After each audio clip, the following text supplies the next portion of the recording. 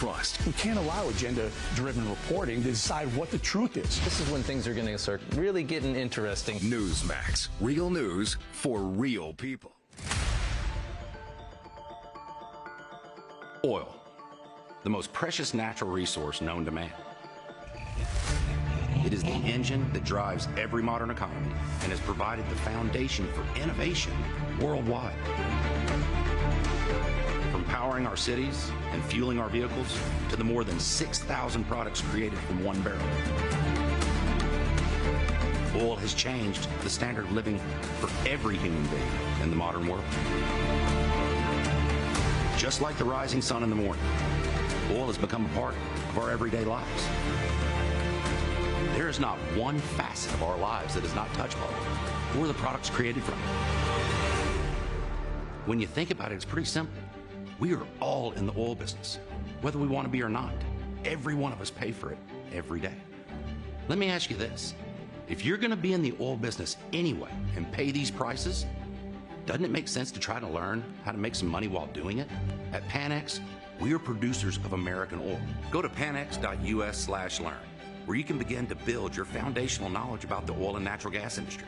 A perfect place to start would be a morning without oil. This 5-minute video reveals a world that most of us don't even contemplate as possible, a world without oil in it. From there, you can bolster your oil knowledge by downloading one of our oil and gas primers, Oil and Gas 101 or 102. At Panex, we believe it is imperative to educate yourself on all that oil can do for you. Do yourself a favor and give us that chance. When done, if you decide that you too would like to reap the rewards of oil and gas, great. If not, at least you've bolstered yourself with that information that will last you a lifetime. You owe it to yourself. Go to panex.us/learn and see all that oil can do for you.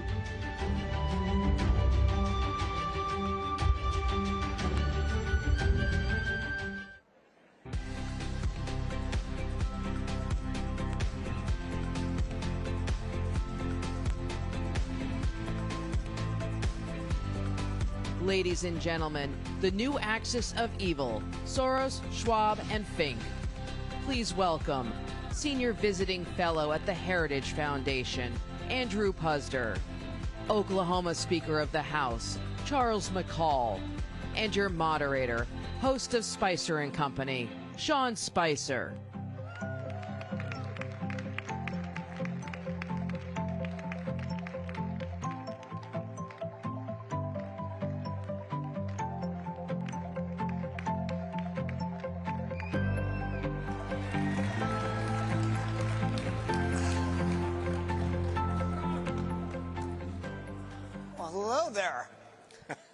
Hi. It's great to see you all. It's good to be back in our nation's capital as opposed to out. Nice that COVID is finally over, according to everyone in the government. So here's what I want to start with. There's been this new word or acronym that's kind of come into the lexicon, ESG. I want to know, Andy, I want to start with you. You ran a big company, Carl's, or CKE, which includes Carl's Jr. and several other restaurants. When and why did this come into society? Well, I would say good news for me. It came in about 2016, 2017 with any kind of force, because that was the year I retired, so I didn't really have to deal with it. But it really came in about then, right around the time of the Paris Climate Accord, where corporations started to get pressure from above, and above would be their shareholders, and in this case, companies like BlackRock, State Street, Vanguard, which are trillion-dollar private investment firms. They manage monies for pension funds, for state pension funds, private pension funds. They manage 401k plans. And literally BlackRock, State Street, and Vanguard combined are the largest shareholder in 80% of the companies in the S&P 500. BlackRock alone would be the largest, first, second, or third largest shareholder in those companies. So they adopted this ESG, environmental, social, and governance policy, where you invest not based on a company's financial performance, but based on how well they are accomplishing these leftist progressive goals. But just to be clear, it came from shareholders, not employees. That's That's where this largely got driven from? Yeah, it started with these large investment firms shoving these policies down on the companies in which they invested. And if you're the CEO of a company, you answer to the board, and the board is elected by the shareholders. So they're all very conscious of what these large shareholders will do. This is, you know, they went after Exxon. They actually put 3 environmentalists on the board of Exxon. Within a few months, Exxon had a net zero carbon emissions policy. Now, does anybody out there think that Exxon having a net zero carbon emissions policy is in its financial interest or the interest of its shareholders? You know, you have to be an idiot to think that. Well, this is exactly what the left has been selling, and fairly effectively. All right, so, Mr. Speaker, you're the longest serving speaker in Oklahoma history, correct? That's correct. All right, that's the easy question.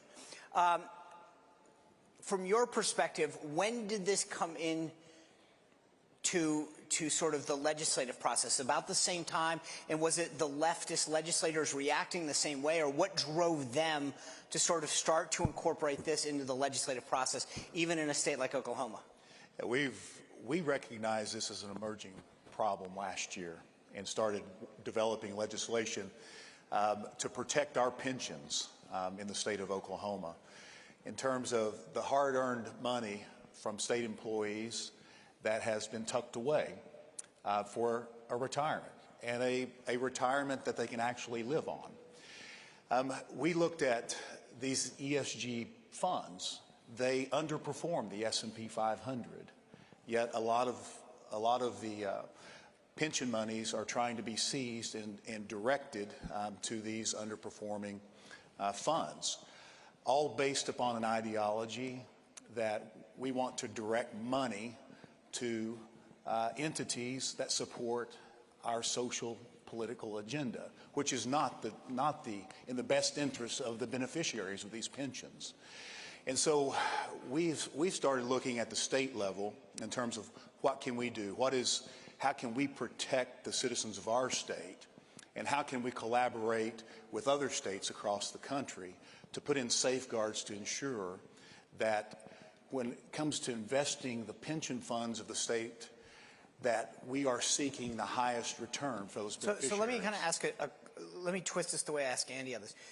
Do you think it's the legislators driving the train, or is it constituents telling the legislators that they want this done? Right now, it's the legislature. Right. Legislators that have realized and they're responding the problem. To the leftist activists. Correct. Okay. Absolutely. Okay. ESG is just purely political activism, and it undermines the financial returns and the focus of the fiduciary duty that all of our pension administrators have to seek out the highest return for the beneficiaries of the pensions. So Andy, I own a handful of stocks, right? And in the mail, I'll get an envelope every once in a while that tells me that the annual meeting's coming up. In years past, I've just thrown it away. I get it. I'm not going to the annual meeting. I really don't care. I own 5 shares of whatever company, and who cares? Should I check those boxes? Should I look through and see who what's being voted on and who the board of directors are, and maybe vote against some of them? Should I take an interest in that?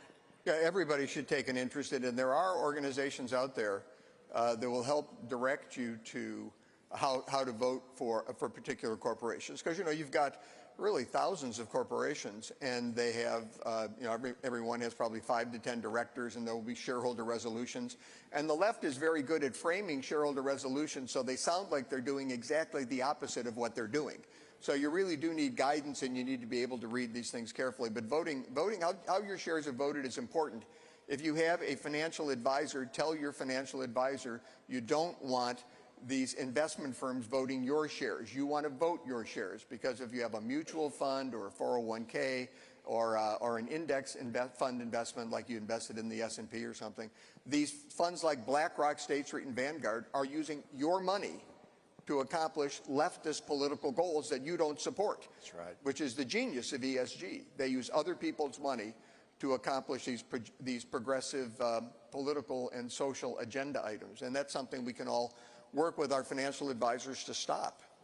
So speaking of investment and a lot of money, states invest a lot of money, right? I imagine the state of Oklahoma, your pension fund, et cetera, invests a lot of money.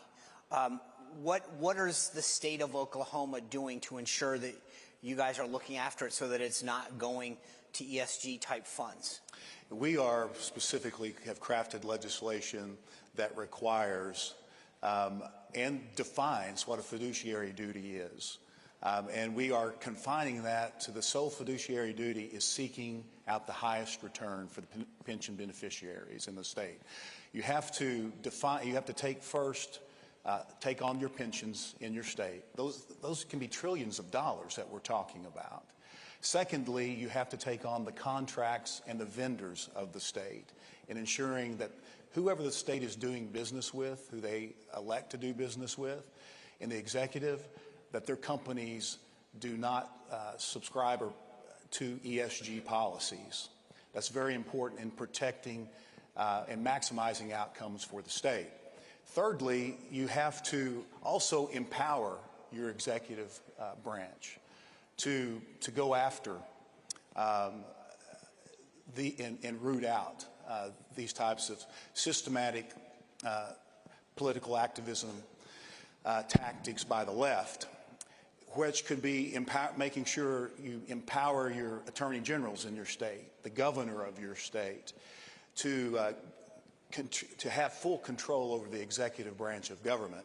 In the state of Oklahoma, 2 years ago, we passed House Bill 1236. I was happy and excited to champion that. But every member of my Republican caucus, and we do have an 80% supermajority Republican stronghold in the state of Oklahoma. We're proud of that. The same percentage in the Senate. Every statewide elected official in our state is held by a Republican. But we put in a mechanism to exercise our 10th Amendment rights as a state to push back against federal overreach and to authorize our Attorney General to constitutionally fight those things in the court.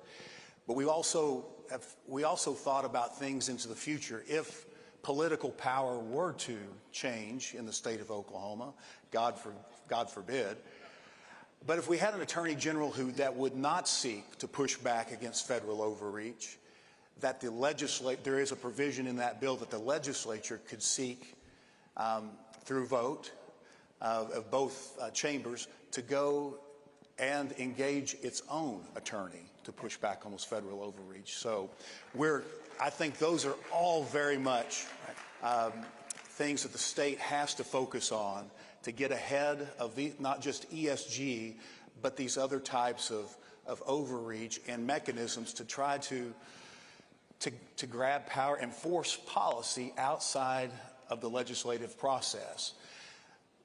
The left is redefining the golden rule in this country. It has now become the man with the gold makes the rules.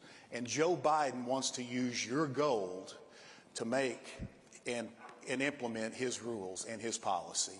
And that is what we have to push back against at the state level. So, Andy, the Speaker brings up this fiduciary responsibility, right? This idea that they're supposed to be looking out for your best interest, seeking the highest return. So if you're an average investor, you're sometimes investing in maybe a mutual fund or whatever, what should we know? What should we look out for? And how do we push back? Well, when I look, there's an organization called Second Vote, where you can check on the political, they rate companies from 1 to 5, conservative to liberal to conservative. And I try and vote for companies that are 3, 4s, and 5s, which is neutral, leans right, and right. Mostly emphasizing companies that are 3s that are politically neutral, because my theory is that companies focused on profits will be more profitable than companies that don't. Crazy. It's kind of a crazy idea. But on the state legislative level, it's really wonderful what Oklahoma's doing. There are also Florida, Kentucky, West Virginia, a number of Republican states are passing legislation. There is model fiduciary duty legislation that the Heritage Foundation has out there and that the American Legislative Exchange Council has out there that make it very clear that if you're investing state funds, you're supposed to invest in the interest of the beneficiaries of those funds. And these bills specifically exclude ESG, environmental, social, or governance investing. And the more states pass that, the better off we're going to be. Amen. And Oklahoma is a leader in this area, and they should be very proud of what they've done. I want to switch gears just a little bit with you, Speaker, because in the title of this is Soros. And one of the things that I find fascinating is over the last several cycles, George Soros has created this web where he has gone into state government, and whether it's secretaries of states, local attorneys, and started to help fund the elections of a lot of these organizations, a lot of these individuals. How pervasive is it really at the local and state level? It's very pervasive, even for a really red state like Oklahoma, where there's really no chance to change the legislative dynamic currently because of such high supermajorities, or in the statewide. But just this past election cycle, we have seen an unprecedented amount of money coming in from the left to try to change those outcomes. And it's not just the election cycle that the leftist groups are trying to change the policy the way they want. In many states, the initiative petition mechanism through the state's constitution is being exploited, and to usher in questions that bypass the legislature's protection. In Oklahoma, once again, we have that supermajority that would stop all bad policy from directly through its legislatures and chambers. These groups are now seeking, with just a few $1 million, they can go out and collect the signatures to get items placed on the ballot before the people, and put a few more $1 million behind messaging that really deceives the people, and which we've seen a few things pass that we did not think could ever pass in our state. So there's a lot of money and a lot of tactics. If it can pass in Oklahoma within 80%, then it can pass anywhere. Absolutely.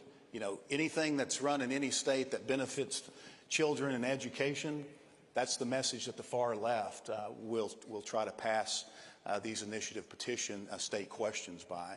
And then it's in a very short time, the people of the state realize, wow, we were deceived, and we made a big mistake. Andy, I want you to put your hat back on as a Fortune 500 CEO for a second. If you were running a big company today, how would the operation of a George Soros influence your decision-making today, right? So would the petitions of outside groups, of employees, like what would be influencing your decision-making or not? Well, I probably run my company a little differently than most people do today. I don't think you should be turning over the operations to your employees. They work for you. You don't work for them. Soros figured out that the real action today is at the state level, and that's hard for some people to understand because you always think it's at the federal level.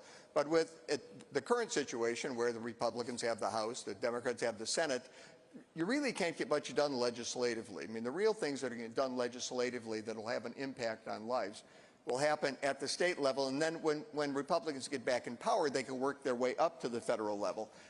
And you control a lot. You know, if George Soros had been had thought ahead back in 2000, then I don't know that George Bush would have won the election back in 2000. We might have ended up with a President Al Gore for 4 years or so. So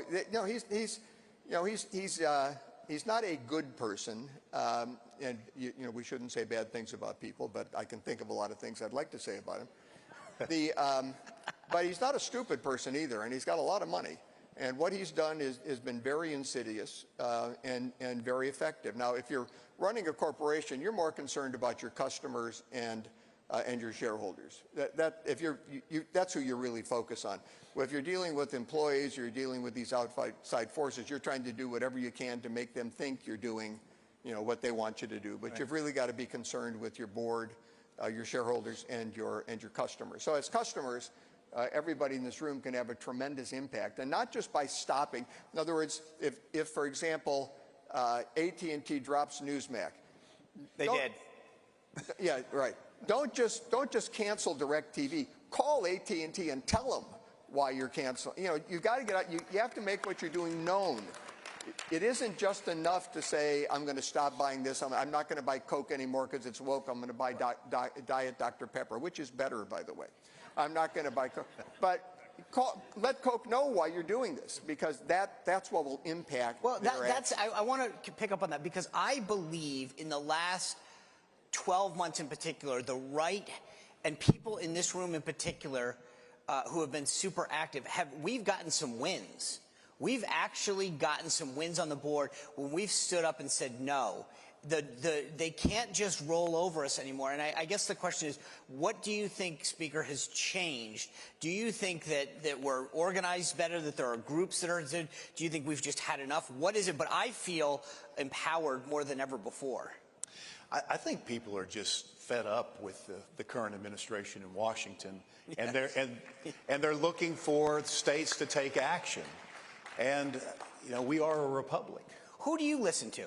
I mean, I mean, I'm always amazed when you talk to a politician.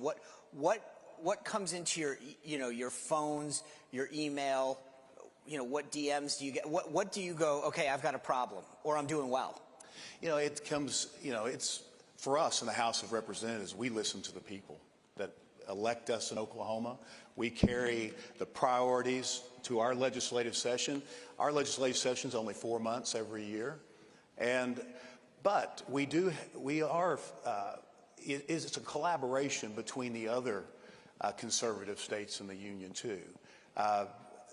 My relationship with, let's say, Speaker Cameron Sexton in Tennessee, it's great to be able to pick up the phone, collaborate and exchange, hey, how is this affecting your state? What are you seeing? And build a coalition to move this type of pieces of legislation through to protect the people of our states. So it's a multi-faceted issue, and we have to be motivated and inspired to really not only just focus on our state to get it right, but to work with these other states to help them. And coming with ESG, we have been working to come up with model legislation. And Andrew, thank you for your input. And Senator Braun was here yesterday. I appreciate his involvement in championing this issue in this bill that we saw go through both the Senate and the House this week in Washington on this Department of Labor rule. We have to fight this at all levels, but in the state of Oklahoma, we have no one to blame but Republicans for not getting things done. So we are highly motivated. Every day we were in session working for the people. Yeah. Andy, you touched on cancel culture a little. Let me ask you this. From a conservative standpoint, you look at a company like Disney that has gone like woke plus. What is your advice? I mean, you touched on it for a second. Don't just cancel call. But do you say to a parent, don't get Disney Plus, don't watch Disney movies, like, or do you just call Disney? I mean, what is it? Because how do we strike that balance between being active and protest? Well, the more active you are, the more effective what you're doing. It's going to mean more. If you don't go to Disneyland or Disney World for a vacation and it's because of their woke policies, call them and tell them that. If you just don't go, it'll have an effect. But it'll have a much more meaningful effect if you go there. Look, Disney's aware of this. I mean, you don't offend half your target market, and not realize what you're doing. I mean, they're aware that they've messed this up, and they've lost control now in Florida of the land in which Disney World stands, thanks to Governor DeSantis, who deserves a round of applause. So they're aware that they've messed this up, but the more pressure you can put on them, the easier it makes the CEO to resist the internal culture. They've made so many changes that their culture has now changed. So when you're running that company, you want to make changes. You got to move. It's like moving the Titanic. It's not like turning a speedboat. You got to move. You got to turn the Titanic. And when you let them know that supports what they're doing, it makes it easier for them to do it. And so. Do you guys think that there's when you mentioned talking to the Speaker of Tennessee, is there a collaboration among the states to say, hey, I know I've talked to a lot on my show with Jimmy Petronas in Florida. I mean, they've done a great job in Florida of pulling out of BlackRock and saying, we're not going to let BlackRock invest our funds. Is there collaboration among the states and saying, hey, we've had a win, look at what you guys can do? Absolutely. And when 25 states in this country make a move like that, we send a very clear message. and that changes a dynamic. But you cannot, I don't want to underscore the fact of the point that Andrew's making also. It's the people of our country also. Government can't do everything. They can't protect against everything. The people of this country have got to engage and act with your own money and make a protest vote by changing your business, whether that's Disney, whether it's the financial institution that you use, the investment company that you use. If you want to get people's attention, you have once again, the man with the goal makes the rules. Well, and ultimately, that's the people of this country. I think about the instance of Goya Foods, when the CEO of Goya Foods went to see President Trump, and he said something positive, and they tried to cancel him. In fact, everyone went out and bought garbanzo beans just to buy them, and said, screw you, we're going to support, Goya and President Trump, and they were benefited. So, I mean, that's another example of going out and voting with our pocketbooks and showing that we'll stand up for principles. But yes. I think that gets back to this idea of we've got the ability to vote with our wallets too, just as much as the left. Yes. And if we stand up and do the right thing, that happens, right? I mean, that's the takeaway. And that's what I believe the far left is ultimately concerned and scared of. Right. The people of this country activating and making those decisions with their pocketbooks. Andy? Yeah, the left doesn't want a second economy, and that second economy would be an economy that's supported by conservatives. And you do start to see the widening out there now, where some companies are going left, some companies are going right. The ideal world would be a Milton Friedmanish kind of world, where everybody actually just focused on making profits, generating returns for investors, doing the kinds of things companies traditionally did. It's the change. It's that emphasis on this environmental, social, and governance investment criteria that's really had a terrible effect on our economy. I'll quote Joe Manchin. He said yesterday that ESG puts politics over the interests of 150 million retirees in this country. And Manchin isn't always right, but he was right yesterday. Well, I want to thank you both for having this wonderful conversation. I think the big takeaway is, like, we've got power. Let's be active. Let's go out there and vote with our wallets. Let's have our voices heard, and let's get things done. Thank you for being a wonderful audience and being here. Thanks, everybody. Anyway, thank you.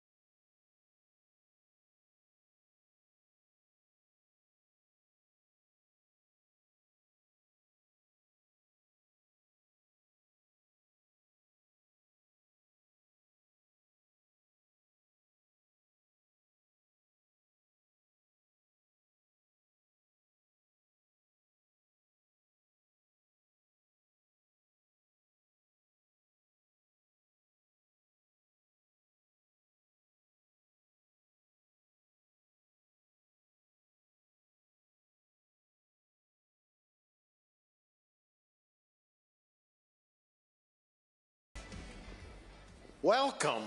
Is everybody having a good time at Cpac? It's a great crowd and another great program. I'm really privileged to have Lolly and Chairman Comer with me today. Let's get right to it. Mr. Chairman, first to you. I don't know that there's anybody in this crowd, but maybe there's somebody outside that's paying attention to this. Why in the world should we even be interested in this investigation. The Oversight Committee has begun on the Biden family, and what's the end game? What legislation or what fixes are you anticipating coming up with? Everybody should be concerned because this is a threat to our national security. I mean, we all agree in Washington, even the Democrats, that China is our biggest threat. And what the average American is concerned about is China taking over the world. Every American was watching those balloons go over. They're angry that China's buying farmland.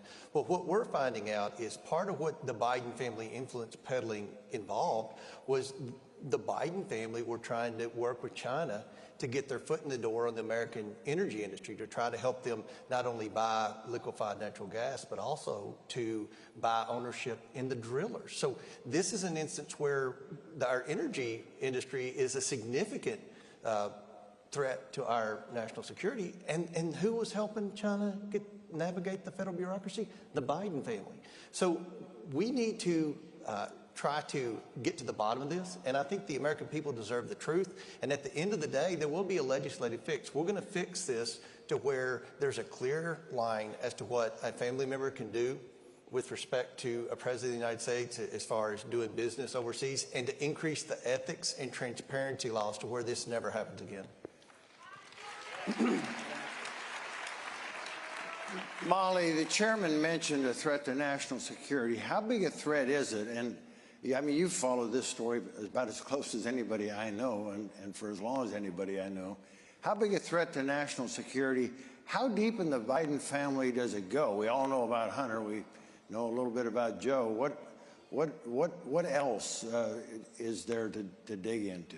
Right. People are familiar with some of Hunter Biden's business dealings, but I don't know if they understand how much the entire Biden family has been involved in this pay-to-play operation for many, many years. So it's not just Hunter, it's also most prominently Joe's brother James, who's been involved in some, he's been investigated as well for some of the pay-to-play schemes that he's been involved with, or alleged pay-to-play schemes. But also other family members, nieces, and it goes beyond that. The reason why it's interesting is precisely for what Chairman Comer said. The way that the Biden family has made money is by collecting funds from foreign governments or oligarchs, compromised people, in exchange for favors to be named later.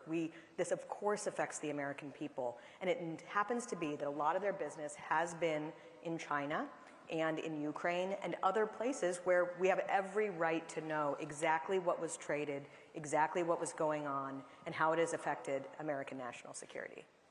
Mr. Chairman, so she's laid out that this is pretty extensive within the greater Biden family. Are you going to be issuing subpoenas on all those various members, the people, and can you compel them, can you force them to testify? We're going to do whatever it takes to get the truth, whatever it takes. We're starting with everyone that was involved in the Hunter Biden influence peddling scheme. I'm pleased to report we communicated with 4 of those people this week, either directly with the individual or with their attorneys. So we are making progress. We've just been chairman of the committee for 5 weeks, and we've already made contact, and I'm pleased to say are getting some cooperation from some of the people involved in the influence peddling. Molly, let's stay on that theme for just a little bit. When everybody's going to laugh at this, I know they are. When Joe Biden was campaigning, he said that he never talked to Hunter Biden about any of this China business. We find that curious now, and especially, you know, a guy named Tony Bobulinski, I think I'm pronouncing his name correctly, he kind of blew the whistle on that. But we haven't seen much of Bobulinski since then. Are we going to see him again? Should we see him again? Well, if we could just revisit this, too. We had, from the 2015 to the current moment, an absolute paranoid conspiracy theory that the Trump family had engaged with Russia and had stolen the 2016 election. This was a widely held conspiracy theory. And if you recall, you know, the Trump family actually was engaged in global business, like legitimate global business. It would not have been that crazy if they'd had involvement with Russian interests. Then you have the Biden family, which has no legitimate business interests in all these foreign countries. You have Joe Biden saying, not just that he never talked to Hunter about China, but that he never talked about his China business, but that he never talked about the Hunter Biden business at all. You had an eyewitness account, Tony Bobolinsky, saying, well, that's not true because I personally spoke with Joe Biden about this. But you have all sorts of other evidence as well. You have meetings between Hunter Biden affiliates in Ukraine with Joe Biden during the vice presidency. You also have interesting stuff coming out with the classified documents scandal. So the classified documents, which in Joe Biden's case he's mishandled going back to his time as a senator, involve a lot of things that almost read like they would be bulletins of interest to someone who is trying to do a pay-for-play type operation. So all of these things are really important. I also want to say the reason why this investigation is so important is that the Department of Justice should have been investigating this. And they, in fact, had been investigating some of this. But because of our politicized Department of Justice, they shut down investigations. They did not help with these investigations that were looking into different aspects of the Biden family business. The current U.S. attorney looking into it is highly understaffed, and he's operating out of a very small office that doesn't have the resources necessary. And even though there's a conflict of interest, Merrick Garland has not named a special counsel, which is in complete violation of rules there. So what's being investigated is very important. Quick follow-up to both of you. How far back in the president's career does this go? He's been in D.C. almost since Lincoln. Right. A long, long time. So how far back does this go? Molly? I just want to say that there are so many, we have an overclassification problem in this country, particularly, it's not so surprising that you've had Biden, Trump, and Pence all brought up with this classified document issue. It happens. The fact that some of these classified documents that Joe Biden is accused of mishandling date to the Senate has kind of shocked the town. Because whereas these type of information is kind of flowing all the time in the executive branch, you actually kind of have to work hard to mishandle documents when you're in Congress. And some of them do date to his time as a senator. Yeah. Mr. Chairman? Right now, today, we're going from today all the way back to Burisma. We're trying to focus on that. There's enough information there. I think the American people are going to get a good taste of what the Biden family business is about. And what Molly said is exactly right.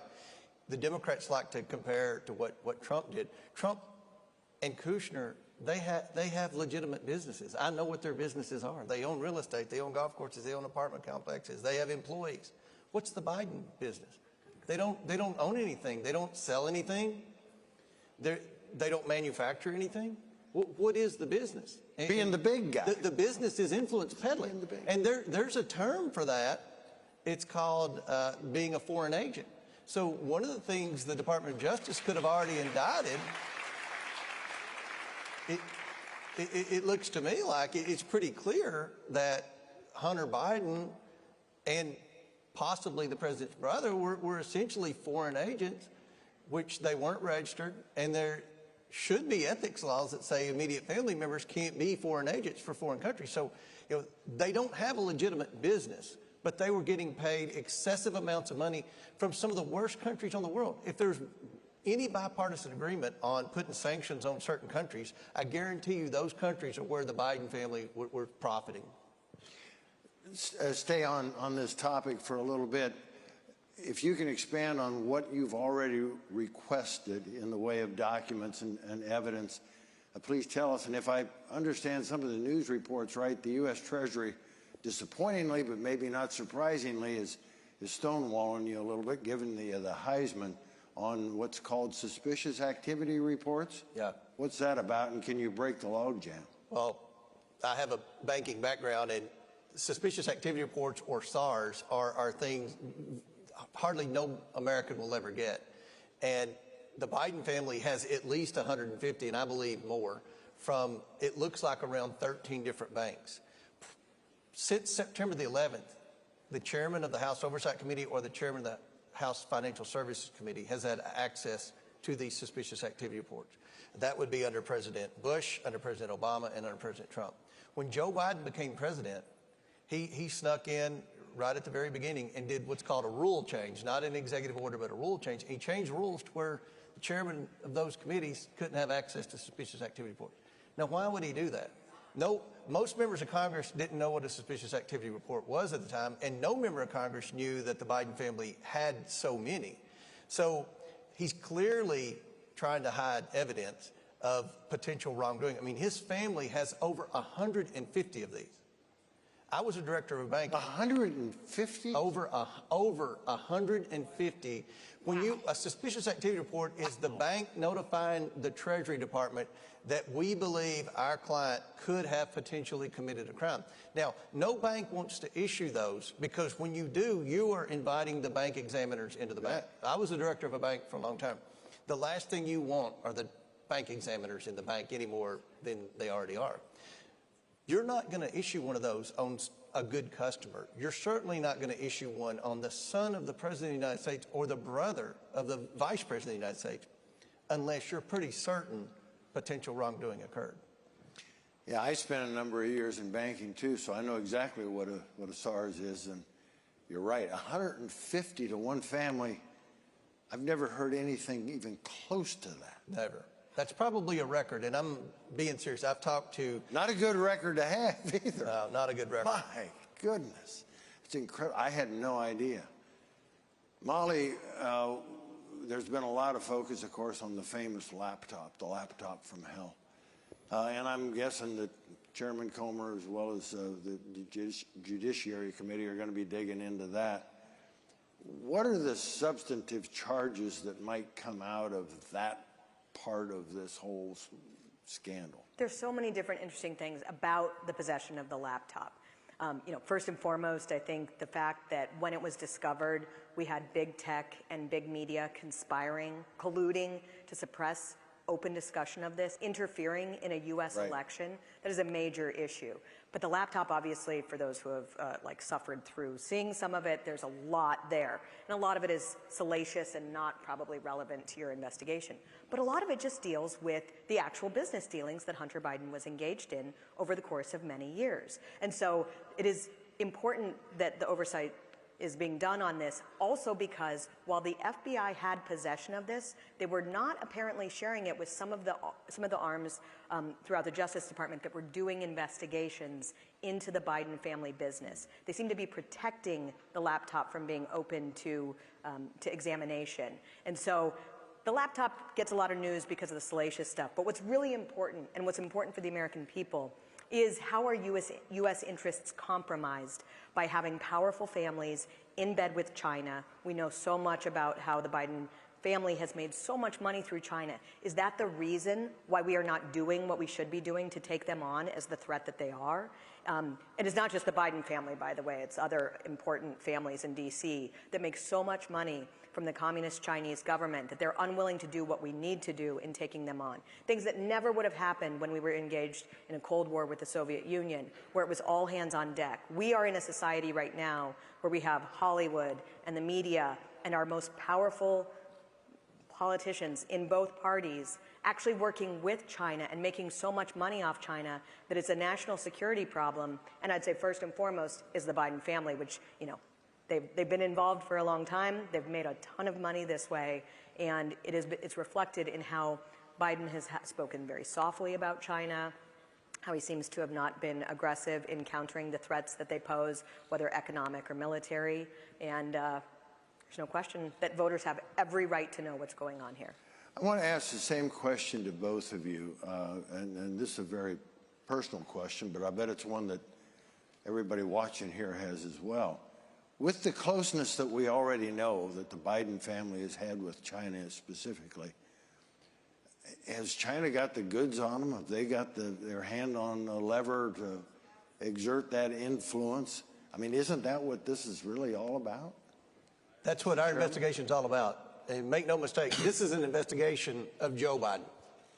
And to determine whether or not Joe Biden, first of all, lied to the American people. I think we're going to be all right on that answer. But secondly, is Joe Biden compromised because of the millions of dollars that his family received? Not just the money directly sent to an LLC, which served as a pass-through to Hunter and to Jim Biden, but also to the University of Delaware and the University of Pennsylvania. Right. I mean, Biden, the 4 years he wasn't in office, he drew a salary from an entity that was, by all accounts, funded through China. So when you ask when President Biden met with President Xi several months ago, why didn't he bring up the origination of COVID-19? Why did they let the balloon fly over? Why are they continuing to let China manipulate our currency and get away with secret talks with Russia and trying to be the player on the world stage? Is it because he's compromised? And that's what the purpose of this investigation is. That's why it's of the utmost importance to our national security to determine whether or not this president's compromised. Molly, you want a piece of that? I'll just also say it's not just China. I mean, there was a previous Senate investigation into the Biden family business that did have access to some of these Treasury documents. They showed that the Bidens were receiving money from Ukrainian interests, Russian interests, oligarchs throughout the world. And it's not just that we're not doing what we need to do to take on China. It's also that the Biden family has been just intimately involved with Ukrainian interests. And unfortunately, Ukraine has a massive corruption problem. And so some of the focus there, it relates to China in the sense that how we are waging this war in Ukraine is drawing Russia and China closer together, but it's bigger and broader and on a much more global scale than just China. Mr. Chairman, so far, I mean, you're into this thing pretty deeply, I can tell already. What's maybe the biggest piece or several pieces of information that maybe the general public isn't aware of that you've already uncovered?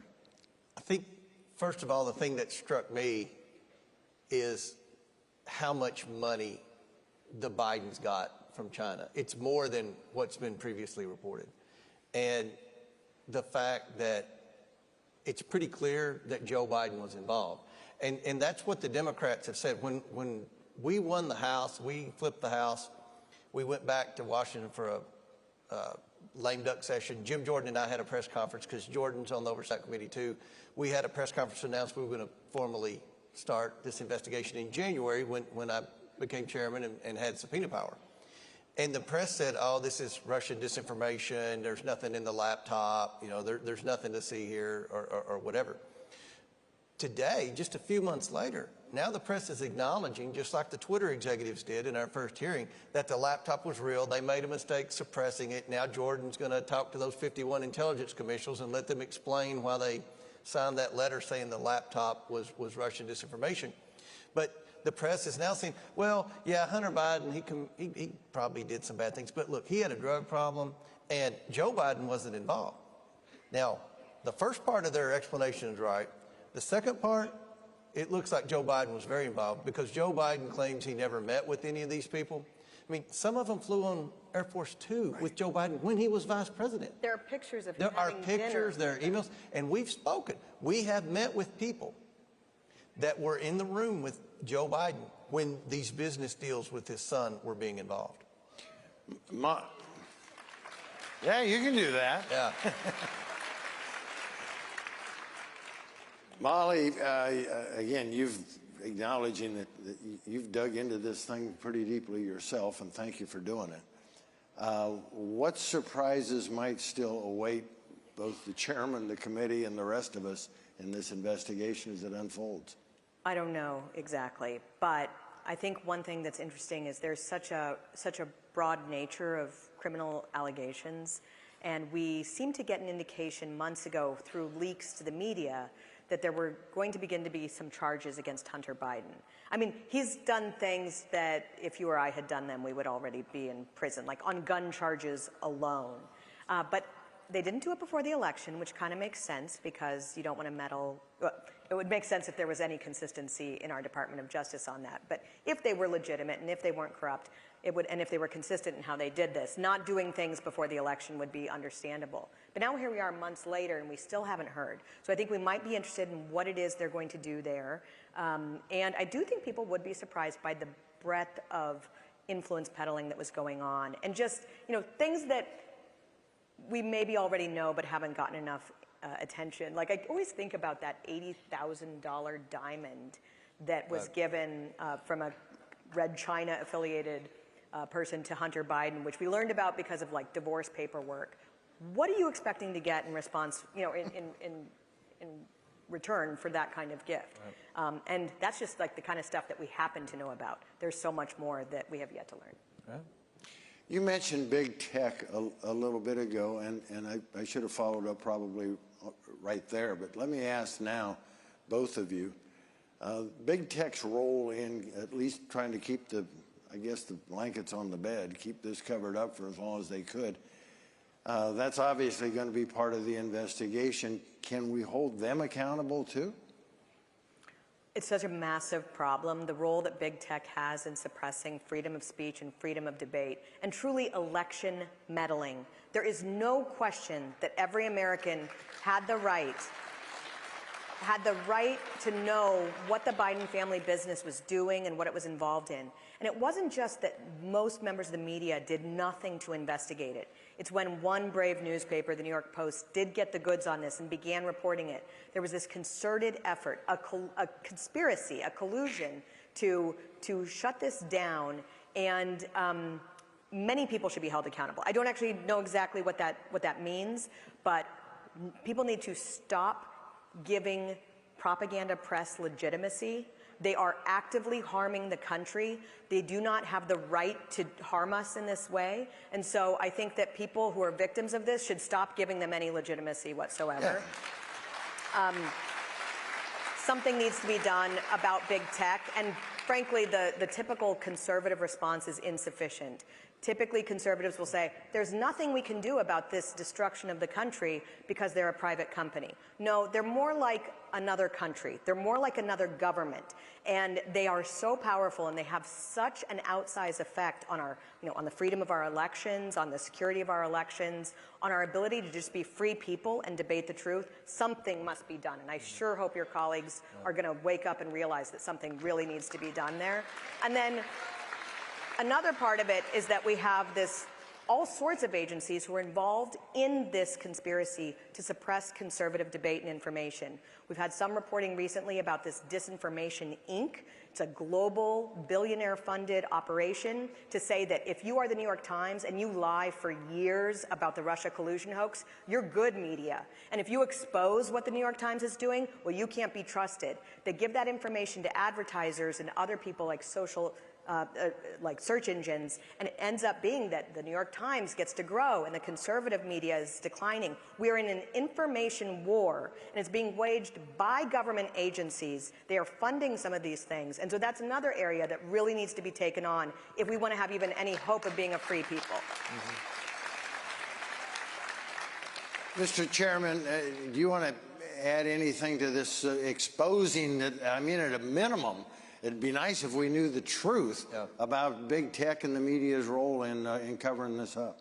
Well, that was part of the commitment to America, to hold big tech accountable. There are committees that are supposed to be doing that right now, energy and commerce primarily. They're looking at Section 230 and some of the other things that we've all talked about. I'll tell you what my committee's doing, the House Oversight Committee. We just passed, it was my bill, passed out a committee, the Protecting Speech from the Government Act. Basically, it prevents what the FBI was doing. Right now, the Hatch Act apparently didn't apply to social media activities. So we've expanded, this bill expands the Hatch Act that would prevent and allow us to hold FBI agents accountable. We didn't know until Elon Musk released the Twitter files that the FBI had a special unit of 50 people at least. They didn't have the authority to do it. They didn't have the funding to do it, but somehow they had 50 employees that did nothing but police social media. And they were policing social media against conservatives. They were censoring conservative speech. But we can't hold, there's a loophole in the law, apparently, that allowed them to do this. The government has no business in censoring speech, whether it be conservative speech or liberal speech. That's a First Amendment right. That's a violation of the First Amendment. The government shouldn't do that. This bill will make it not only illegal, but allow them to be prosecuted for that. I want to be sure and ask you before you get away. We started Cpac yesterday morning with Chairman Schlapp and Chairman Jim Jordan from the Judiciary Committee talking about the investigation that he's undertaken.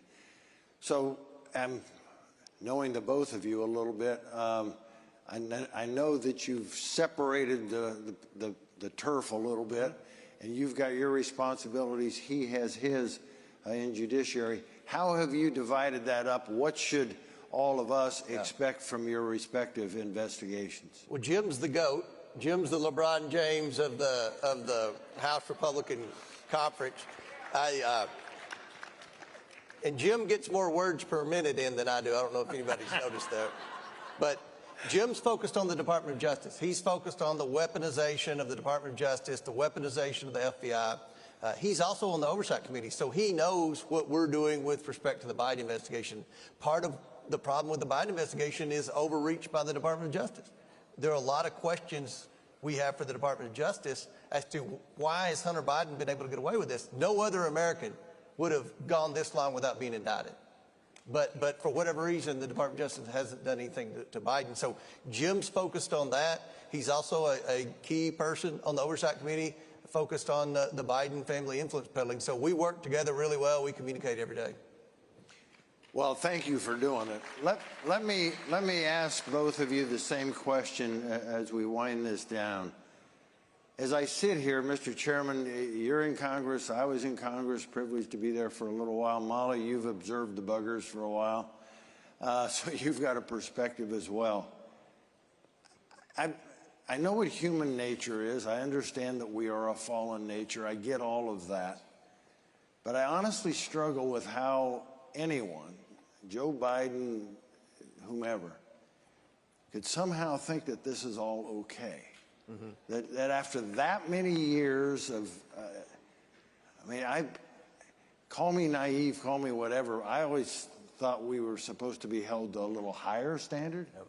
Not that the rules didn't apply, but in fact, they were more onerous. But you already said this, right? Like, this is a man who's been operating in Washington, D.C. for more than half a century, and he's gotten away with it the entire time. It's not just him. It's other people who are involved in some fraudulent activity. Money is very tempting, and but that's why it's important, why we have a system of government that has these checks and balances that is supposed to limit corruption, and so hopefully that's what will happen here. Yeah, it's very obvious. Joe Biden's very arrogant. He's very entitled. He thinks that the law does not apply to him, and obviously he thinks that applies to his family as well. One thing I've noticed in 6 years in Congress, I've been in Congress 6 years, it seems like the members get worse, most of the members get worse the longer they stay. One of the greatest things that this Republican majority can do, and I hope we do it, I'm for it 100%, is pass term limits. We need term limits. Right.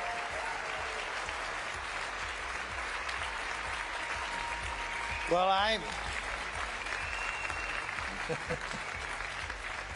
I think we're in good hands with Chairman Comer and Chairman Jim Jordan leading this investigation. It's a shame we've got to have one, but I think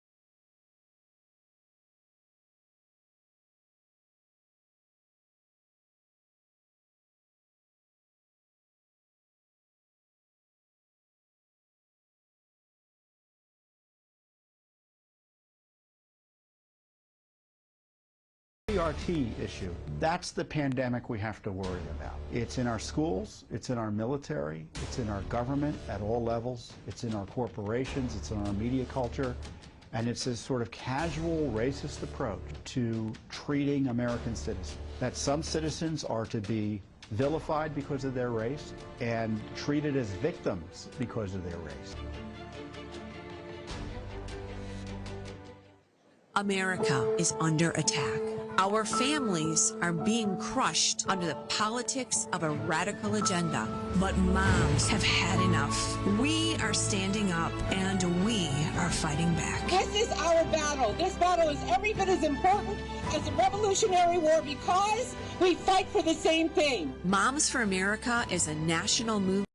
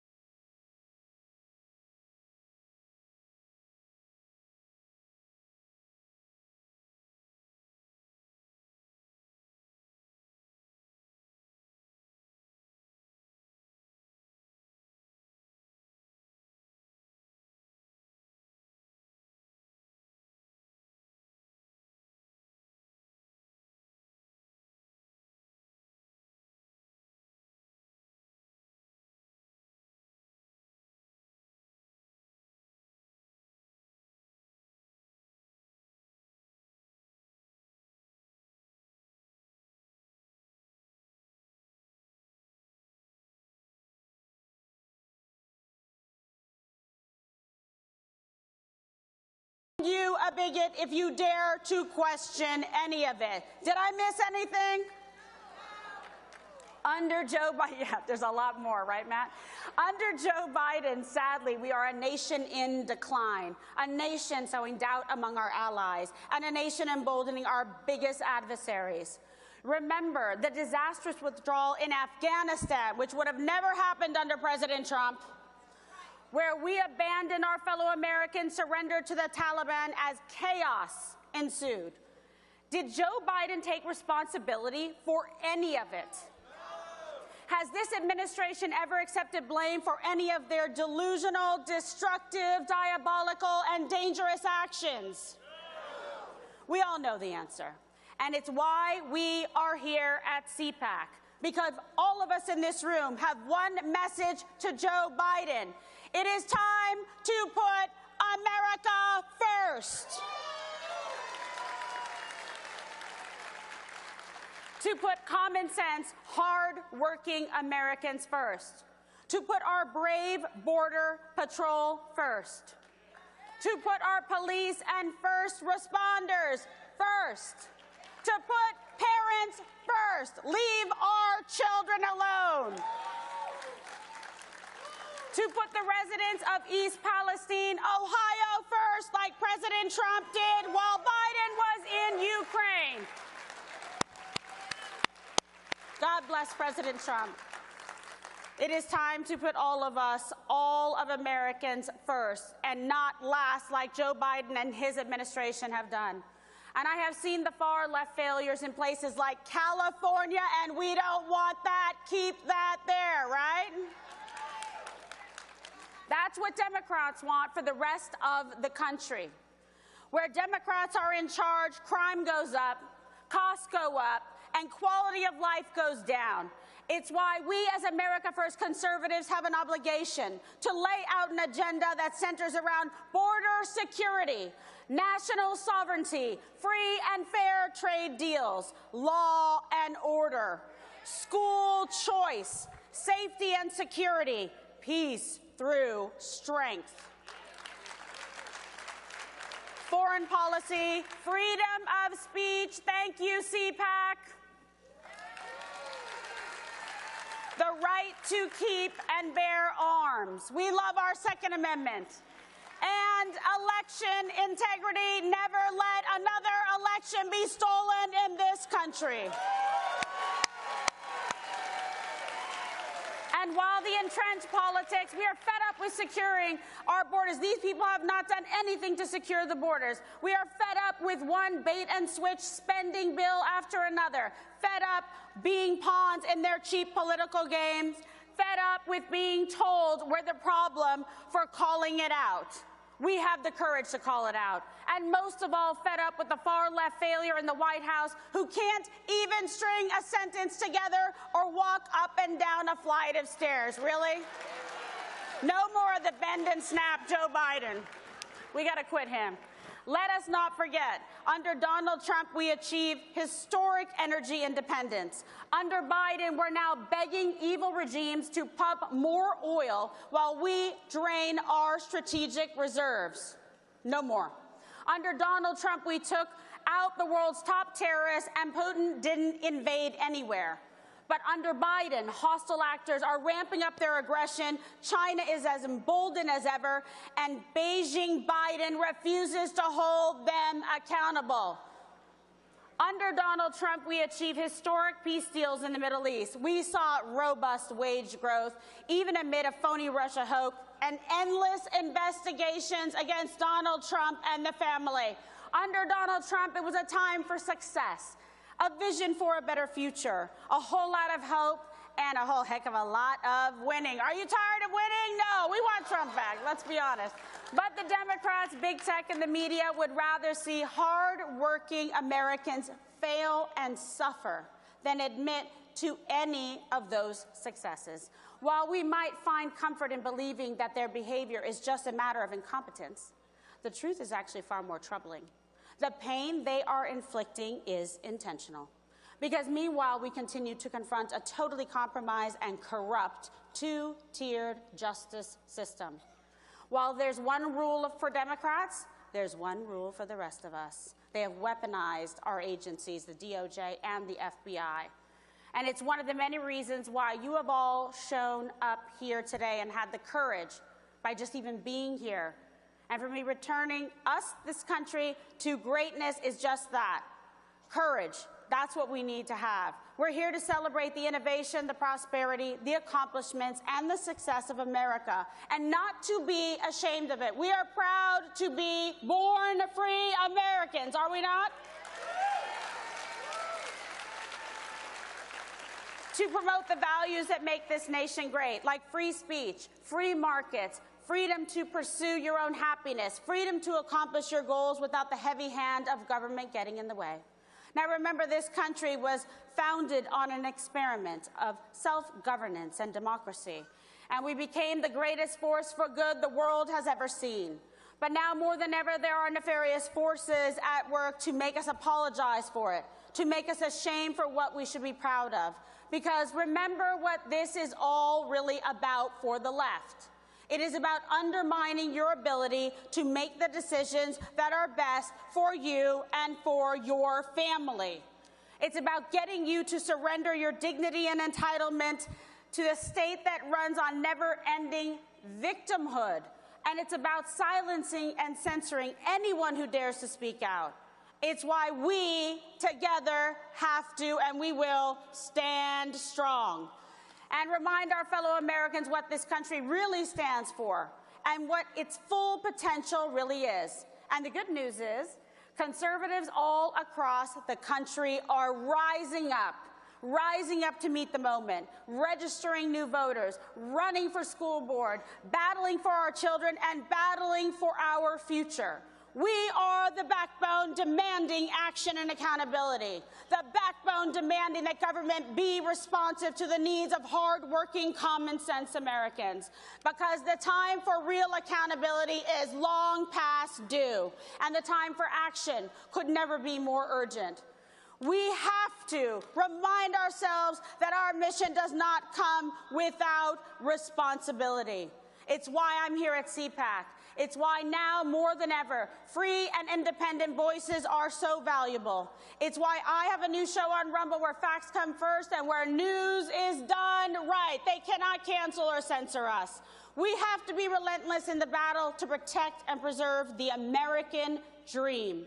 And it's why I am so proud, deeply proud, to introduce our next incredible speaker, who shows no fear, who stands up to the left-wing rage mob every single day, who is America first always, and who stands shoulder to shoulder with all of us in our quest to take this country forward, take this country on the road to prosperity, and to take this country to a place where we can and we will, say it with me, make America great again. And here now, the son of the 45th and I think 47th President of the United States, Donald Trump Jr.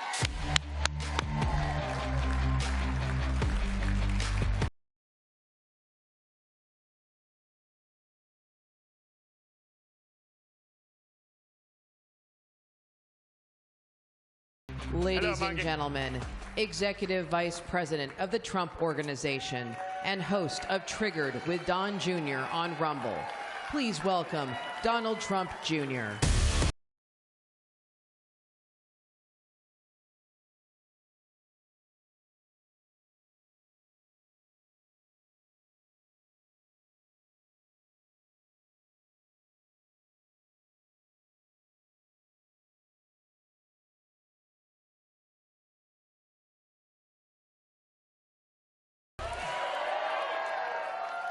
All right, so a little surprise for all of you. Check under your seats.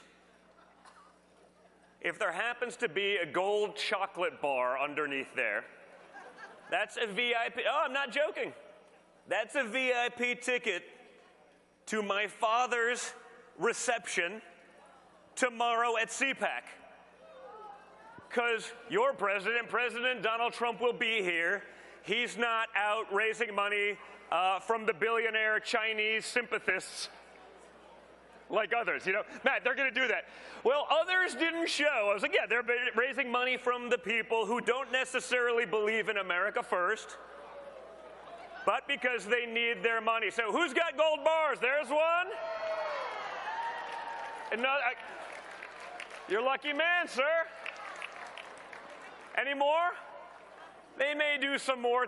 Look at that, another one there. Well, I think you guys will have an awesome time. Yep. There's people gaming the system. What are you, Democrats? You're trying to get under other seats? They're ballot harvesting, Matt. By the way, my political speech for the day, if we don't start doing the same thing that Democrats do, none of it matters. All right? Remember that. Like, we have to be ballot harvesting. For the first time, perhaps ever, we're actually winning on the issues, but we can't implement all of the things that we want, like the logical things like same-day voting, paper ballots, ID checks. Like, even the socialists in Europe are like, you seriously don't have those things? Like, they're left of some of the lunatics on the left here, and they're shocked that we don't. But guess what? While we want all those things as Republicans, we'll never get them if we don't actually play the game, right? The left has weaponized COVID.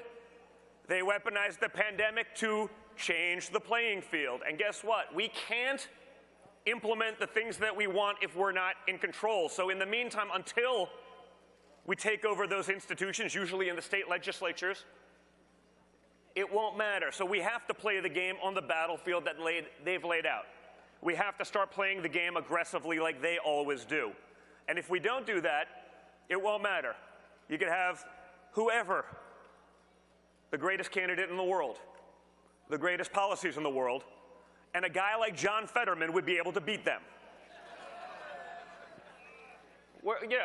Hey, guys, I'm the one that's willing to say this stuff because someone has to, because it's insane what's actually going on, right? And when I said, like, I don't know, it's sort of weird that Pennsylvania managed to elect a vegetable, they criticized me as being ableist. I didn't know what that was, but there's always an ist, right? There's always an ist, and it doesn't matter what you're talking about. And apparently an ableist is someone who discriminates against those with disabilities. I said, well, I'm not discriminating against an ableist. I'd love for John Fetterman to have, like, good gainful employment. Maybe he could be, like, a bag guy at, like, a grocery store but, like, is it unreasonable for me to expect, as a citizen of the United States of America, to have a United States senator have basic cognitive function? Like, well, you make a solid point, sir. Why should a United States senator be held to a different standard than the President of the United States himself? So we have to fix all of that. Right? But again, we can't fix it until we play the game their way. The other way we have to start doing that, folks, is we have to start voting with our wallets. Okay? The number one thing that we can do to make sure that our values exist into the future is fueling the patriot economy. Just this week, I mean, this wasn't even going to be my speech until yesterday. I started a news app with my friend Taylor Butterwich because I got sick of, perhaps me because I'm so immersed in this stuff, I knew about the Hunter Biden story, but no one else did. It was in the New York Post, which is like the second oldest newspaper in America, but big tech made sure no one else ever saw that article. We now know that like 17% of Democrats wouldn't have voted for Joe Biden had they heard of this.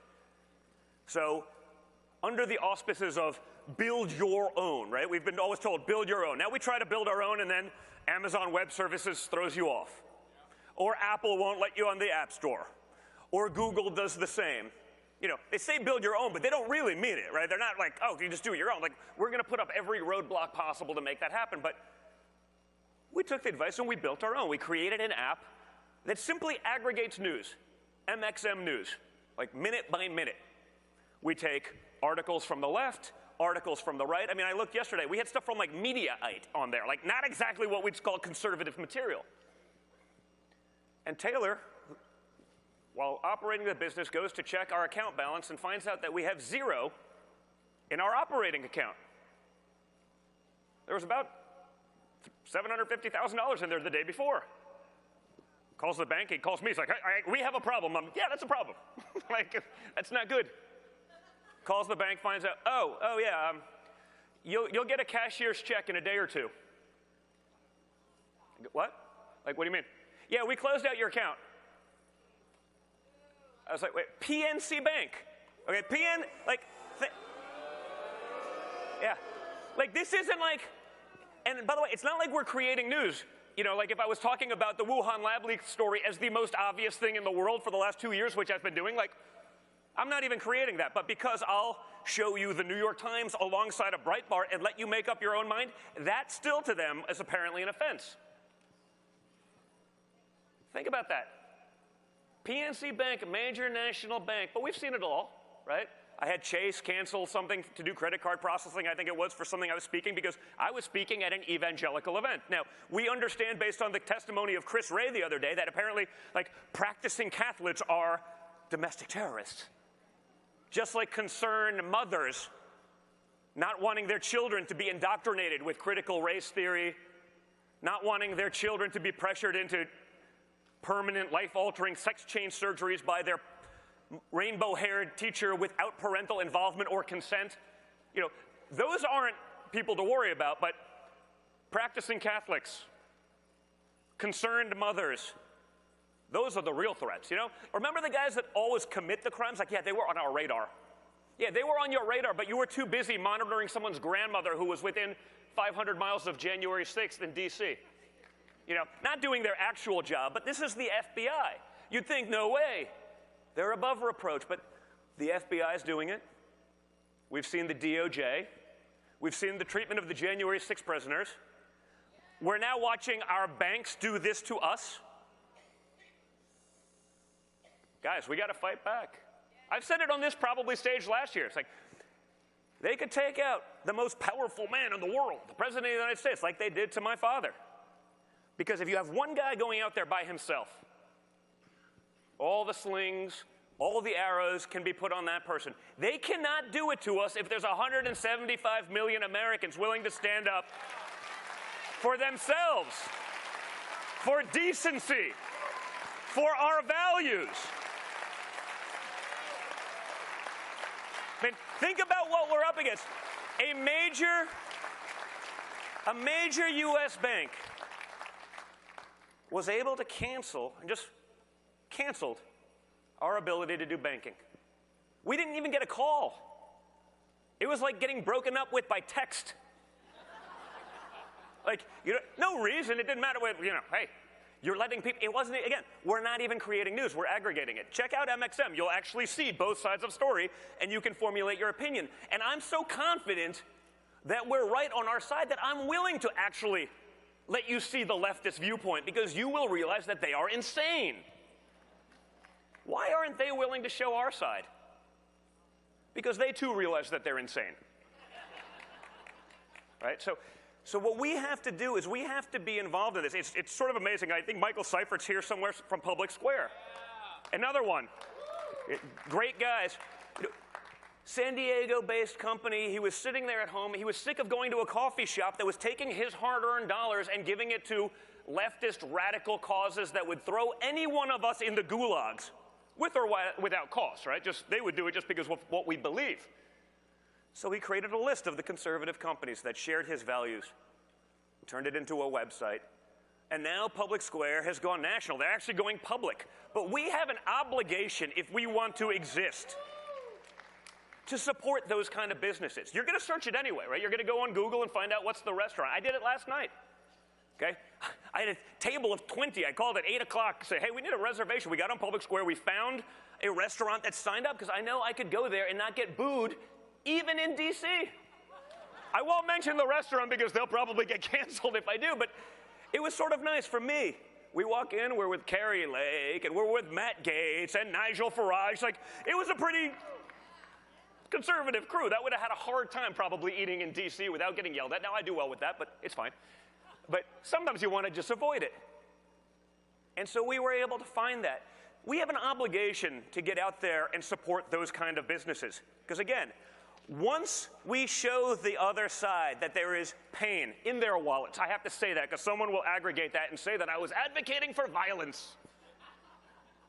No, but they can cancel us at any second. I mean, imagine being a guy at a bank being like, you know what, I'm just going to cancel Don Jr.'s news app. What could happen?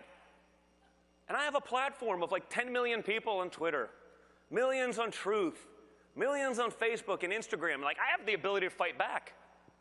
And I did, and I put it out there, I put a tweet, and we had some pretty powerful people jump in on this, like the Speaker of the House. I would not have wanted to be PNC's bank's comms guy last night. That was probably a long evening. But again, they probably knew at least some of that was capable, and they still don't care. Right? This morning, right as I was getting on stage, it was a mistake. Upon further review, bullshit! Okay? It wasn't a mistake. Okay? Have you ever noticed the mistakes only go one way? You know? So go check out Public Square. Check out MXM. Support those businesses that support your values. Put their kids through soccer camp and soccer practice rather than funding, 10-month abortions. Some of the insanity that we see on the other side. Again, you have a choice. Exercise it. You know the other side is, they're willing to do it. They don't even care anymore. Look at this. Another perfect example. Glenn Story right here from Patriot Mobile. I promise you, folks, raise your hand if you don't have a phone.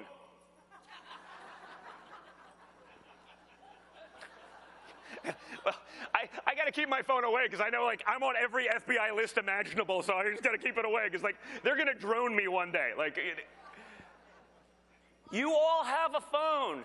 You all are going to use it. Well, you can give your money to AT&T, who has, in the last month, tried canceling Newsmax, who the month prior to that took off OAN out of millions of homes. The parent company is actively attacking conservative mindset. Again, nothing extreme. It's Newsmax and OAN. It's just the stuff that we all believe. That's extreme. We can't let them even have an opinion. We can't let them have a voice. So if you're going to have a phone, you can give your money to AT&T and watch it get weaponized against everything that you believe, or you can go to Patriot Mobile. It's that simple. But we have to start thinking this way, folks, because if we don't, it's over. It's not just about the political landscape. We discussed ballot harvesting again. That's number one, right? There's a reason you can win House seats because that's so localized, but you can't win the national because you can't go to California. There are people in Pennsylvania, I guarantee you, that have no idea who was even running for the United States Senate that voted. No, it's true. Of course. Because you could not listen. If you listen for 5 seconds to anything John Fetterman, you said, okay, he's clearly unfit for office. That's not, you don't have to be a doctor to be like, maybe there's something wrong. The Democrats knew he had these issues, and they ran him anyway. By the way, they had someone who I probably don't agree with on anything, but was, at least, able to function, maybe not quite as radical, Connor Lamb. They could have ran him, but they knew even in the primary that this guy had these issues, and they ran him anyway because they want a radical extremist that wants to release murderers. And this is the party of the left today. Right? There are still incredible, great, moderate Democrats in America, but they have no one representing them. Because you can't win if you don't espouse the lunacy of the left today. You can't get the California, New York, Soros money, whatever it may be, and win. You see the prosecutor just this week who misgendered a biological male in San Francisco, I guess it was, and Soros-funded George Gascon, punished this prosecutor for misgendering a child rapist.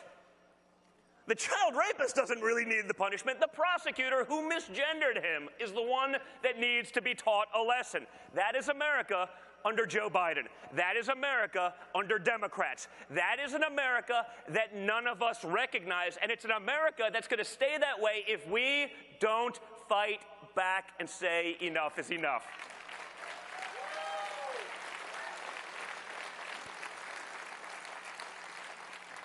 So guys, that's our message, right? We need a president that is not owned by other people.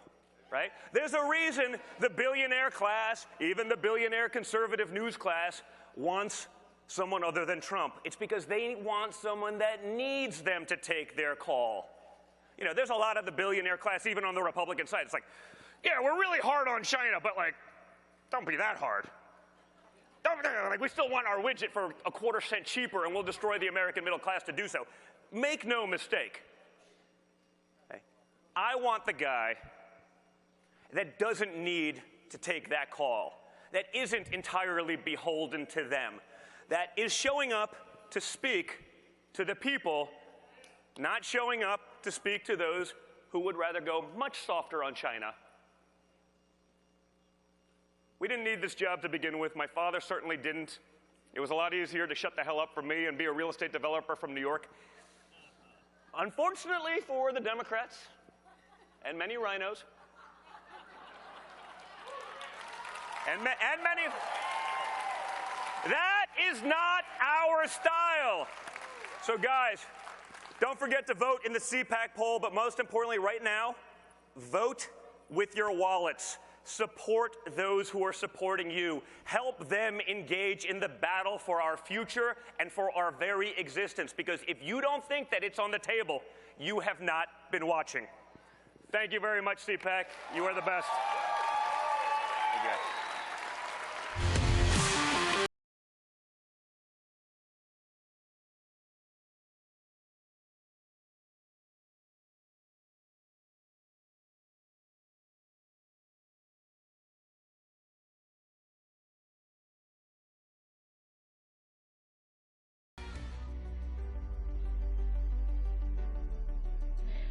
I would hear God say to me, I want you to worship me like you're a kid.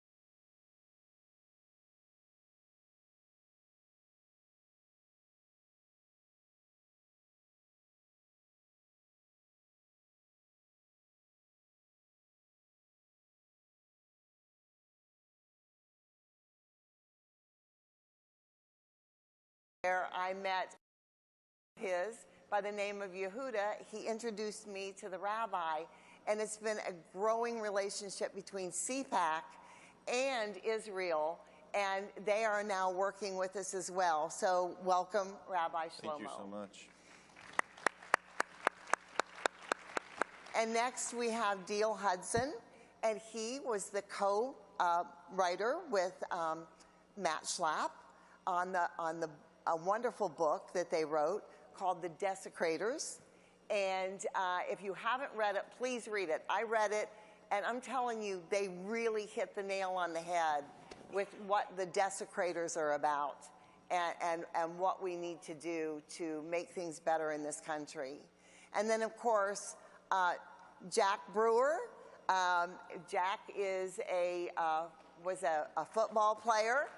Come on, you go ahead. You can let him know how much you appreciated what he's done.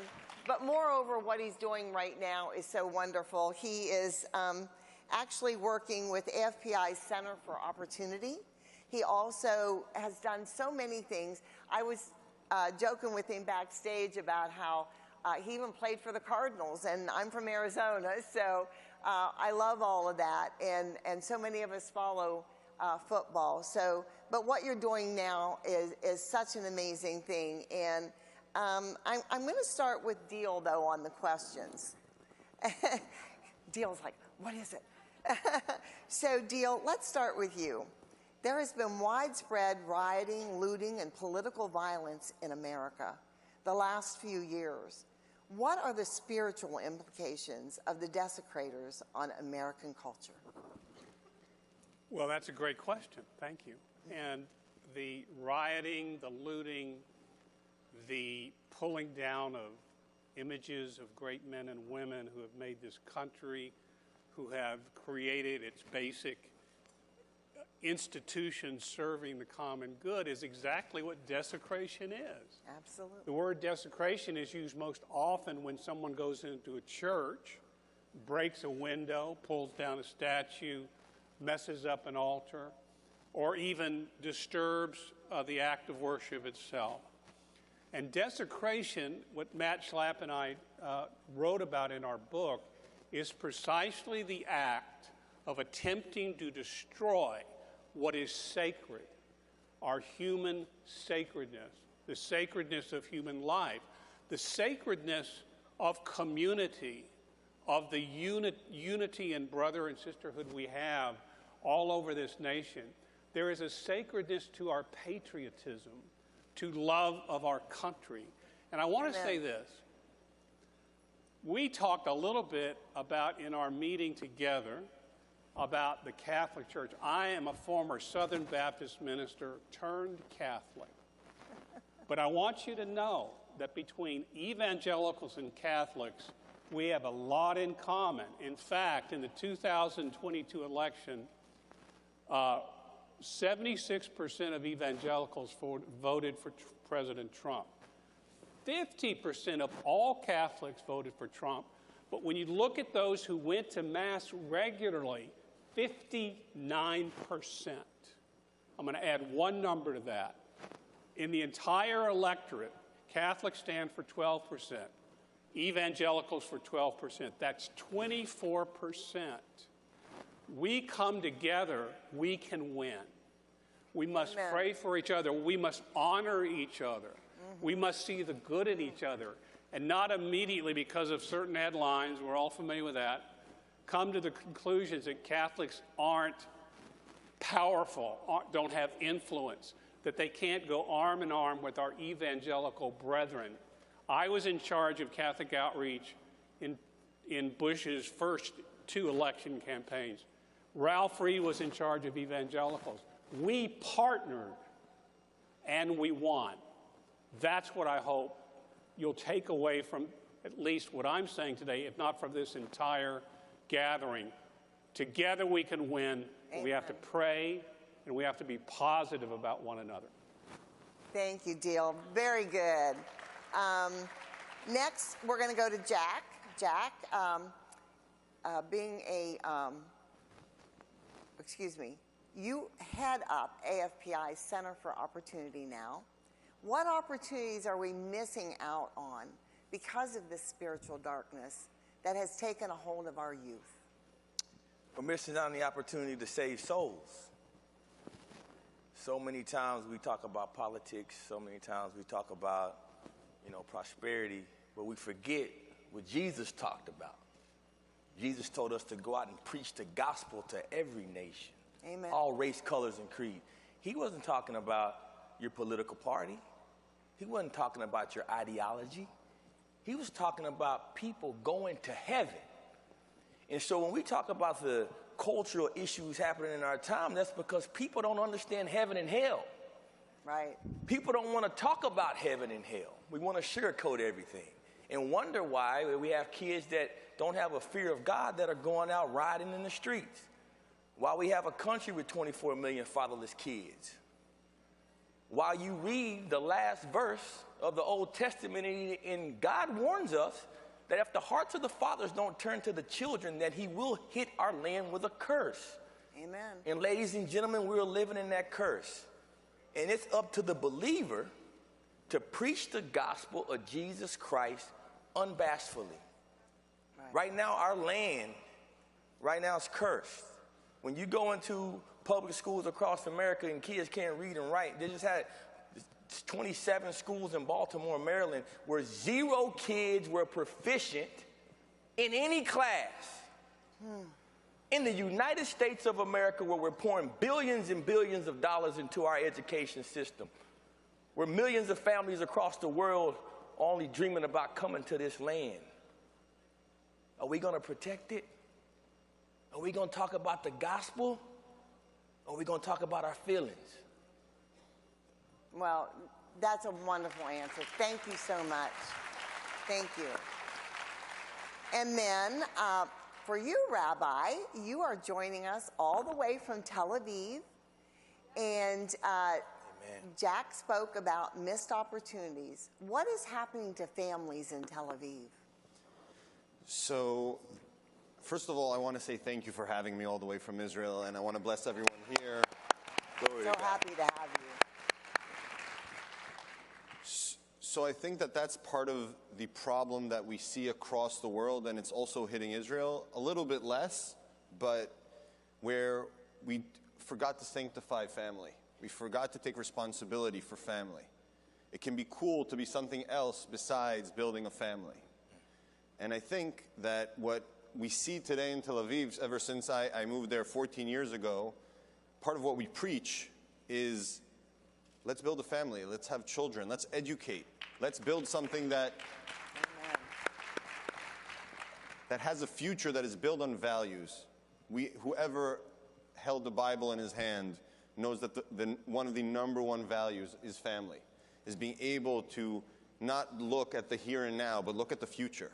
Look at our children and grandchildren, know that we're leaving behind a set of values that they will continue in the same way. And it was sad to me, I remember the first time when a couple came up to me, and they're like, why should we get married?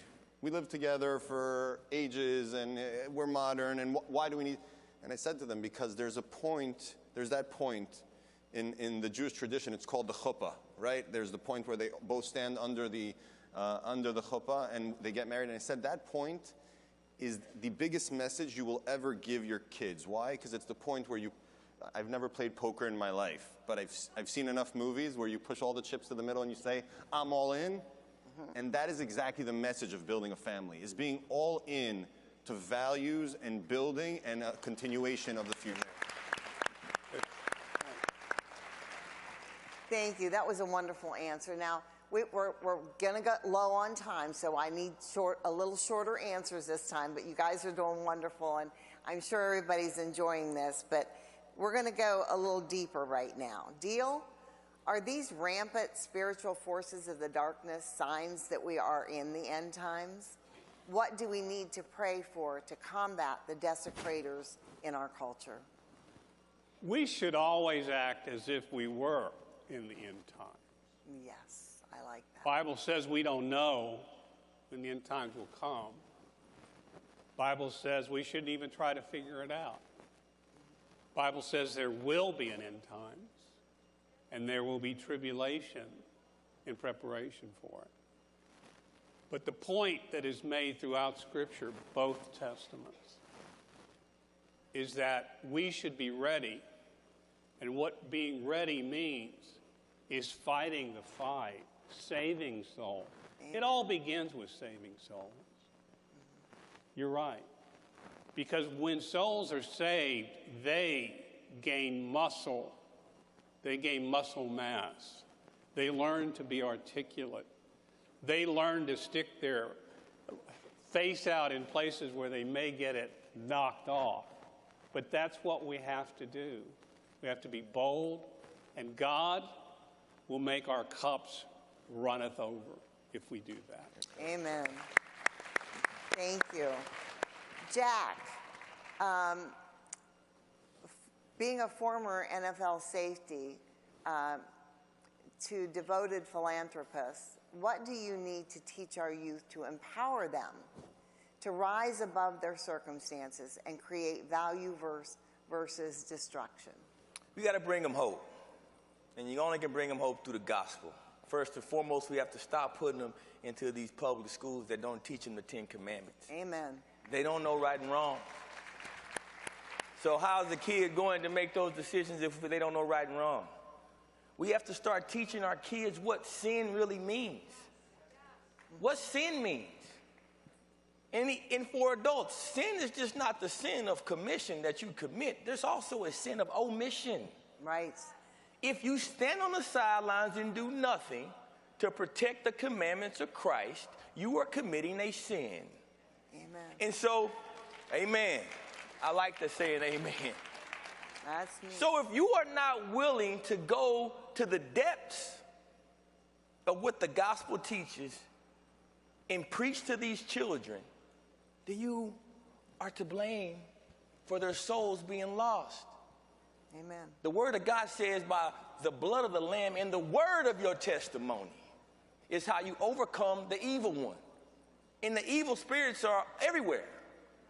And so let's empower ourselves, but start off by teaching the kids the basic 10 Commandments. What would you think the great Moses and Jesus would think looking at a society that doesn't teach kids the 10 Commandments?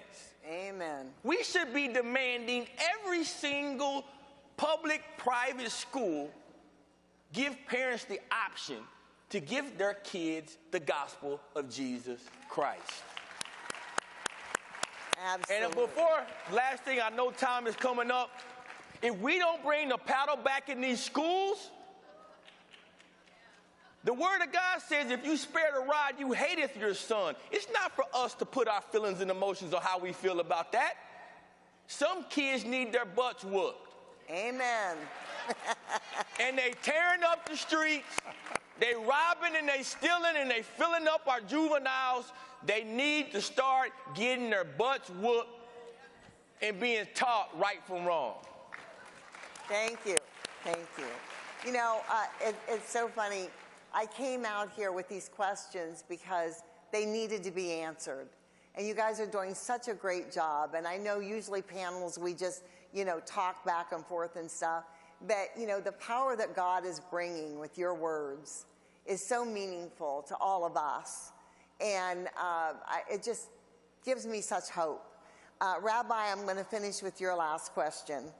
And it is, the family is the core of any nation. Any successful nation is built on strong, secure, and healthy families. What values do we need to restore in our Judeo-Christian culture to protect families? So I think there are 3 core values we need to bring back to family, and it is also to education, like you said beautifully. I think we need to start teaching responsibility, accountability, and positivity. And I just want to elaborate on all 3. Responsibility, again, comes back to that thought that I'm not here and I'm not alone in this world. Right. And there is a continuation, and there will be a tomorrow.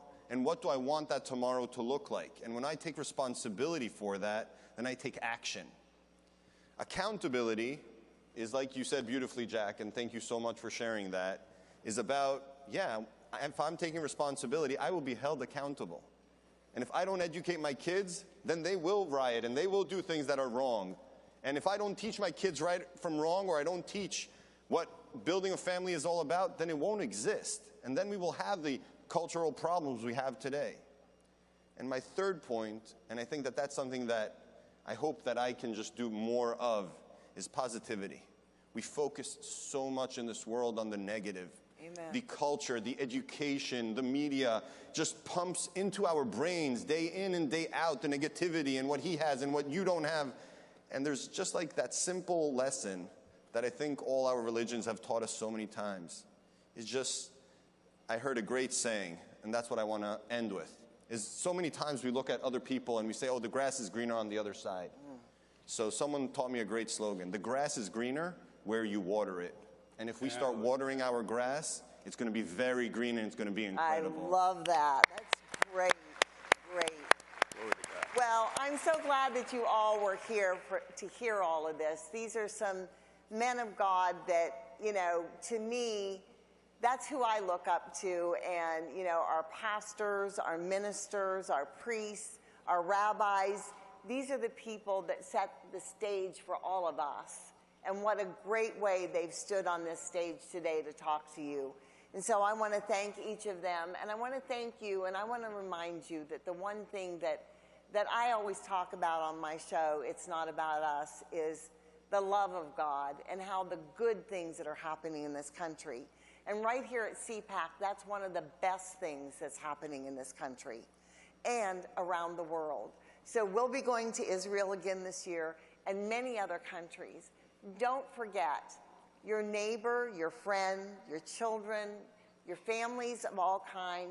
Remember, they all need hugs, they all need love, and all that love comes from God. So thank you for being with us today, and God bless you all.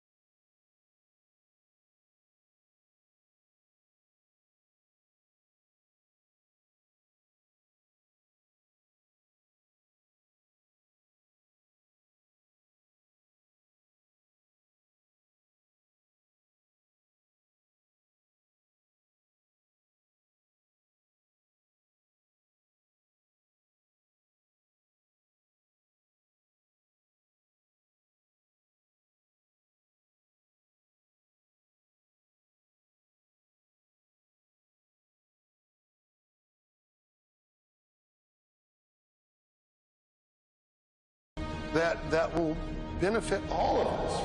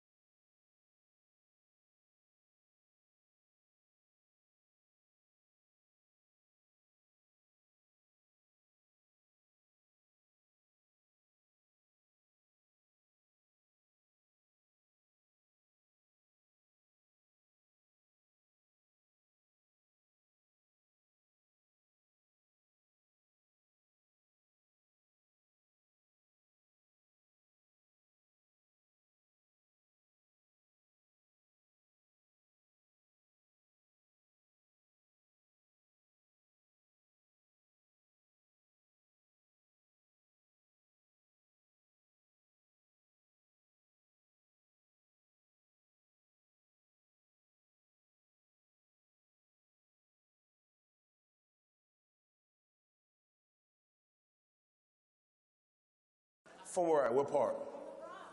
Oh, the Bronx. Oh, they're cool too. Cpac, how you doing? You know what, I gotta tell you, it's an exciting time on Capitol Hill. People were really concerned about, that first week. Y'all know what happened that first week. No need to relive the stories. But we were hearing the chatter outside the chamber. And we were hearing everybody say, man, what are these guys doing?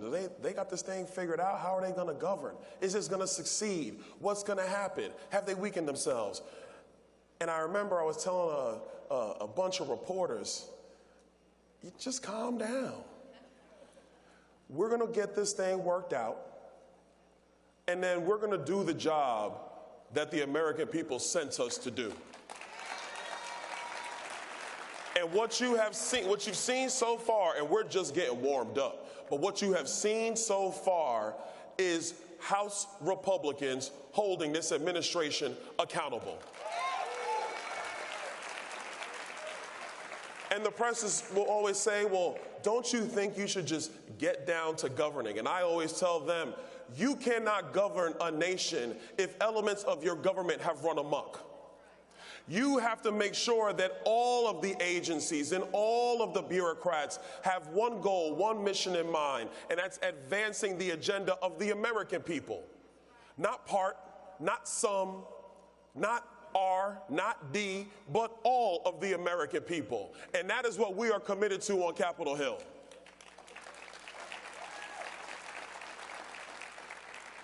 I actually love my assignments too. I'm on some pretty cool committees. You guys might catch this stuff on Instagram or Twitter, stuff like that. Time out, Twitter. Let's focus on them for a moment. I am so happy that they have been bought by somebody who actually believes in free speech. Because what was going on before was a travesty for America. Our adversaries across the aisle, they like saying that they're the ones who are fighting for the soul of America. But it is conservatives who have always been fighting for the soul of America. Because we don't really mind disagreeing with you. We can have debates. I actually like campaigns. They're fun. A lot of work, but they're fun.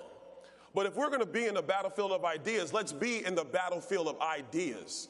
Let's not suppress ideas through the back door because that's the only way you can win an election. Let's allow all of our people to have their voices heard. Let all of their ideas flourish. It's not for you to agree. It's not for you to agree with me. It's for you to decide which way do the American people want to go. That's what this is about. So when we're in oversight and we're talking to the old Twitter execs, and you hear the bias in how they viewed a lot of this stuff with the Hunter Biden laptop, and they said, well, we just made a decision. We just felt this was the right thing to do. And I'm looking at them like, in what world is the right decision to suppress information?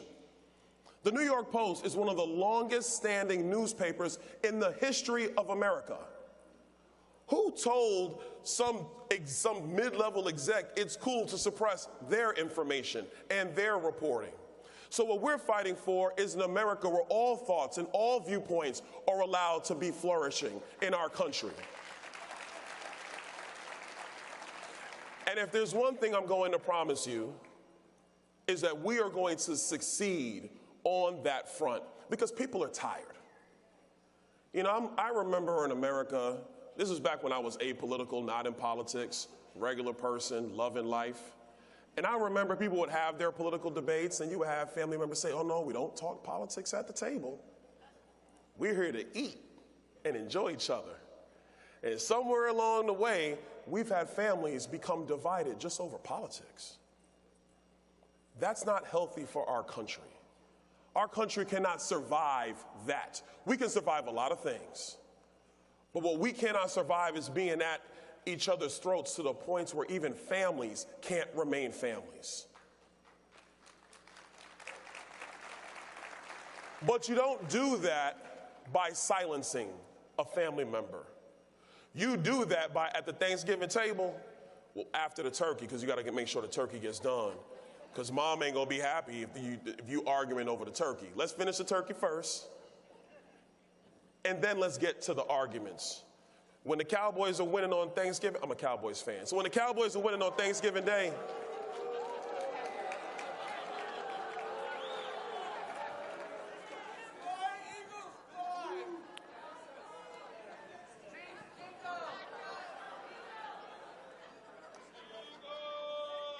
you see, this is why I love free speech, because we can't even agree on who America's team really is. And we know America's team are those Dallas Cowboys. But I see you, Kansas City. Patrick Mahomes, listen, Patrick Mahomes is a bad boy. That's a bad man right there. Anyway, back to this. Don't boo me anymore, okay? Don't do that anymore. But let me tell you right now, that's what we're focused on. Last thing I want to really bring up. What's the future going to look like? As conservatives, our job hasn't changed, but the way we go about our job has to change. Our job has always been a constitution that is strong, that covers all 50 states, that protects individual rights and individual liberty, that allows for free commerce and free opportunities, that allow all who come here and all who are born here to flourish using their God-given talent to seek the American dream. That is still the mission for conservatives. But the path forward is going to shift some. It's not good enough just to talk to conservatives. It's not good enough just to talk to Republicans. We have to take our message to all areas of our country. There are urban corridors in our country who have had enough. Y'all saw what happened to Lori Lightfoot. She gone. You saw what happened to her. Bye, Lori. You have voters in Chicago who have said enough is enough, and they want better. But it's not just good enough to point out what they do wrong. We have to show what can be done right. We have to talk about how in urban communities, a child's opportunities in education matter so much more than how many dollars you throw at education. We got to explain to parents that if you're at the head of the line, not some administration, not some principal, not some bureaucrat, that's the pathway for your child to be successful. That's part of my own story. Because my mother, Meredith P. Brown, Brooklyn, New York, she said, no, I'm in charge of my son's future, not you. We got to take the message to urban communities. You have mom and pop businesses. They employ 3 to 5 people, that there's a better way for you to have access to capital. Not a heavy-handed government with a bunch of alphabet soup agencies that don't even know what they're talking about, y'all. These people are dumb. They don't know. You got to explain to them the best way forward for you to be successful is a robust financial system. Yeah, you got big banks, but we need a whole lot of small banks. And we need them all through America. And what stops that is the reckless, dumb policies that have come out of Washington, D.C. for far too long. And if we explain that to business owners and to parents and to churchgoers and to community activists in urban corridors, if we give them another opportunity, another shot, another viewpoint of what politics actually means and what policy actually stands for, then we can save the greatest nation man has ever known. So Cpac, that's my mission. That's what I'm about. That's what I'm going to be doing. And if you catch me on other networks, you know, talking to Joy Reid or somebody else, you know, I did do that too. You know, but when you catch me on these other networks doing this, the whole reason is to spread the message of conservatism. God bless you guys. God bless the Cpac. God bless America.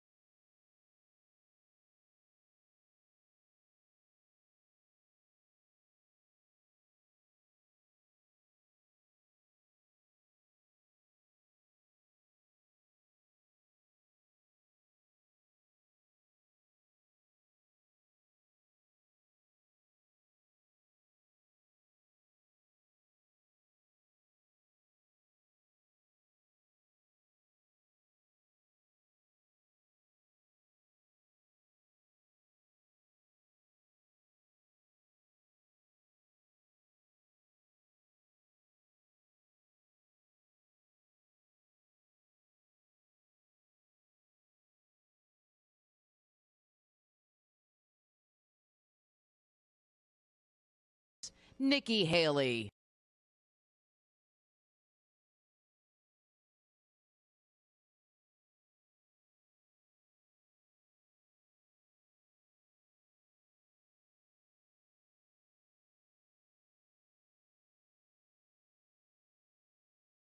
Thank you so much.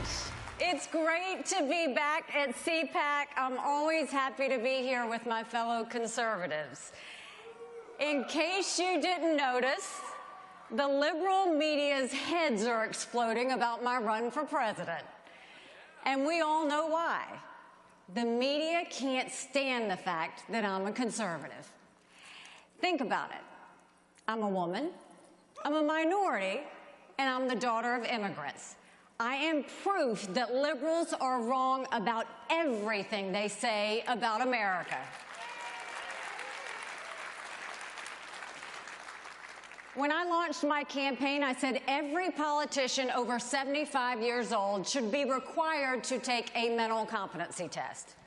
Have you seen D.C. lately? We should start with Joe Biden, and we shouldn't stop there. Now, Don Lemon didn't seem to like that too much. He claimed, I'm not in my prime, in which I responded, hold my beer. I'm 51. That's younger than Don Lemon. It's also younger than Hunter Biden, and it's 30 years younger than Joe Biden. But Don says women have to be in their 20s or 30s to be in their prime. And the left say we're sexist. Liberals are the most sexist by far.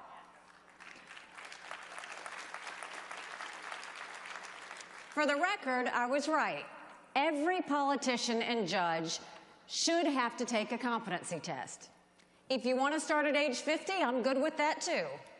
I didn't say the same for sexist middle-aged anchors, but Don Lemon proved CNN should probably consider that as well.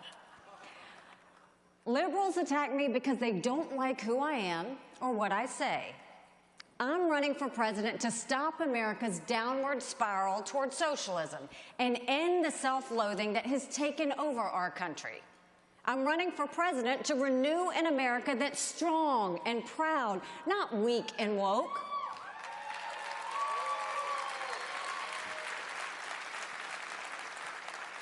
When I look to the future, I see our country rededicated to freedom and opportunity. But when I look at the present, I see the total opposite. Joe Biden and the Democrats are giving us oppression, poverty, and lawlessness. This is not the America that called to my parents 50 years ago. And make no mistake, this is not the America I'm going to leave to my children.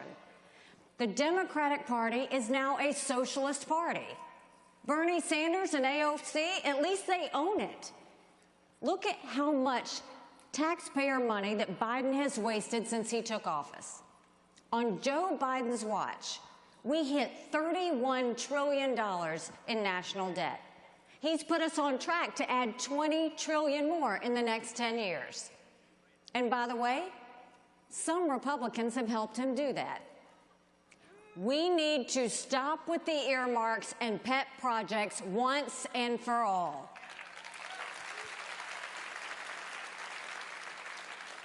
Joe's only regret is that he hasn't spent more. He wants more handouts to illegal immigrants, more bailouts to rich college students, and more carve-outs to big labor and big business. He doesn't mind spending so much because he knows it's your money that he's spending. And the only thing Joe Biden needs to spend more of is more time in retirement.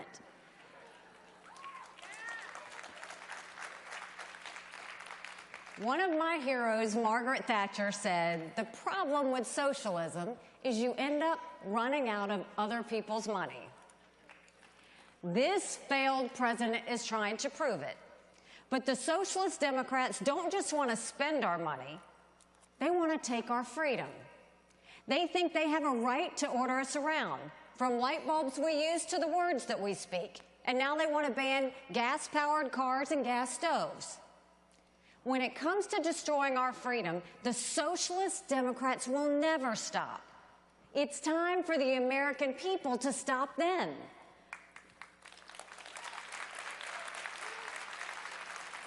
Socialism is weakening our country at the worst possible moment. We need an economy that can outcompete China. But the only competition Democrats want is the one on who's most triggered. We need families who are thriving and confident. But liberals have given them the highest inflation in 40 years and the lowest confidence in history. And we need our military to be stronger than ever. But what does Joe Biden have our troops doing? Taking gender pronoun classes. Now, I'm the wife of a combat veteran, and that disgusts me. Our troops already know the difference between men and women. They also know that we need a different commander-in-chief.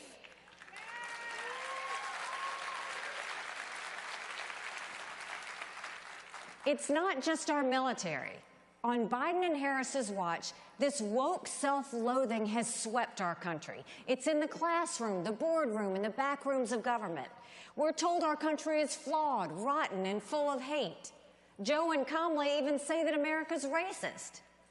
Wokeness is a virus more dangerous than any pandemic, hands down. I have traveled the world and back, and I've seen what's out there. America isn't perfect, but the principles at the heart of America are perfect. And take it from me, the first minority female governor in history, America is not a racist country.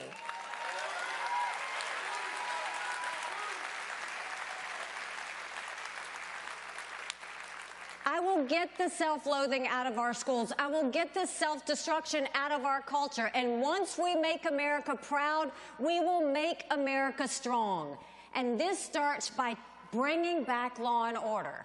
In my administration, police and Border Patrol will know that we have their backs. And criminals and illegal immigrants will know that we have their number.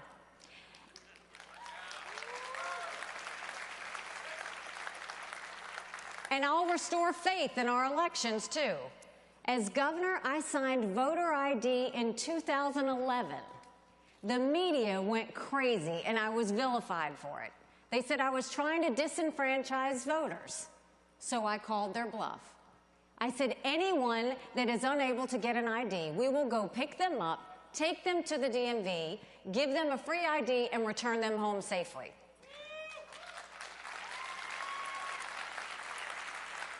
Out of 5 million people in South Carolina, you know how many people asked for a ride?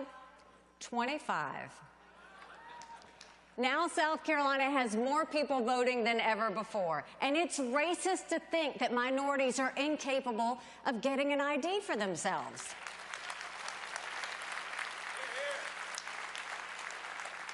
I'll make America strong at home. We'll have safe streets, secure elections, and a strong economy that lifts up everyone, not just a select few. And I'll restore our strength in the world. I'll make our armed forces of the United States more powerful and capable than ever before. Never forget, a strong military doesn't start wars. A strong military prevents wars.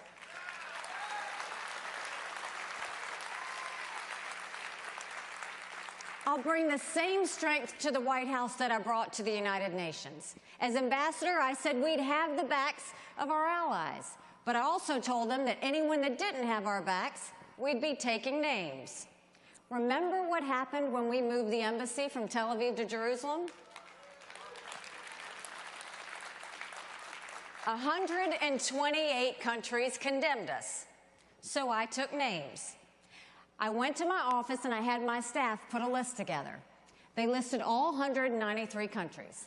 The second column, I wanted them to say the percentage of times they voted with the United States and against the United States. And then I wanted the last column to show how much foreign aid we gave them. Guess what? We give billions of dollars every year to countries that undermine America every day. They stab us in the back and then they turn around and have their hand out wanting money. Some of them even support terrorists that try and kill our troops. To this day, we're giving foreign aid to Pakistan, Iraq, the Palestinians, and even communist Cuba and China.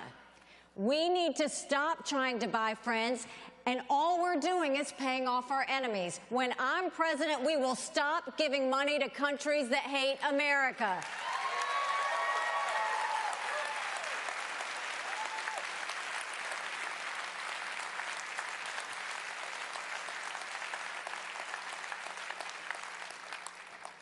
enemies think they can walk all over us. I mean, did you ever think that Americans would look to the sky and see a Chinese spy balloon looking back down at us? It was a national embarrassment. Make no mistake, Communist China is the strongest, most disciplined enemy we've ever faced. We need to hold China accountable, and we need to start with COVID.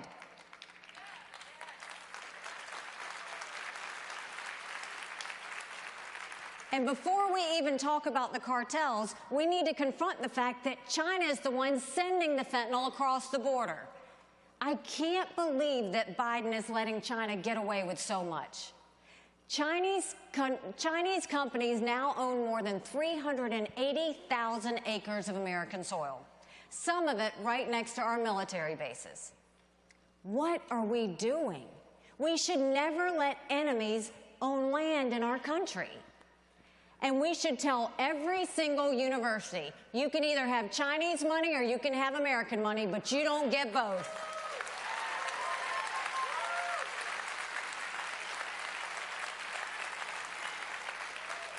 China thinks the American era has passed. So do our enemies. But they're wrong. America is not past our prime. It's just that our politicians are past theirs. It is time that we have term limits once and for all in Washington, D.C.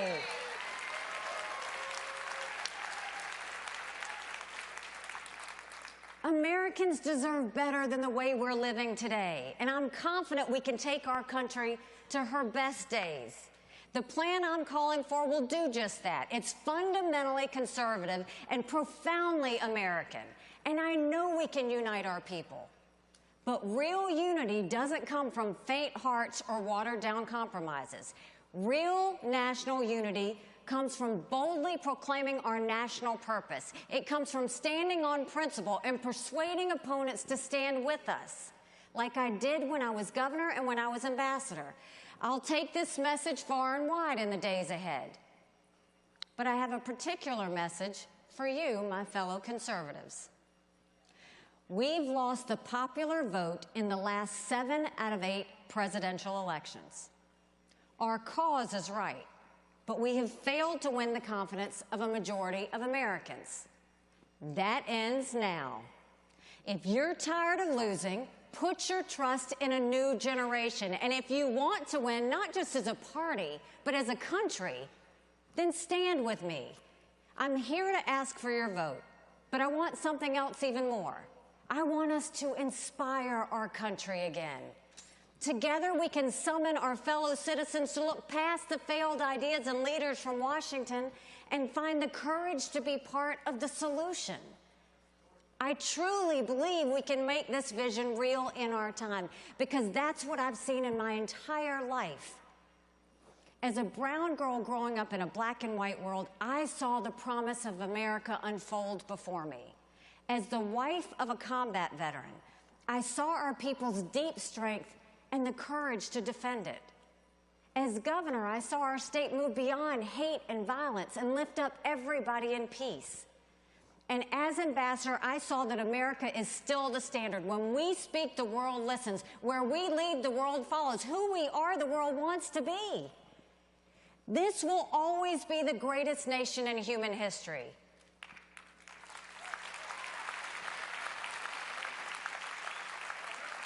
Now we have a duty to make it greater still. This is my purpose. This is our mission. Let's save our country from weakness and wokeness. Let's bring back a nation that's strong and proud. If anyone can do it, it's the American people. And I have faith that we will prove it again. Thank you, and God bless America.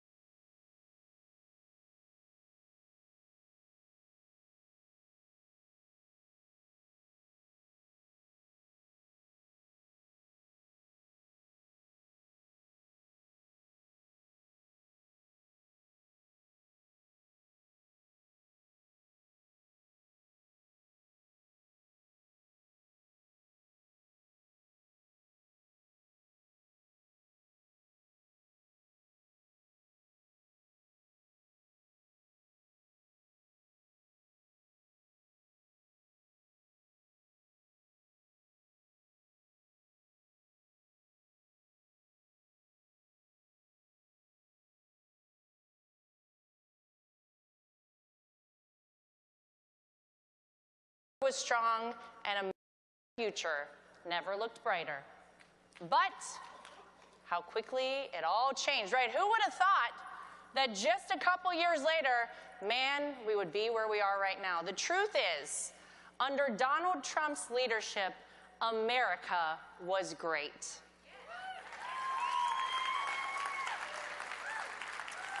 Under Joe Biden, America is crumbling. It's absolutely sad to see in every possible way.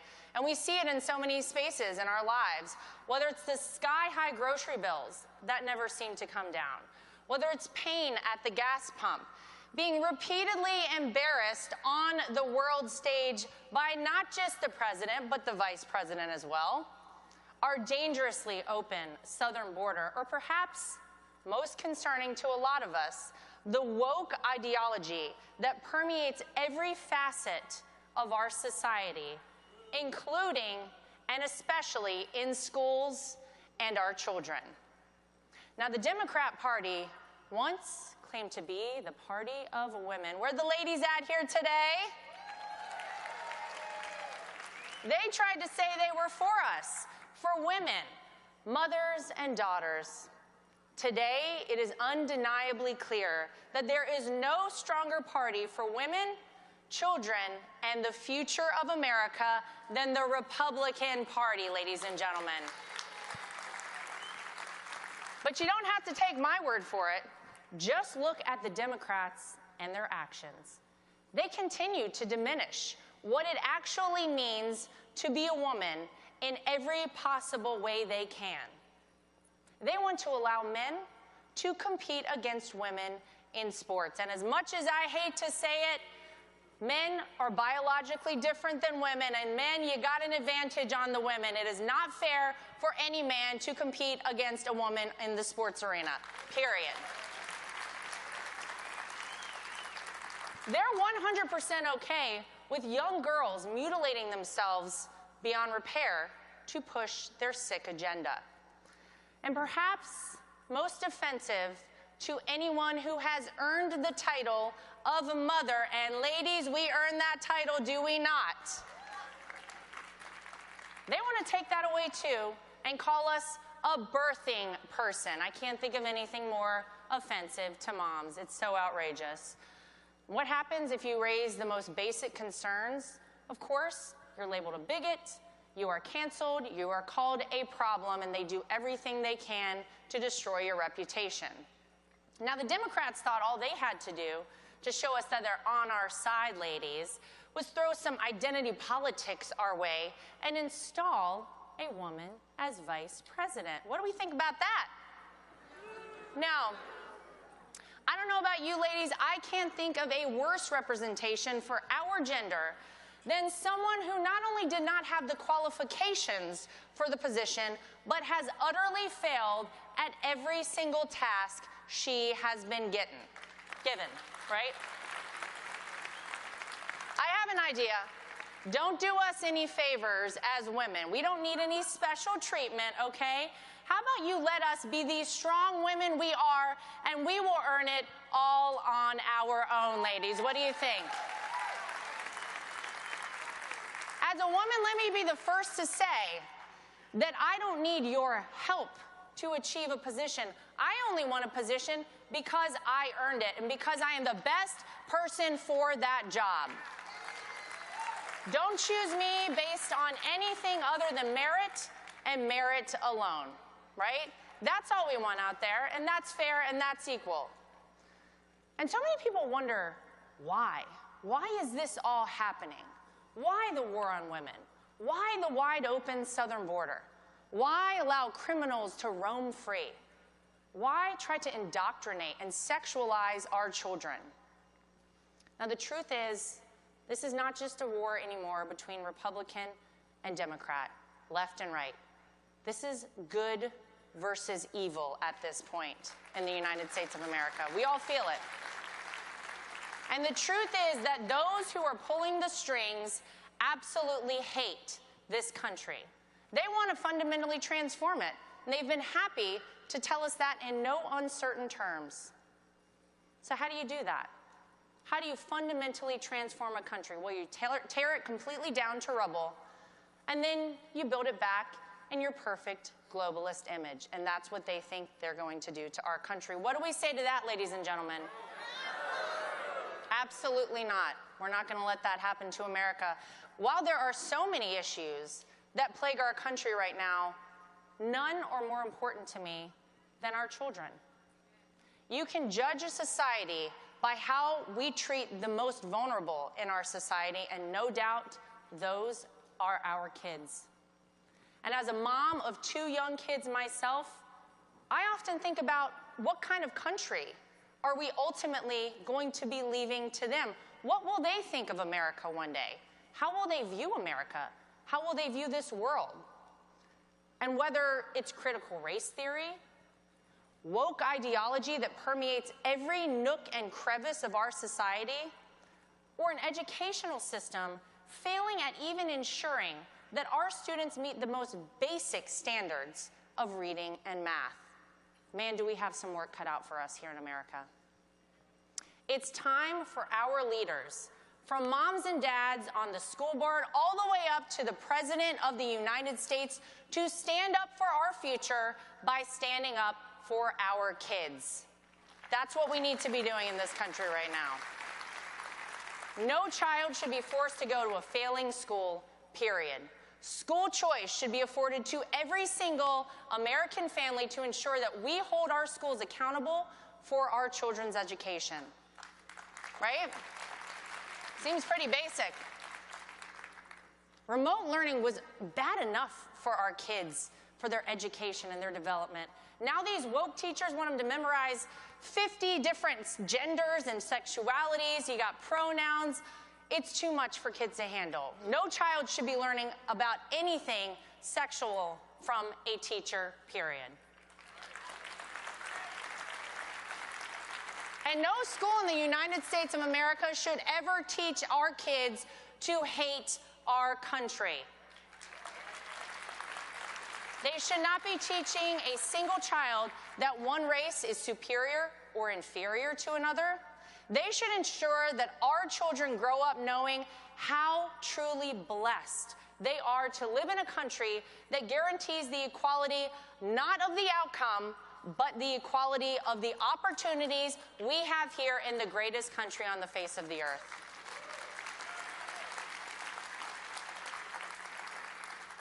I gotta tell you guys, it's been quite a ride for our family. An interesting one, of course. 6 years ago, don't forget, no one gave Donald Trump a chance to become president of the United States. People thought it was a joke, a publicity stunt. No one ever thought it would actually happen. Once he became the 45th president, those same people worked overtime to get rid of him and get in his way at every single turn. And despite it all, despite everything he had coming at him, look at what he achieved.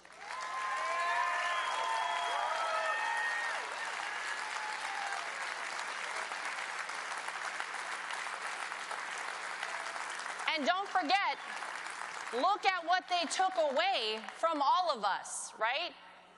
Because we would not be in the situations we are right now in the United States of America with Donald J. Trump as president. We all know that. And 2020, I think, was tough. That was a tough time. Tough to have a guy who campaigned out of his basement, who had the mainstream media bolstering him at every possible turn, and a guy who inspired absolutely zero people declared the 46th president of the United States. I don't think anybody in this room was pretty pleased with that. But a wise man once said, sometimes by losing a battle, you find a new way to win the war. Now that wise man, of course, was my father-in-law, the 45th president of the United States, Donald J. Trump.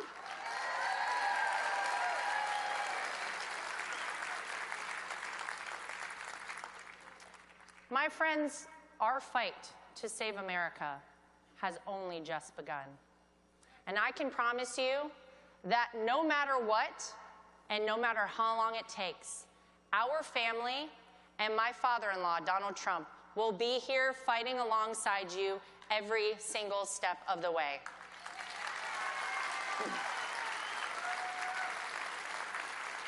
Now, I don't know about you guys here, but 2024 cannot come soon enough.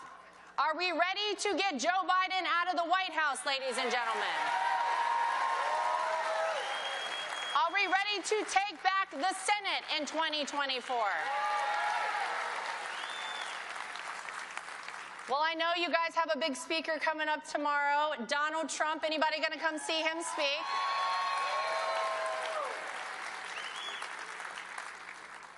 I can't think of anybody better to be the 45th and the 47th President of the United States than my father-in-law, Donald J. Trump. Anybody want to see that happen in this room? All right. Ladies and gentlemen, we are in this fight with you every single step of the way.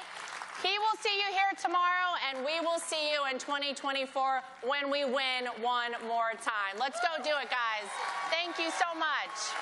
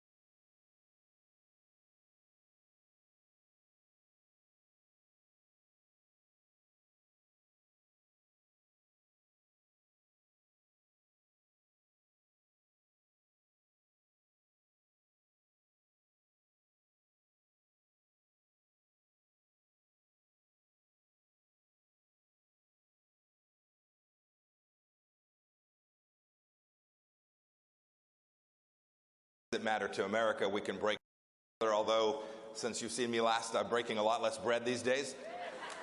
Yeah. My wife is happy. I'll live a little longer. Life is good. I always show up here I show up here and I'm always leave more optimistic, more energized. It is a welcome side effect of spending all this great time with folks like you who understand the beauty and the power of the miracle that is our country, the United States of America. I look around, some of you are a little young, but a lot of us can remember that there were different times, that we are now halfway through the 4-year contract that this guy's got. Yes, a little over halfway. We've made it this far. But it feels weightier today. It feels different. We all remember President Reagan, who said that freedom is a fragile thing and never more than a generation away. As my son, who was married this past summer, now 6 months married, so far so good. We know that there's a second half of that famous line that hits home.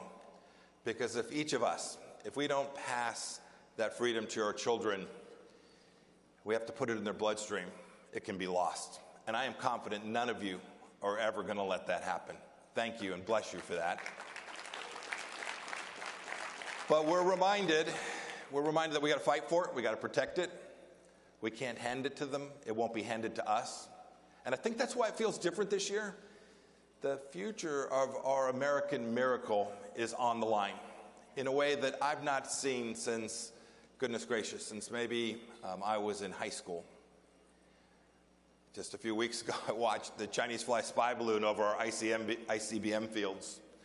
Someone asked me if that would have happened if I was still there, and I said, well, had it, I would have been the former Secretary of State. We've watched Russia invade Ukraine, driving up costs for each and every one of us here at home. I think of my home state of Kansas, where fertilizer to put crops in the field is more expensive now. And they're threatening our friends around the world as well. But of course, those sometimes seem a little far away. These threats are inside the gates. They're here at home. Indeed, although I served as Secretary of State, my first job was as an assistant manager at Baskin-Robbins. So I know things here too. Somebody's got 31 flavors up. Yeah, excellent. Look, our greatest threats are here. They're from within. It's the real challenge we face today. We're losing respect for individual freedom. A unified faith in the American purpose and a shared commitment to pass this miracle on to our children is at risk. But I think last year, 2022, the second year of the Biden administration, was a wake-up call for all of us, for conservatives, for those of us who have these long-held deep beliefs that aren't new to this fight. We should have won big. I'm happy that we won the House, but we barely captured it. We see inflation, gas prices, high border crisis. We all know these problems. Others have spoken about them, but we didn't capture that. We lost 3 elections in a row, and the popular vote in 7 of the last 8. There are many reasons for this, but one of them is I think they've lost trust in the conservative ideas, and this is the task that's in front of us. And I am convinced we can do it because we're right.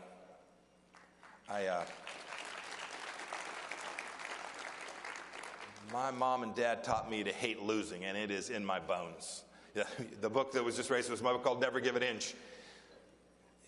Losing is bad because losing is bad, but the principles that we stand for are what's really at risk.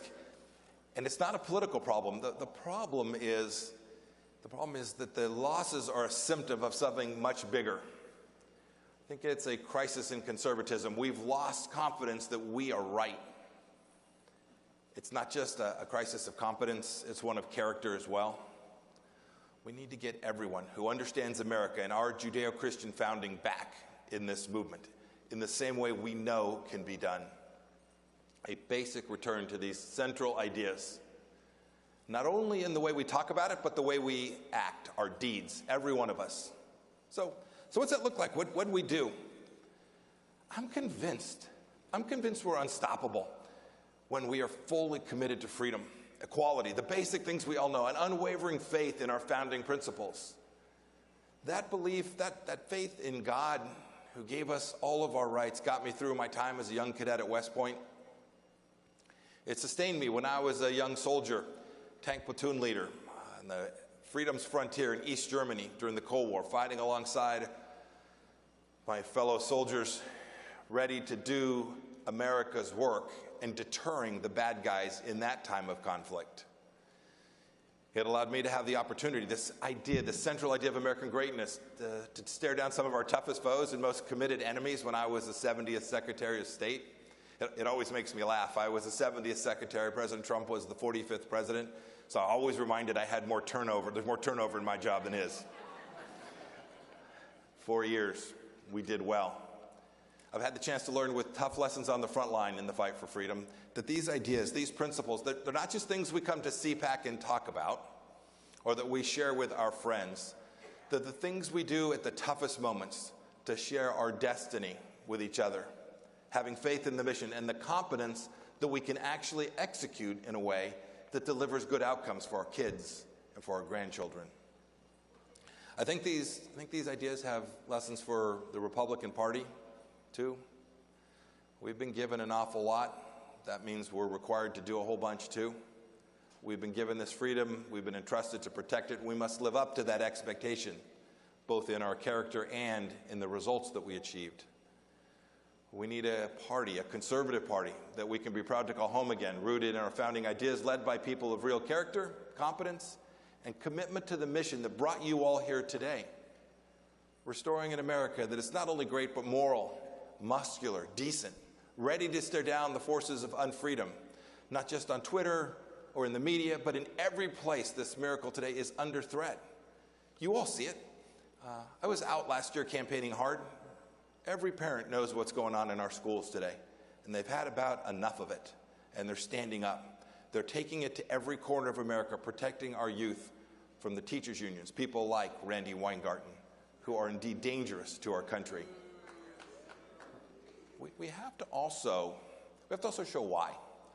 To show why and how we're different from the left, embracing conservatism that sets us apart in substance and style and our commitment to values. Liberals look for solutions in the government. We know that's dangerous. Don't hand that government more power under the guise of conservatism. We shouldn't look for larger-than-life personalities, but rather we should find power in the rooms like this one, people all across the country. And I'm confident we're going to get that. A renewed dedication to accountability, personal responsibility, and results. This is the thing that has made the conservative movement and our party successful for decades. We can't become the left, following celebrity leaders with their own brand of identity politics, those with fragile egos who refuse to acknowledge reality. This is a tough world, both abroad and here. And we can't shift blame to others, but must accept the responsibility that comes to those of us who step forward and lead.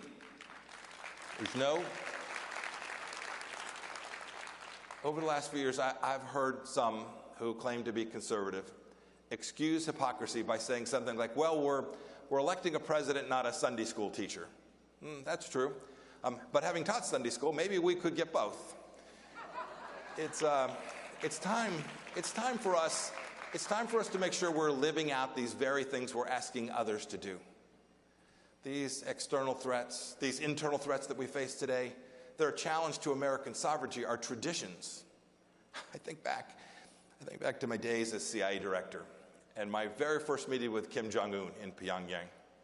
President Trump had asked me to go there to try and right the ship of our relationship and try to get the nuclear weapons out of Chairman Kim's hands. I'd prepared for the moment for months. We had lots of things we thought we would talk about, but his first words to me were, Mr. Director, I didn't think you'd show up since you've been trying to kill me. That was not on my bingo card for things he might say. So in the moment, I said, Mr. Chairman, maybe I still am. Thankfully, he laughed like you did after it was translated. But while a touch humorous, I think it was important. He knew that I was serious and that we were going to protect America no matter the cost to any one American. The threats we face today are no less demanding than those that faced our parents and our grandparents who fought in World War II, in Vietnam and Korea, and the young people today who fought our wars in the Middle East. This challenge that we all hear so much about from the Chinese Communist Party, this challenge threatens every aspect of our lives. Sometimes we think about China, we think about Taiwan, right? That seems a long ways away.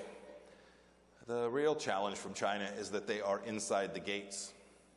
They're here gathering intelligence through technology that are on our cell phones. They're here propagandizing.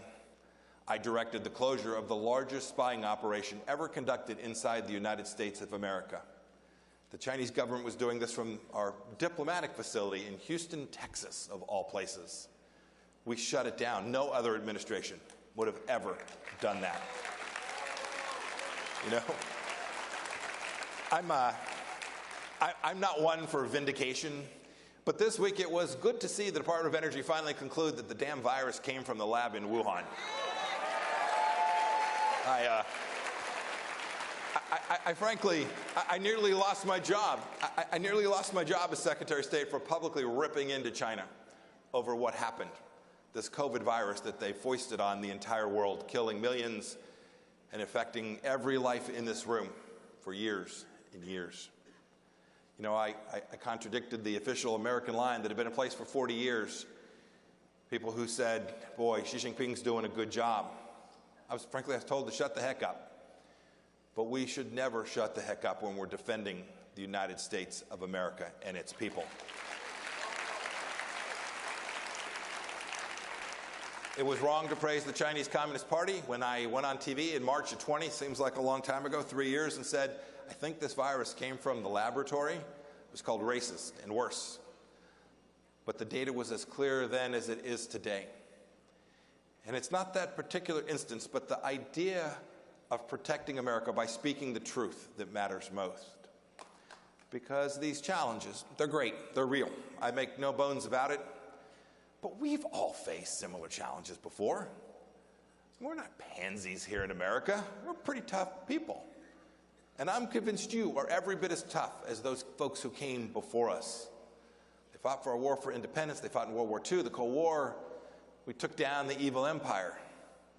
We took down the radical left in the 60s when they were trying to begin the change that we see now back being foisted here at home. And it's these internal threats that are the most dangerous, by far. A free people can't survive an unrelenting growth of government. And we should be candid here too. Pervasive regulation, taxes, government controls, these are the things that are driving inflation and make your eggs so expensive today. But just as importantly, they erode the American commitment to the dignity of hard work. Those of us who get up every day and get after it.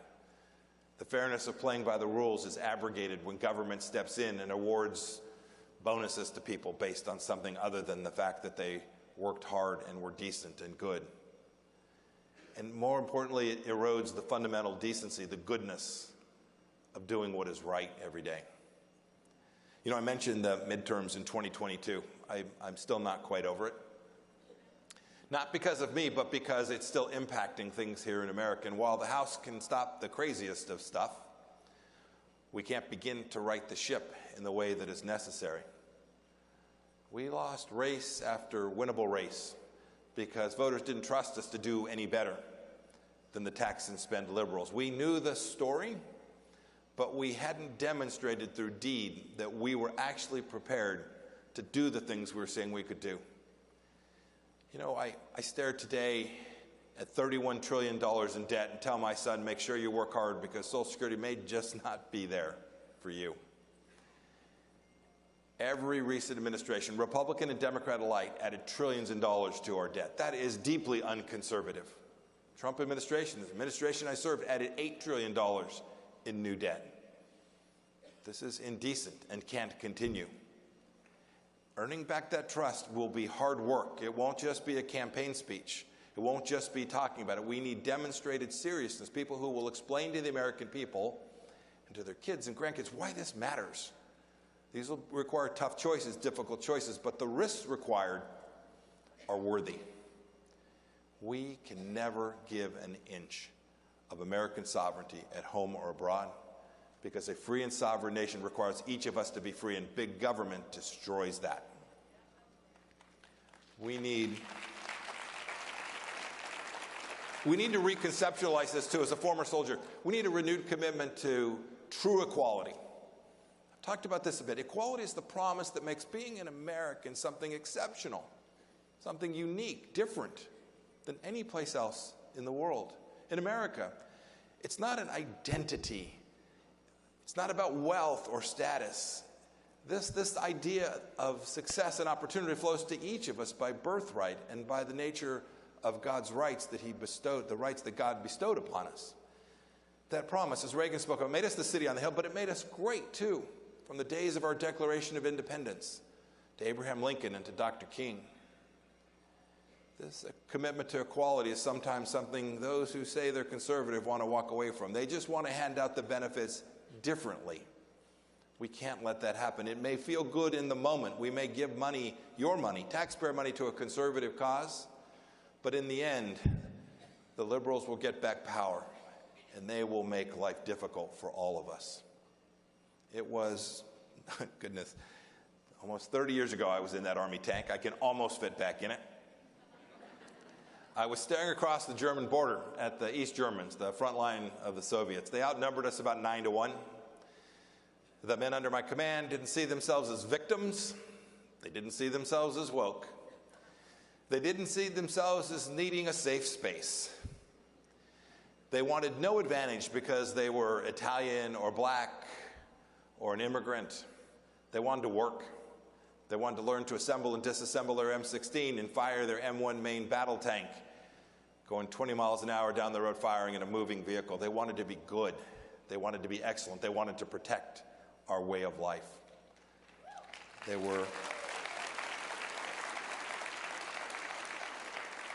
were men of deep character. They didn't talk about what they did. They had a shared commitment to, and they had a confidence in America that we can never lose, and this is how we get back the trust of the American people. I've seen this. I've seen this up close. I've seen America's most senior military leaders obsessed with pronouns and less obsessed with the only noun that matters to a soldier, victory. Some would have us, some would have us abandon this commitment to equality in the name of equity. That's craziness. They would exchange the bravery of the civil rights movement for the cowardice and victimhood of grievance politics. But here's the good news that I will leave you with today. There's signs that they're not succeeding. That gives me enormous hope. Equality, this basic idea that each of us is endowed by our Creator with these unalienable rights and we are equal in the eyes of the Lord, is the antidote to the poisonous lie of equity, wokeness, and identity politics. We're going to do better. And on this, there is no room to give an inch. There's no room to waffle. There's no room for weakness. We should not be ashamed, embarrassed, troubled. We should be proud of the fact we stand for this central idea. And when we do that, we will renew the bonds that those of us together, that tie us together as Americans in ways that no other nation had. I saw this. I traveled to 100 and some countries as Secretary of State. We can sustain this American miracle. Our families, our places of worship will be at the center of that. These places, our schools and our places of worship, are the cradle of the American miracle, not Washington, D.C. We're here today. We sit here today in the swamp, this place where your money goes to be flittered away for purposes that are inconsistent with the very value set that you know and you cherish and you love.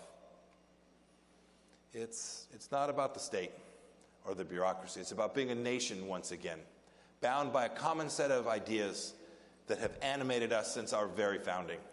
Let's get back there. Conservatives will lead it. Let's fight to preserve not the deep state. I worked with it for 4 years, but a nation that is deeply grounded in the values that make us exceptional. With family as its bedrock, America, freedom, and equality are the thing that will bring us back together and the thing that will convince the next generation that our conservative ideas are the place that have made America so great. When our schools teach kids to be ashamed of America, when they teach the 1619 Project instead of our founding, we're at risk. Xi Jinping is counting on us teaching our kids this crap. You're not going to let it happen. A politicized history of America fronted by the teachers' unions will lock parents out of our schools. And they'll keep so-called gender transitions hidden from parents. This is immoral. This is evil, and it is dangerous. Families may not pass freedom on in the blood, but as President Reagan said, they're the surest and most effective place to raise a generation that is proud to call America home. For me, most crucially, and I think for everyone in this room today, freedom is the story of the capacity of us to practice our faith, our religion. We were founded by religious people seeking that freedom. Let's never walk away from it. When the bars are open and the churches are closed, this is not an America any of us know or love.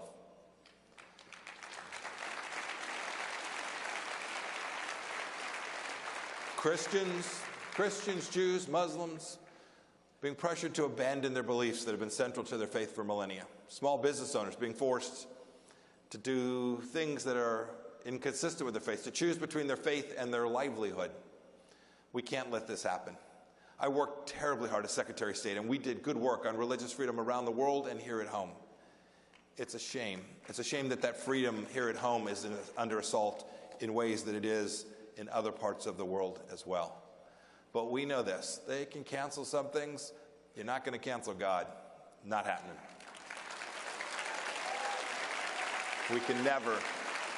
We can never, and I know none of you will ever give an inch in making sure that this American miracle, this faith, this capacity to worship in the way we choose is at the bedrock of who we are. We've made it clear, the American people have made it clear, it is not enough to say we're different from liberals. We need to be different. We need to act differently. When I walked the halls today and got a chance to meet you, we are different. We're defining our commitments and our words and our deeds. We need true believers who understand the stakes of our fight and who are unafraid to act on it. It requires men and women who are fierce, like everyone in this room today. I know you wouldn't be here if you didn't believe these things. I'm entrusting you, I'm empowering you. Go do it every place you go, in your workplace, at your schools, at the PTA meeting, at the Little League Park. Talk about the very things you talk about when you're in the halls of this place today. I believe a conservative return to what matters will get us back to the right places. I'm convinced that we can do it. We sometimes hear each other talk and we get pretty down. We watch the things that are going on and we become more timid. We must do just the opposite. The American miracle is powerful. You are part of it. You will lead us back to the right place. We are going to restore a conservative America that has at its core our founding ideas of our Judeo-Christian tradition. The fight has started. We're in it. There's no turning back. We have a responsibility to act consistently that every day and stay in the fight. I'll always do that. I know you'll join me. God bless you, and may God bless the great nation of the United States of America. Thank you all. Thanks, everybody.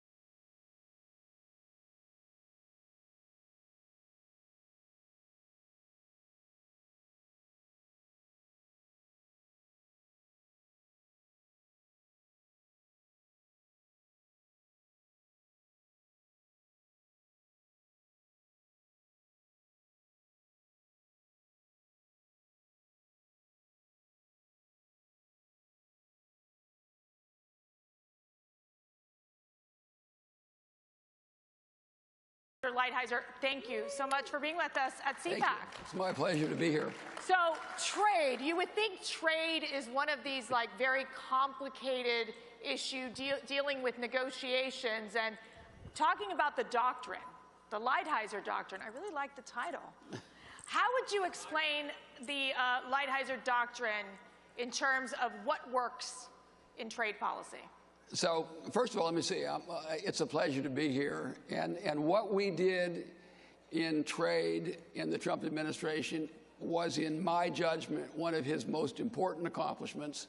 And if it wasn't for Cpac and Matt and Mercedes and all of you backing us up, trust me, it wouldn't have happened. Because during that process, we not only fought with almost every country in the world, but we fought with free traders, big business, lobbyists, globalists, corporatists, and I could go on. And if we didn't have the backing of real Americans in the conservative movement, it would not have happened. So let me just start with that. Now, in terms of, I'm not sure that President Trump would call it the Lighthizer doctrine. He might refer to it by a different term. He might call you and be like, what is this about the Lighthizer doctrine? I thought it was a Trump doctrine. So, yes, exactly. And if he said it was a Trump doctrine, I would not argue with him. So what did we believe? If you look at trade policy, at least since the 90s, has been a policy of free trade, globalism, corporate profits, maximizing consumption, price optimization. And what did we do? We wanted a policy that started off with, what kind of America do you want? Right. It's not important how much your third TV cost. It's important that we have strong communities, we have families staying together, we have kids respecting their parents because they work. So we started off with what I consider to be a very bedrock conservative philosophy. Worker first. America as producer, not America as consumer. That's right, America worker first. Let me ask you with this question, because this is an interesting debate that the Republican Party has been having, right? We're normally the free market Republican Party, trade with everyone, but President Trump and your team changed that. What was the change that you made and when they would say the word, I remember when we would have these White House meetings in the Roosevelt room, they would bring up the word tariffs, and some of the Republicans and some of even our own colleagues would start sweating. They're like, what do you mean tariffs? We can't put tariffs on. So walk us through why the change, because we know President Trump did support tariffs, which in the Republican world is not necessarily considered something positive. In the first place, let me say, in the Republican, in the conservative world, can I just take 1 minute on the kind of the history of this? Yes. So as conservatives, we like to think about values and tradition. All right, so what do we start with? We start with Alexander Hamilton in the Federalist Papers. He was in favor of tariffs, government subsidies appropriately done, and ultimately a national bank. We'll set that last issue aside. Then you had Henry Clay, who talked about something called the American system, and that is to build up manufacturing, make America a manufacturing powerhouse. Tariffs, government subsidies, building the Erie Canal, ultimately the railroads and the like.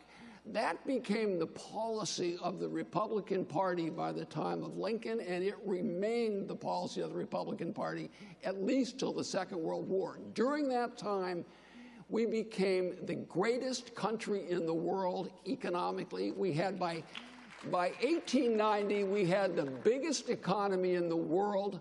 I don't believe in applause lines. I just talk through them because I'm trying to get through so much stuff. So you're like my history professor. And then now we've got World War II. Okay, that's fine. Eisenhower comes out. Eisenhower's worried about the Soviet Union, and that's a smart thing to worry about.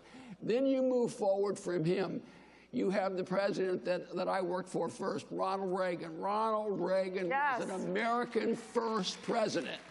Ronald Reagan put limits on automobiles coming in from Japan, on semiconductors, on steel from everywhere in the world, on carbon steel. He promoted American agriculture, he promoted American manufacturing, but he demanded that these people respect our market. So that is basically, and I would say there is nothing conservative about free trade, and in fact, the opposite. Free trade is really about consumption. Consumption's about materialism. That is the opposite of values, which is what conservatives are for. So that was the fundamental change. Was it difficult? Yes. You have a lot of Republicans who had gotten into a habit of thinking, oh, we are for free trade. What that devolved into is we're for corporate profits, we're for cheap TV sets, and the cost. A liberal would say, well, the cost is fine. We'll just give those people money and take away the dignity of work. And what a conservative was saying is, well, we'll retrain them. But that also was sort of unrealistic, because you're not going to take a steel worker and have him code, right, or build semiconductors. We need an America that has basic values and that takes care of itself, and that is the difference. Ronald Reagan followed it, and Donald Trump started a worker-centered, community-centered, family-centered trade policy, and that was a revolution, and we did it. And then I would say the second thing he did, which was every bit as important, and in this area of trade and economics, is he raised the alarm on China. It's impossible for us to remember back 6, 7 years ago how people thought about China. Now everyone assumes that they're a problem, but people didn't assume that 6 years ago. And I fear that if the current administration gets another term, that they're going to go right back, get rid of the tariffs, get rid of the things that Donald Trump did to raise the alarm on China and to level the playing field with China. You brought up the current administration. Okay, you all can say boo now. The Biden administration. One of the interesting things that we were talking about is Biden came out and said, we seek competition, not conflict with China. Your thoughts on that? So, all right, now I want you to stay with me for a second. We have two issues. We have a security military issue and we have an economic issue, okay? We have the two issues. So basically you have four possibilities. You could have a military conflict or no military conflict, economic conflict or no economic conflict, right? Those are the only four options. Obviously, to have neither is basically just surrender, right? Letting the Chinese have their way. To have a military confrontation is something that we want to avoid. And the way to do that is to have the strongest economy in the world and stop transferring $350 billion a year, $6 trillion in the last 20 years to China to build up its military and the like. So to go back to my analysis, the two options are, one, the smart people say, let's prepare militarily, but not do anything economically. And what I'm suggesting is we should right now try to avoid the military and do everything we can to take them on economically. And that means strategically decoupling our economies. And President Trump, President Trump this week on Monday, and if you haven't watched this thing, watch it, all right? President Trump laid the cards down. He said, here's my position on trade. And in that, he called for tariffs to get back to balanced trade, but even more importantly, he called for tariffs and decoupling. He didn't use the term, but you read it, with China over a 4-year period. And it's absolutely essential that we do it. And when I have all these other candidates come out and say, China's a problem, China's a problem, China's a problem, my response is, tell me, where are you on decoupling?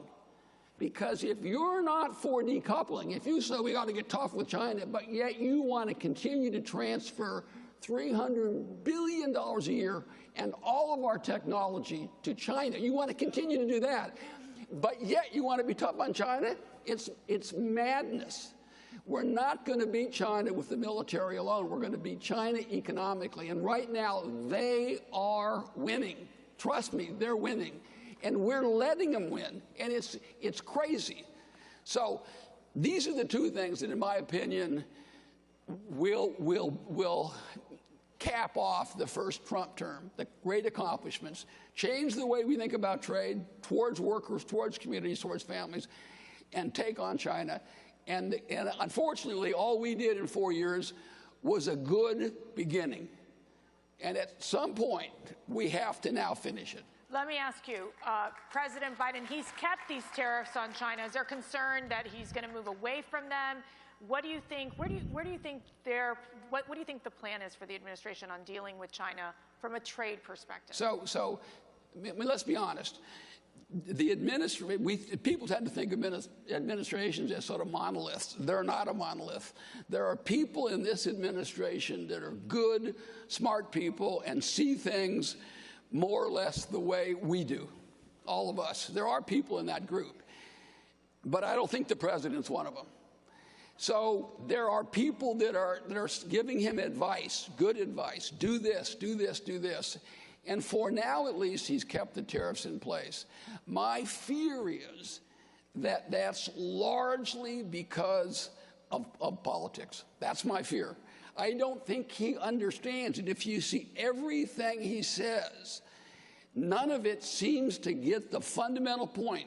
All right, this is the threshold. The threshold is they have the biggest army in the world and they're growing it. They have the biggest navy in the world and they're growing it. They're building nuclear facilities all across China. They've armed the South China Sea. All right, they're flooding the United States with fentanyl and responsible directly or indirectly for probably 70,000 deaths. They are spying on us. They're involved in espionage. They have this balloon that goes across. If you don't cross the threshold and say they are an adversary, then none of the things that I'm espousing make any sense. Right. And my fear is that he doesn't understand that, or that there's some other motivation that I don't know about. But if you sit there, I tell people 7, 8 years ago, a sensible person could decide they weren't a threat. Now, I said they were a threat, and I have for quite a while. But no sensible, honest person can say that now. You're either ignorant and don't know what you're doing, or you somehow are compromised. Let me ask you, for Americans, should we be concerned about trade deficits? So the answer is yes. And President Trump's second video that he let out this week is just on trade deficit. So, and for those of you who want to spend a pleasant 30 minutes, I did an article in The Economist a year ago, which you can get online, and you can get the first one for free. So I'm not subscribed. I'm not telling you to subscribe to The Economist. I wouldn't do that to you. But basically, trade deficits are an enormous problem. I'll spend 1 second to describe it in a second, though. First of all, what's the trend? Last year, our goods deficit was $1.2 trillion. And our overall goods and services deficit was almost $1 trillion. Almost $1 trillion. Before COVID, under the Trump administration, we had 5 of 7 quarters in a row where the deficit came down. You're not going to have it drop off like this, but it was coming down like this. Now these people it's probably 60% bigger than it was when we left. It's literally, so what is the problem with a trade deficit? Other countries get this money, and what do they do with it? They ultimately have to buy assets in the United States. I want to squeeze in this last question before we have to get off stage here, because we were looking. We're selling out the country. And I got to say this, the negative investment, how much foreigners own here versus how much we own overseas in the United States right now is $16 trillion. Wow. So are you worried about the trade deficit? Yes. $16 trillion more they own here, including China. I'm sorry. No, you're good. We're running against the clock here. Real quick, last question. What was your best negotiating tool for these trade agreements? So, in the first part, I've been doing this a long time, and I know most of the tricks. I'll tell you, the number one tool is knowing that I could pick up the phone and say, Mr. President, do you have my back? And knowing that Donald J. Trump, in every case, had my back. So when I said, we're going to do something, nobody doubted it. And it was for that one reason. One of the toughest negotiators, a great ambassador, our U.S. Trade Representative, Ambassador.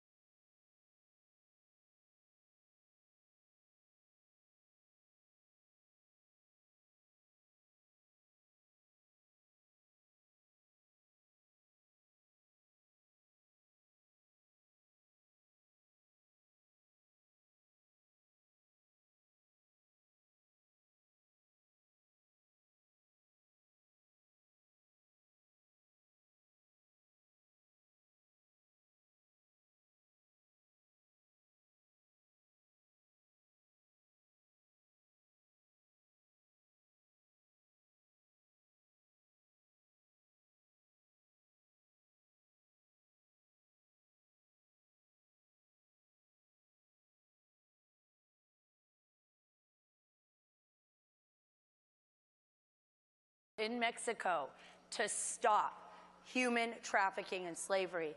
And today we have a survivor, Zuduri, who is sitting here in the front. Please, Zuduri, párate, por favor. She was rescued. I'm going to ask that you put a picture up here of Zuduri after she was rescued. It might be a little shocking for all of you to see this, but I want you to understand how real this is. The border is not just about numbers. The border is not about being anti-immigrant. Law and order on the border is about saving lives, both our children's lives and the lives of children like Zuduri, who spent years in captivity being beaten and abused by the cartels. Rosie, when you look at this picture of Zuduri and you see her here sitting today, what goes through your mind? Well, all the pain that many of these children have suffered, the trauma that it is years to help them to overcome. I'm very proud of people, girls like Sundari, because she had the opportunity to have a blank page. I hope you already have a blank page in your hand, because we all deserve to have a new story. If you can give them a blank page, Sundari, because it is so important. Her story is in my 5th book, Blank Page, and she is somebody that was 5 years and a half, even with chains in her, it is more than 600 bruises outside of the body. Imagine the inside. I know. I didn't show a lot of the photographs that we have because I think it would just be too overwhelming. I know most of you know me who are here from Fox News and my work at the border and trying to expose what happens along the border in an effort to try to save lives, I hope, and to open people's eyes as to the horrors of what we were facing and what we are facing. Attorney General Sean Reyes here is a hero. So many people don't realize that we have so many heroes that aren't public like you. I know you're the Attorney General, but you have gone above and beyond. You've worked in Colombia to save and rescue children, along with Tim Ballard with Underground Railroad. Yeah. And in Mexico, too. And in Mexico, just recently in Mexico, in Tulum. But this is not, I'm not talking about this just about the children that live overseas. This is about all of your children and grandchildren. And a wide open border that literally is killing our children on both sides.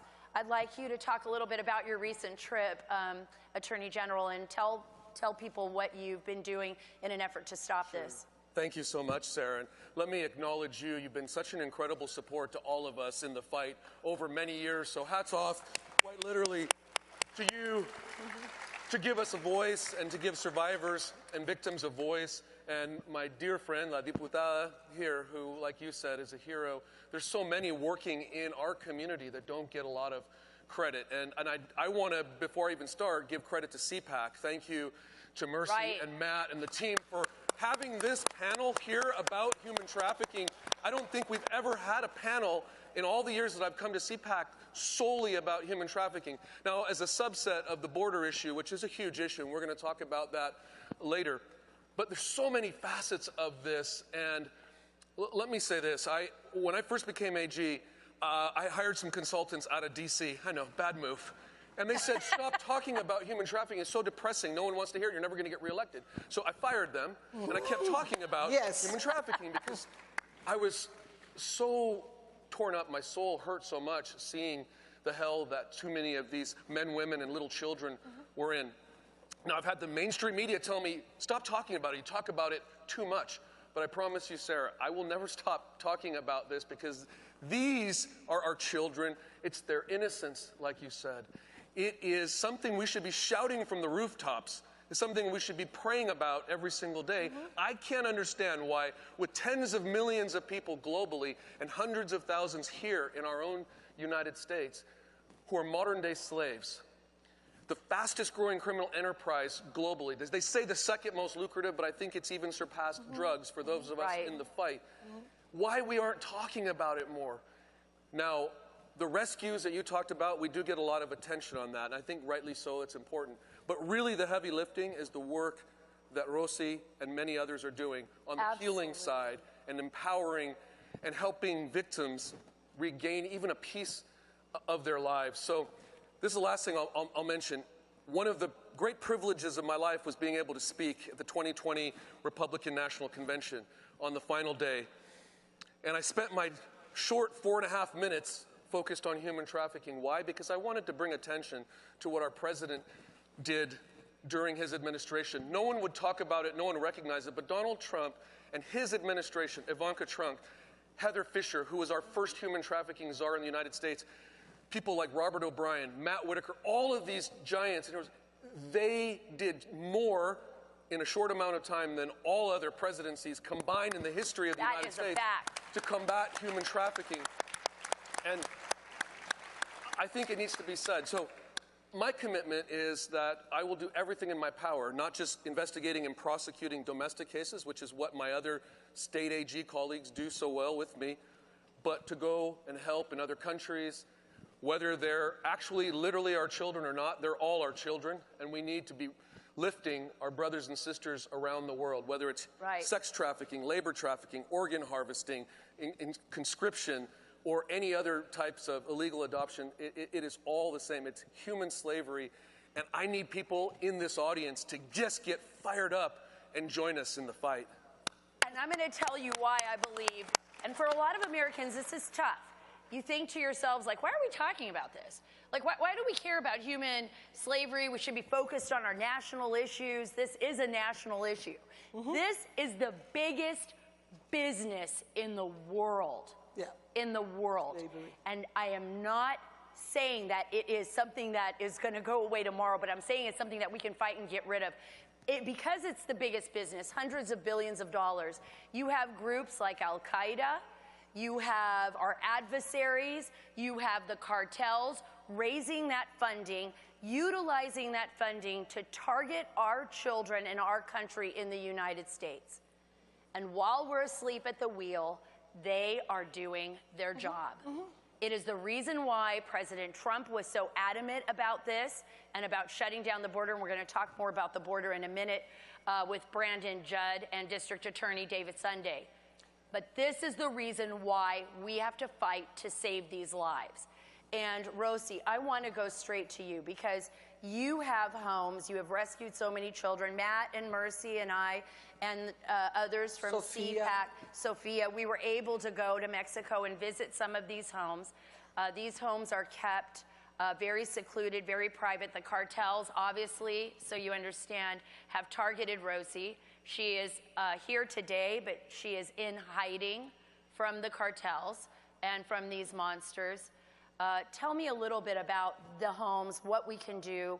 I know we don't have a long time here, but what the audience can do to help fight back and to do the right thing. Well, first, to have the same heart as Matt and Mercy. They were very busy in Cpac, Mexico, but they had the time with Sophia, with you, to go and visit. And anytime you want to go in Zoom, it is possible because they are very secure.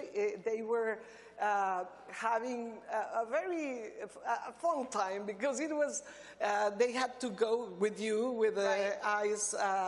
We had a fun ride. So I'll give you guys like a little insight scoop. Because it was so secluded and private, nobody could know where the houses were. So the funny thing is, and it is kind of funny, not for me necessarily, but Matt and everybody in the vehicle had to be blindfolded.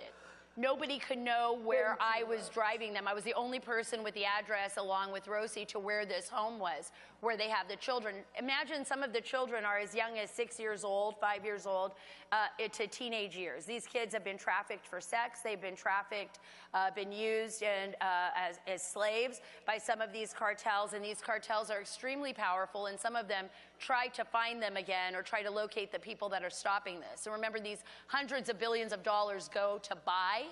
They go to buy influence, not only in Mexico, but believe it or not, here in the United States as well. Here in the United States as well, where we are the biggest, actually, purchasers of children in the world. Sadly. Sadly, and that's a fact. So I had to blindfold everybody in the car, including Jack Posobiec, and I don't want to leave him out of this because he did show up. And we drove through Mexico City until I got to the house. The interesting thing was, I was sure I was going to be pulled over by the cops. I thought I looked like a cartel leader, but it didn't. It didn't happen. We made it there. We made it there safely to both homes, and they had the opportunity to see all the kids. And the good news for you is that the ambassador at large in the Trump administration, now John Cotton Richmond, is now the head of one of our organizations here in the United States, Atlas Free. So a man with such a heart that made the best impact in the history of the United States now leads an NGO, so I'm so happy about it. They are helping our shelters too. That's fantastic. As far as the work that you see Rosie doing, Attorney General, here in the United States, I mean, the battle really is the narcotics that we're seeing, the deaths that we're seeing on our streets, the children that are being exploited here in the U.S. And because of the wide open border, and this is something that I'm going to be talking about, we have seen children brought into this country under the Biden administration, into our communities, without any guardianship, without anybody, no supervision. We don't know where these children are going. We don't know who, in fact, 40% of them have just disappeared into the fabric of our country. What can be done? What, as an Attorney General, are you doing to put a stop to this? Well, you've really stated the crisis well, Sarah, because the cartels aren't even fighting with each other now because it's such an open border system and there's so much profit to be had, whether it's through fentanyl or human trafficking. There are billions of dollars coming up of those illicit drugs and sex every single week. You talked about much of adult pornography, and certainly all of child pornography is a form of human trafficking. Prostitution is a form of human trafficking. And what I need more than more prosecutors, although I could use a lot more investigators and prosecutors, is for, again, this God-fearing, incredible, influential group of people to help us across a number of things. We need more awareness and education, certainly. We need better laws and policy to be able to empower us in investigations and prosecutions. We even need law enforcement to change their strategies, to put victims first, to have very trauma-informed, victim-centric approaches to this. We need the private sector to lean in, right? We need businesses talking about this. We need them incentivizing their employees to educate themselves, to learn more. And then we need to also hold other private sector businesses like big tech, social media accountable, because they are a large driver as well. We're suing a number of them. We're investigating others. So between big tech and the border, I would say those are the two largest multipliers or exacerbators of the issue. It was already an epidemic, but now with an open border policy under this administration and social media becoming so rampant and sextortion being a gateway to this and all these other devices that predators have, it is an American issue and it's a global issue. And I just, again, want to thank you for letting us talk about it and focus on it and ask everyone to join us in the fight, whether it's Yaku Boyens that you support, whether it's Tim Ballard in Operation Underground, Glenn Beck in the Nazarene Fund, Jerome Milan. There's so many out there. Find somebody, find a group that you can stand up with. And Calido. Calido. Yeah, Calido, which is Rosie's group, guys. Calido. Amazing. You guys have done such incredible work. I'm going to give you the last word. I know we got 5 seconds. I'm leaving it to you. Well, if you want to prevent, you can prevent on traffic.org. If you want to help the children, you can do it in Calido. Calido, well, you can see our friend Sundari, how happy she is now with the Pope Francis, because she went there, and that's why it's important to help the victims. If you are going to do something against human trafficking, why don't you stand up and we tell Sundari, we are going to help somebody, we are going to prevent, we are going to help also all the organizations that Sean said. But thank you, Cpac, thank you, because you are setting the example. You are the example of somebody like Sarah who is doing something to end human trafficking. Thank you, Sarah. Thank you. Thank you. Thank you, Attorney General. Thank you, Rosie. Thank you for everything you do. Thank you. A new story for America. This is a blank page news story for America.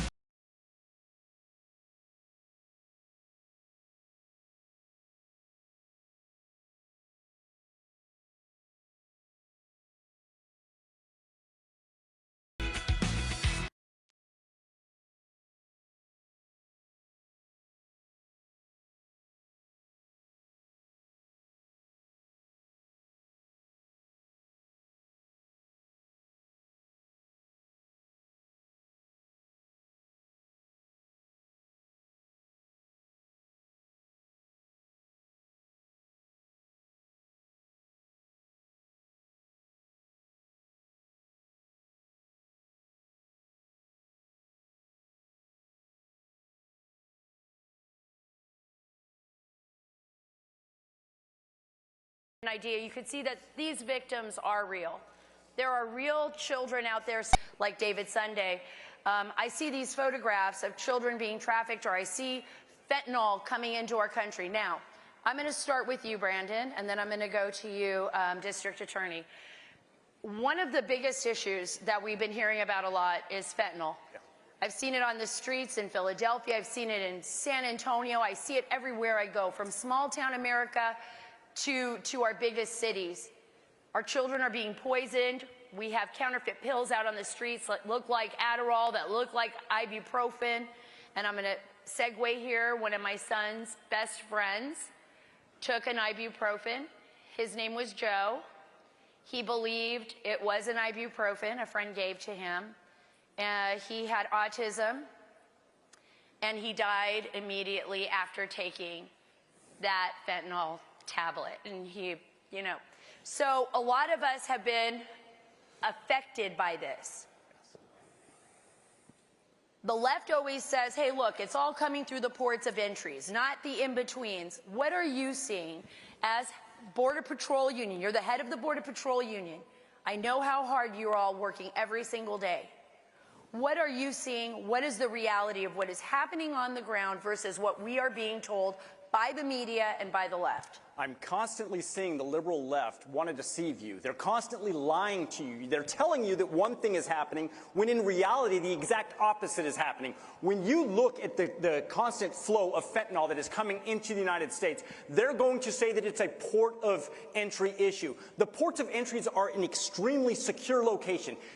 The OFO officers can go through every single vehicle. Right. They can inspect every single person that comes through the ports of entry. Because it is a secure location, of course, that's where more of the seizures are going to take place. But what we see on the border today, we are seeing the cartels flood our resources with illegal immigrants, and that pulls our agents out of the field. And when they pull the agents out of the field, they create these artificial gaps in our coverage. And with those gaps, that's when they bring the fentanyl into the United States. And that's why we're seeing 100,000 United States citizens dying every single year of this poisoning. It's not an overdose issue. It's a poisoning issue. If you can take one aspirin and die because you thought it was an aspirin, that's a poisoning issue. And these cartels know exactly what they need to do. And the worst thing about it is they're being aided by the liberal left. They're being aided because they're constantly lying to you. And because they're lying to you, they're generating billions of dollars of profit because of those lies. And those billions of dollars in profit are a national security threat to our country, are they not, District Attorney? I mean, you see in York County what's happened in Philadelphia, what's happened in your own county, what we're seeing in Kensington, coming from the border directly into our communities. I mean, describe what you're up against. I can tell you right now, every state is a border state, every single one. So when those federal, when you have fentanyl that crosses a border, where does it go? I can tell you right now in York County, we've been fighting the opioid epidemic since 2014. We've been fighting it nonstop with aggressive policing, with getting treatment for people, with training, with education for kids. And something has been changing over that time period. What has been changing is the lethality of the drugs that are coming in. So what has changed, it went from heroin to stronger heroin. We're now at fentanyl, okay? And the one thing that has not changed during that entire time period is where it was coming from. And that is absolutely critical component to this. It is. And that's something that absolutely must be addressed. And let me address this, and I'm going to go right to you, Brandon, on this, and then back to you, District Attorney. We have seen that the precursor chemicals that are coming into Mexico are working hand in hand with the drug cartels is coming from China, one of our greatest adversaries. They completely understand what is going on here. They absolutely are aware that these chemicals are pouring into Mexico, that the Mexican cartels are then utilizing that to send these counterfeit pills into the United States. We also know now, based on evidence, that the Chinese are laundering, the Chinese Communist Party and their banking system is laundering the money of the drug cartels from the United States through the Chinese banking system so that we can't even touch it. Why did it get to this point? How did our government allow this to happen to us? Why are we under siege right now in our own nation and can't even protect our own children from this scourge?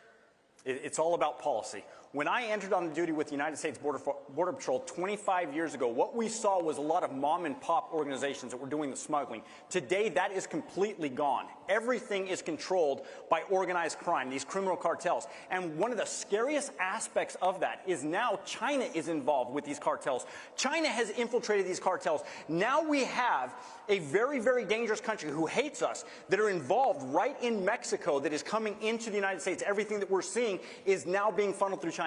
If the Chinese get control of these criminal cartels, we can expect to see everything go up exponentially. And the deaths that we're going to see on the street are going to be even more.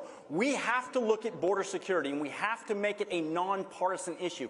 We have to look at this and say, this is what's best for our children. This is what's best for the United States. Who cares about all of the liberal activists that exist in the West Wing right now? Who cares what the base wants?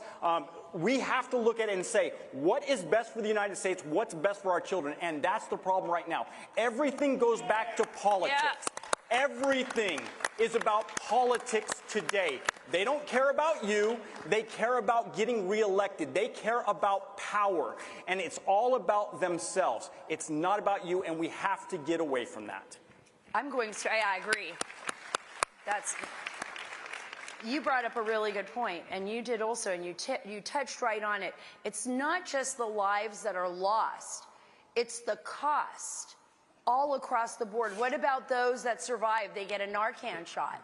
How are they brain damaged now? Are we seeing not only 100,000 people that have lost their lives, but we're also seeing hundreds of thousands of young Americans that have now become, I guess, capacitated. So, you know, I have a son in second grade. So as a DA, it can't always be the easiest thing to have a son in second grade. And what I can tell you is, you know, you're talking about, from your personal experience, fentanyl coming over the border. Before I came here yesterday, I sat down with some of our undercover drug police in York, which is an hour and a half from where we're sitting right here, Pennsylvania. And I said, what are you seeing? What is happening out there? And they said that we see fentanyl in cocaine, we see fentanyl in heroin, we see fentanyl in pressed pills because people have their own pill pressers. We see it in meth. We see it in everything. And what has happened is we have this whole community that has already been suffering from the opioid epidemic for so long that has now been given drugs that kill instantly. And if they don't kill instantly, they create a life of pain and suffering for children. And there is no hell on earth like the one that I've seen when I sit and I talk to parents who have lost their loved ones, or their loved ones are in the throes of addiction, and what they have to see happen to their children day after day, month after month, year after year, as they cease being the child that they knew and become someone else that ultimately dies because of this horrific poison coming into this country. You know, yeah, it's almost hard to take in, because what we're dealing with, and we've been dealing with a drug addiction problem, you know, in our country for a long time. But it feels like it has gotten so far worse, so much more than just addiction. This is about actually killing our children. When you press pills that look like Adderall, when you have pills on the street that look like candy in colorful colors, and you've got, you know, little kids, and you just don't know when they're going to run into that at a neighbor's house or somewhere on the street. I mean, you really are dealing with children being targeted, our society being targeted. How do we fight back when we have an administration that fails to see this as a problem, that fails to do what's right at the border? This isn't about immigration. You and I have talked about this over and over again. This is about everyone. This is about people. This isn't about keeping people out. It's about protecting both sides and protecting the Western Hemisphere. Why won't the administration do anything about this. Yeah, when you look at it, illegal immigration is the driver. It's what allows them. It facilitates all of their other traffic, whether it's human trafficking. And human trafficking, there's a huge difference between human trafficking and human smuggling. Human smuggling is when you bring somebody and you drop them off at their last point. Human trafficking is when you bring them in and they remain in servitude. They remain in slavery. That's the difference. And everything starts with illegal immigration. If we don't have the proper policies, and by the way, these policies don't cost you anything. We don't need more resources. We don't need more technology. We don't need more infrastructure. The burden should not fall on your shoulders. All we need is policy that doesn't cost you a penny. And if we had the policy, we could shut the border down tomorrow. We saw that under President Trump. We dropped to 45-year lows in illegal immigration under President Trump. It was policy. It wasn't more money. We didn't throw more money at the problem. It was policy. And if we had the proper policy, the problem is, again, it circles back to politics. It circles back to what does the liberal left want? The liberal left wants this chaos to continue. They're continuing to push the chaos. Look at the activists that permeate the West Wing right now, and that tells you where it's all coming from. And as a DA, you have to be astonished when you look at certain cities and you see district attorneys that have low bail, no bail policies. They give more rights to the criminals than they do to the victims. And I know all of you have probably seen that in your own community. We have. How do you handle that? How do you challenge that? As the elected DA, I'm responsible for York County. And what we do in York County is, number one, we do everything in our power to hold violent criminals accountable and to put them in jail, period. We do everything in our power to arrest and prosecute people that are illegally using firearms. We do everything we can to prosecute and arrest people who are committing sex crimes, anything of that nature. There's a place for them, and it's called prison. We also have a lot of people in the community that have severe mental health and substance abuse issues. I mean, our prisons have become almost a wasting place for people that are suffering with mental health crises. So while we're attacking on this side, accountability, on the other side, we're doing everything we can to work with all of our community partners to get treatment, to get help for people so that they will not commit more crimes. 95% of everyone that goes into a prison is coming back out. And of those 95% that come back out, half go back in, and the number one indicator is joblessness. So we actually, because again, necessity is the mother of invention, we do work with the Manufacturers Association, with businesses in our community to help people get jobs. Hey, I worked at UPS for 8 years before I became a lawyer.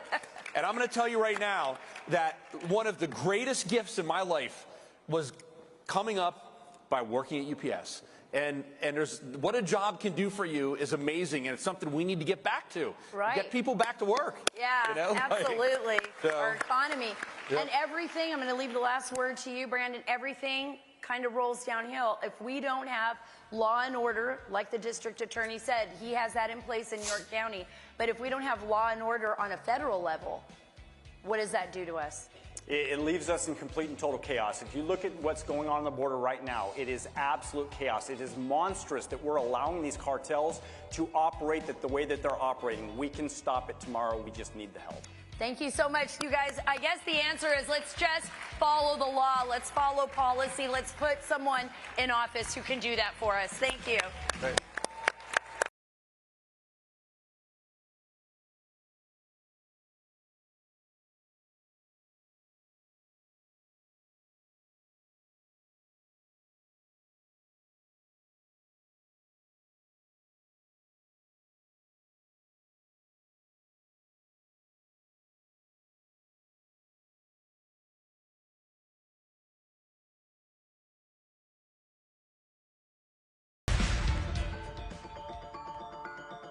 Oil, the most precious natural resource known to man. It is the engine that drives every modern economy and has provided the foundation for innovation worldwide. From powering our cities and fueling our vehicles to the more than 6,000 products created from one barrel. Oil has changed the standard of living for every human being in the modern world. Just like the rising sun in the morning, oil has become a part of our everyday lives. There is not one facet of our lives that is not touched by oil or the products created from it. When you think about it, it's pretty simple. We are all in the oil business, whether we want to be or not. Every one of us pay for it every day. Let me ask you this. If you're going to be in the oil business anyway and pay these prices, doesn't it make sense to try to learn how to make some money while doing it?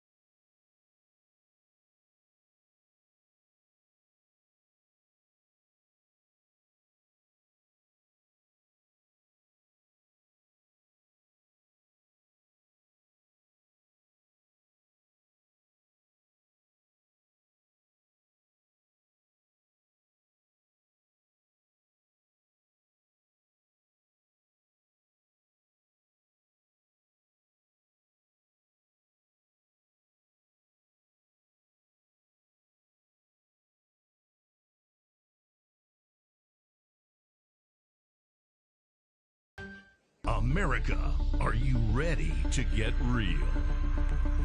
RAV is giving back your voice. Going where mainstream media won't. RAV is home to the most powerful thought leaders in the America First movement. Join the RAV family, booth 26 and 27. Did you know ESG is impacting every part of your life? From rising gas prices to global food shortages to out-of-control inflation, even losing your freedom of speech and being censored on the internet. It's all being driven by ESG ideology.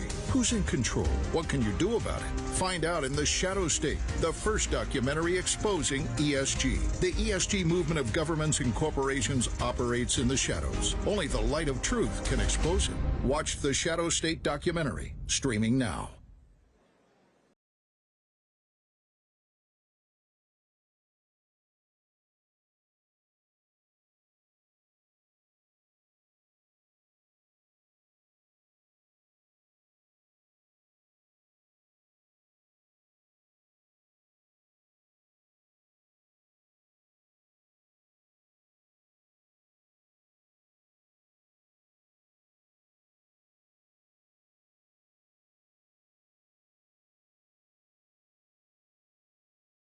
It's wonderful to be back here with you once again. You know, I just found out instead of 15 minutes, I only have 10 minutes. But I'm a surgeon and I know how to cut. So, not a problem. But, you know, other thing that's easy for me is that I don't have to spend a lot of time working on what words I'm going to say because I'm not politically correct. And so I don't really care about that. I think that that's a big problem in our society. We're letting media and big tech and people tell us what we can and cannot say.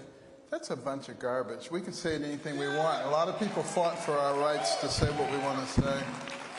And I'm so glad we have this Cpac conference because, as the Bible says in the book of Isaiah, come, let us reason together. And that's what we do. We come and we reason together. Unlike the other side, which doesn't reason, they just like to impose and to mandate. And it doesn't lead to the kind of place that I think Ben Franklin and our other founders worked so hard to give us. You know, our founders have gotten a bad rap by the people on the left. And they try to attribute all kinds of evil intentions to them. I wonder if they ever look in the mirror. You know, I mean, that's where the evil intentions are. And there are no perfect people. There never have been any perfect people except for Jesus. And they crucified him, right? So, you know, we need to stop applying all these litmus tests to people in the past and deciding whether or not they're good or bad people. You know, our founders were amazing individuals. They worked so hard. They studied every single government system that had ever existed in the history of the world. They were eclectics. They took the good things, rejected the bad things, because their goal was to have a government that didn't become like the other kind of governments, which naturally grow, infiltrate, and dominate the people. They wanted something that would allow us to remain free. And it was hard to get. And in 1787 at the Constitutional Convention, it looked like everything was going to fall apart. They couldn't come to agreement. And then Benjamin Franklin, the elder statesman at age 81, stood up and said, "Gentlemen, stop. Let's get down on our knees and let's seek wisdom from God." And they prayed and they got up and they resolved their issues.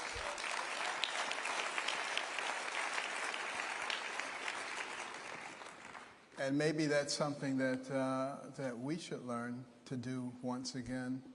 You know, let's not run away from our Judeo-Christian roots and values and try to reestablish our own values, because there is plenty of evil out there, but it exists together with good. And we're the ones who get to decide which direction we want to go in. It makes a big difference. And, you know, we have a situation in our nation right now where we're going to go one way or the other. And, you know, when Franklin came out of that convention hall, he was asked, "What do we have here, sir? A monarchy or a republic?" And he said, "A republic if you can keep it. If you can keep it." We've kept it for 240 plus years so far. But we're in danger of losing it. We're closer to losing it now than we ever have been. We're closer now than we were at World War I, World War II, any of the other world wars, the civil rights movement. Anything that's happened in the past has not led us to this point. And we must be extraordinarily vigilant now, and we must be willing to stand up for the things that we believe in. And we have to realize that we are together in this. You know, America is strong when we are united, but we're letting people come in and divide us up on the basis of race, income, age, religion, political affiliation, gender, you name it, and they're trying to divide us up. And it's causing significant turmoil in our society. And you have to realize in the early days of America, we were able to live together in small communities, families of 20, 50, 100 people, 50 miles away from any other groups of people, sometimes speaking different languages, coming from different countries, different thoughts. They were able to subjugate all that for the common good. And not only were those communities able to survive, they were able to thrive and to grow into an incredible nation. And that's because they didn't allow all those little factions to grow and to tear them apart. And that's what the Federalist Papers talk about. That's what Madison talks about. The factions, and how we must be careful, because no matter what we build, if we allow the factions to grow, they will destroy it all. We need to understand what's going on, why these people are working so hard to destroy what's going on here. But the good thing is, there are courageous people here, and there are people who are looking for what's right. And we have entered a new phase in our country. It's Asbury College versus Harvard. And, you know, and I think, like in David and Goliath, Asbury's going to win, because it's starting to spread. And the young people are starting to realize that those principles, such as love your neighbor rather than cancel your neighbor, are the things that helped us to grow and to become a strong country. And then we hear a lot about equity in our society. Have you noticed that? We want to have equal outcomes for everybody. Well, that wasn't what made us into a great country. You know, as the administrative state began to grow starting in the early part of the 20th century, they started thinking the government had to move this group up and move this group down to create equal outcomes. We hear about that a lot now. That's not who we are as a nation. That's certainly not who I am as a person. One of the reasons that equity lovers don't like people like me is because they say, you're not supposed to grow up in the environment that you grew up in and be successful because this is a horrible racist country. And you simply aren't supposed to be successful in that setting. What a bunch of crap. You know,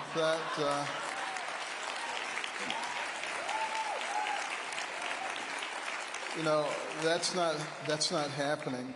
But what is happening is that administrative state is getting bigger and more powerful. And look what they did during the Trump administration. They were after him from day one. They were making up all kinds of stories. You had Schrock and Page saying, we got to make sure he doesn't get into the presidency. Senior FBI agents, they're working and colluding with big tech to shut down certain stories and to elevate other stories, to favor one party over another party. And they have the nerve to talk about dangers to democracy. They are the danger to our democracy.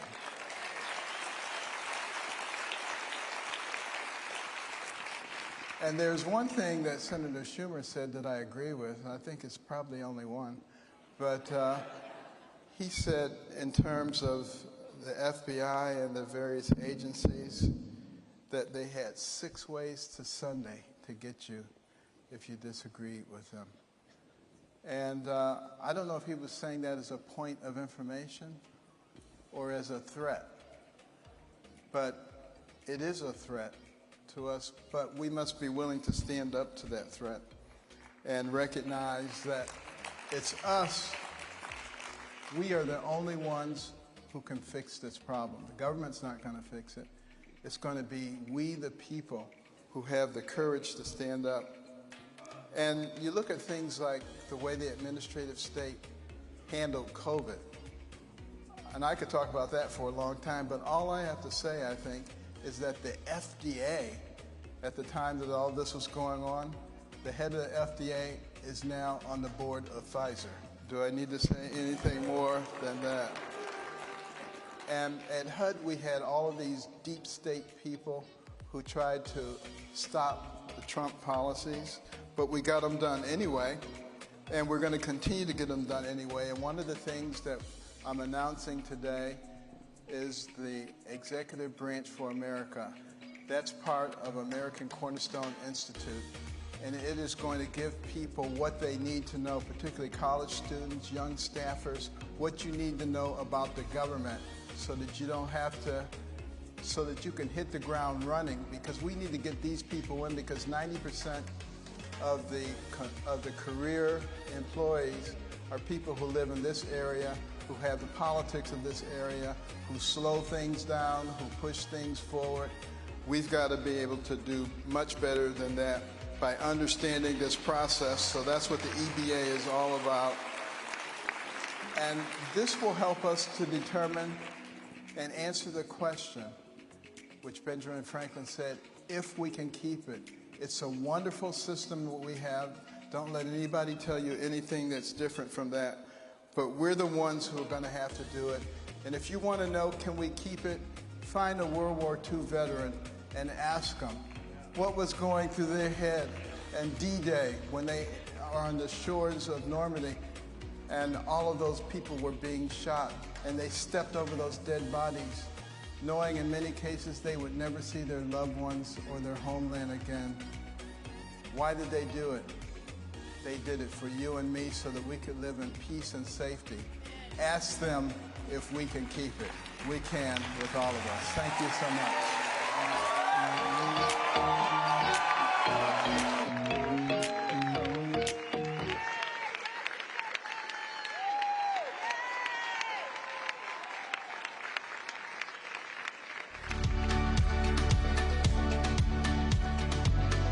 Ladies and gentlemen, please welcome CEO of the National Rifle Association, Wayne LaPierre.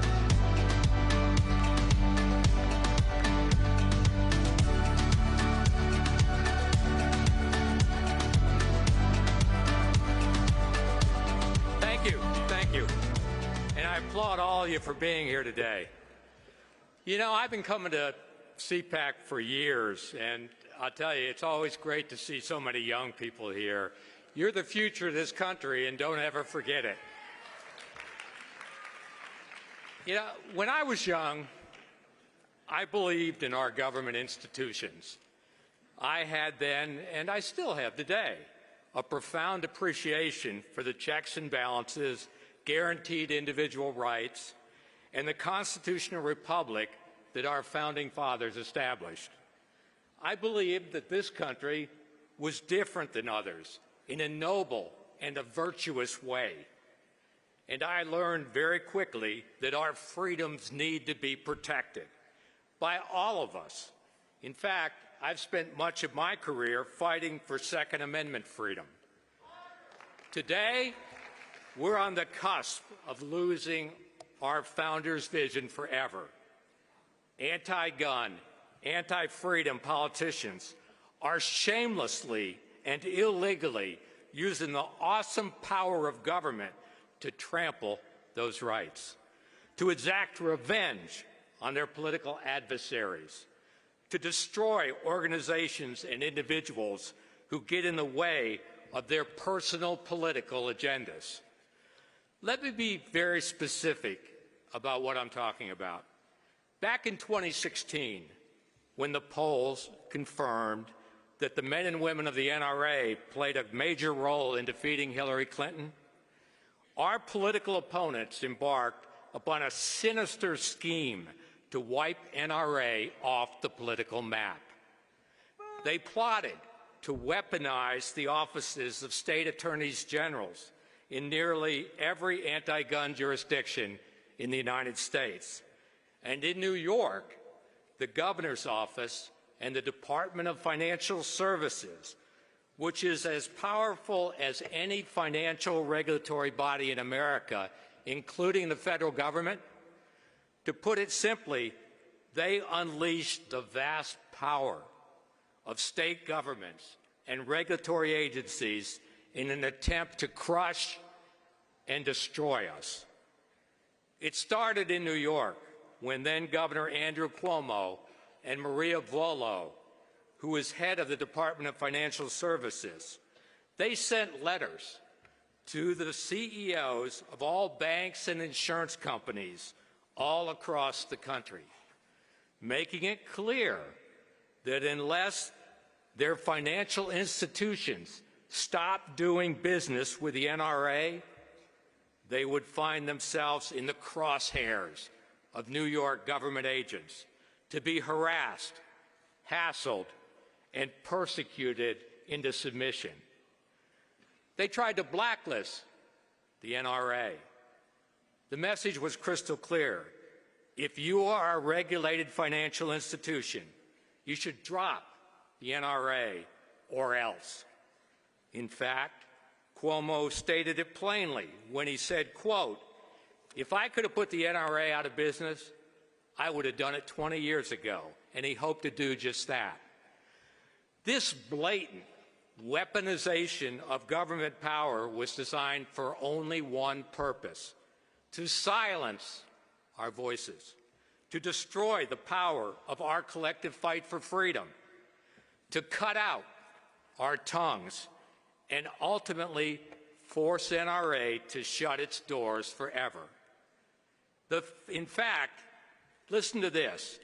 Their own press release that they sent out warned that companies doing business with the NRA, quote, had a responsibility to act. and would suffer reputational risks if they continued partnering with the National Rifle Association or any other pro-Second Amendment organization. You see, Cuomo and Vullo knew that without a bank account, the NRA's ability to operate was threatened. We couldn't write checks. We couldn't process membership dues or contributions. And we couldn't pay our employees or even our electric bill. And as a direct result of their threat, there were banks and insurance companies that sure enough went out and severed their ties with the NRA. Not because they didn't agree with us on our cause, but because they didn't want to be targeted and crushed by Cuomo and the New York government. This wasn't some backroom scheme. It was all out in the open, plain to see. Cuomo even publicly bragged when he said, and I'm quoting him here, "The regulations New York put in place are working.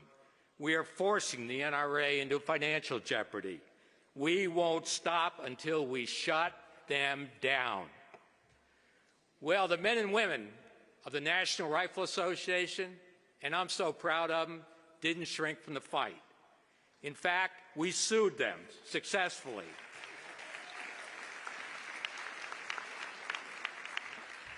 A senior judge in New York 3 times overruled motions to dismiss our claims, and the NRA was headed toward its day in court. But late last year, the Second Circuit Court of Appeals shockingly reversed a portion of the decision of the trial court and dismissed the NRA claims against Vullo. This decision, and I'm going to say it slow, if it's allowed to stand, would mean that government regulators can use their nearly infinite powers to silence and destroy any organization in pursuit of their own personal political agenda. Whoa! This is one of the most chilling decisions ever rendered by a federal appellate court in our nation's history.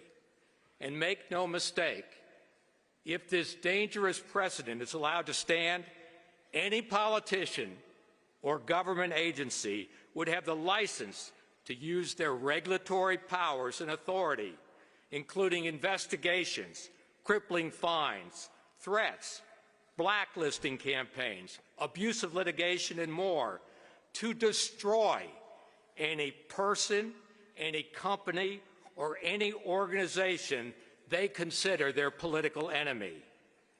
Is that the kind of America you want to live in? Hell no! The stakes, me either. The stakes couldn't be higher. And so today, I'm proud to announce to all of you here at Cpac that the National Rifle Association of America has filed a petition with the United States Supreme Court seeking a review of one of the most important First Amendment cases in our nation's history. Because this case is going to decide if every American still has a guaranteed freedom of speech and assembly, or if government officials can weaponize their powers to take down anyone that they don't like. This just isn't NRA's fight. This is your fight. This isn't a liberal or conservative fight. This is a fight for all Americans, regardless of where you live. This isn't a Republican or Democrat fight. It's an American fight. It's the fight for every American who's ever cared about their First Amendment rights. That's why many legal experts and constitutional scholars, and I'm happy to say the American Civil Liberties Union, that's right, the ACLU, are on our side. You know, the very idea that all of us right here and right now can speak together freely, collaborate, use our collective voices to advocate for the policies and principles we believe in, that's a special American freedom. And for decades, tens of millions of American gun owners and patriots have stood together under the NRA banner and fought for American freedom and Second Amendment freedom. Not with guns, not with violence, but passionately and peacefully with our First Amendment rights. For us, And for all of you, the most powerful weapon we have is our collective voice. I've always viewed the NRA's greatest strength as its ability to amplify the voices of Americans all across this country who carry a passion for freedom deep in their hearts. Our strong collective voice depends entirely on our First Amendment freedom to assemble, speak freely, and advocate for those causes we hold dear. And you know as I do, if the government can take away our First Amendment freedom, the Second and all our other freedoms are not far behind. So let me ask you, are you ready to saddle up and ride and fight for our freedoms, hang the lanterns, go out and sound the alarm? Because it's time to be all in this fight, because all of our freedoms, all of our way of life, all of it is on the line. So let's fight for freedom. By God, let's save the First Amendment, and God bless the United States of America. Thank you very much.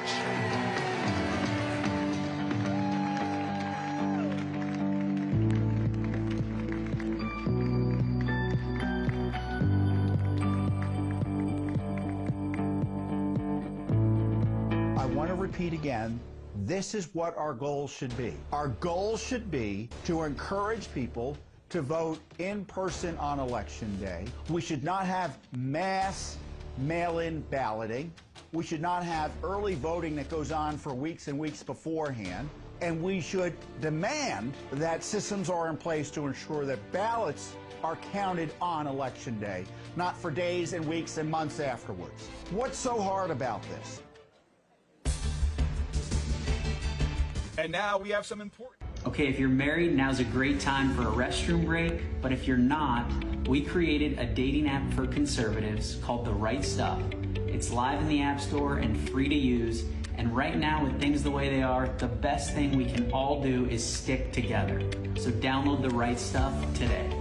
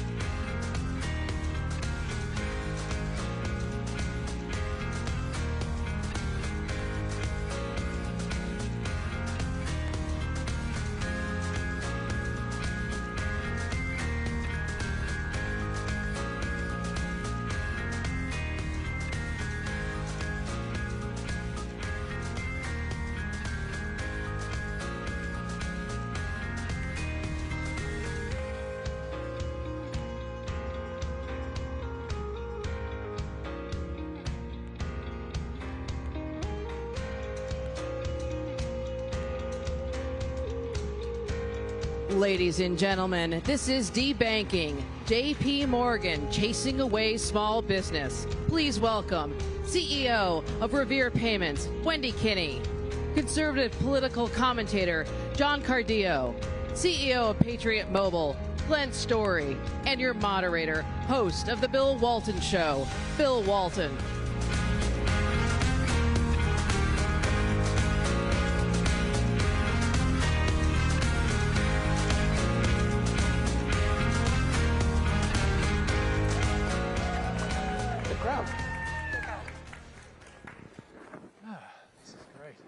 Wait for Bill. We're good. That we are. That we are. So, guys, I've got a confession to make. You know, as a CEO of a New York Stock Exchange, publicly traded financial. But did you know that I went to Davos? Ooh. I don't know if I should stay or go, Bill. Just once. And when they called me about whether I was going to go back, I said, well, no, I don't want to come back. And I said, well, why not? And I said, well, you all are pushing a very aggressive, progressive, woke agenda. And I just don't think I fit in there. Well, what do you mean? I said, well, all you want to do is take people's freedom, their dignity, their money, and their faith. And so if your agenda succeeds, there are going to be a lot of unhappy people. And the money part is what we're going to cover in this panel, because we've had a lot of interesting, you saw Don Jr., fantastic. We can add PNC to the list of banks that are debanking people. And we've got, I think, a really interesting group of small business people. People interact directly with banks day to day and can talk about what it means to be debanked. Glenn Story.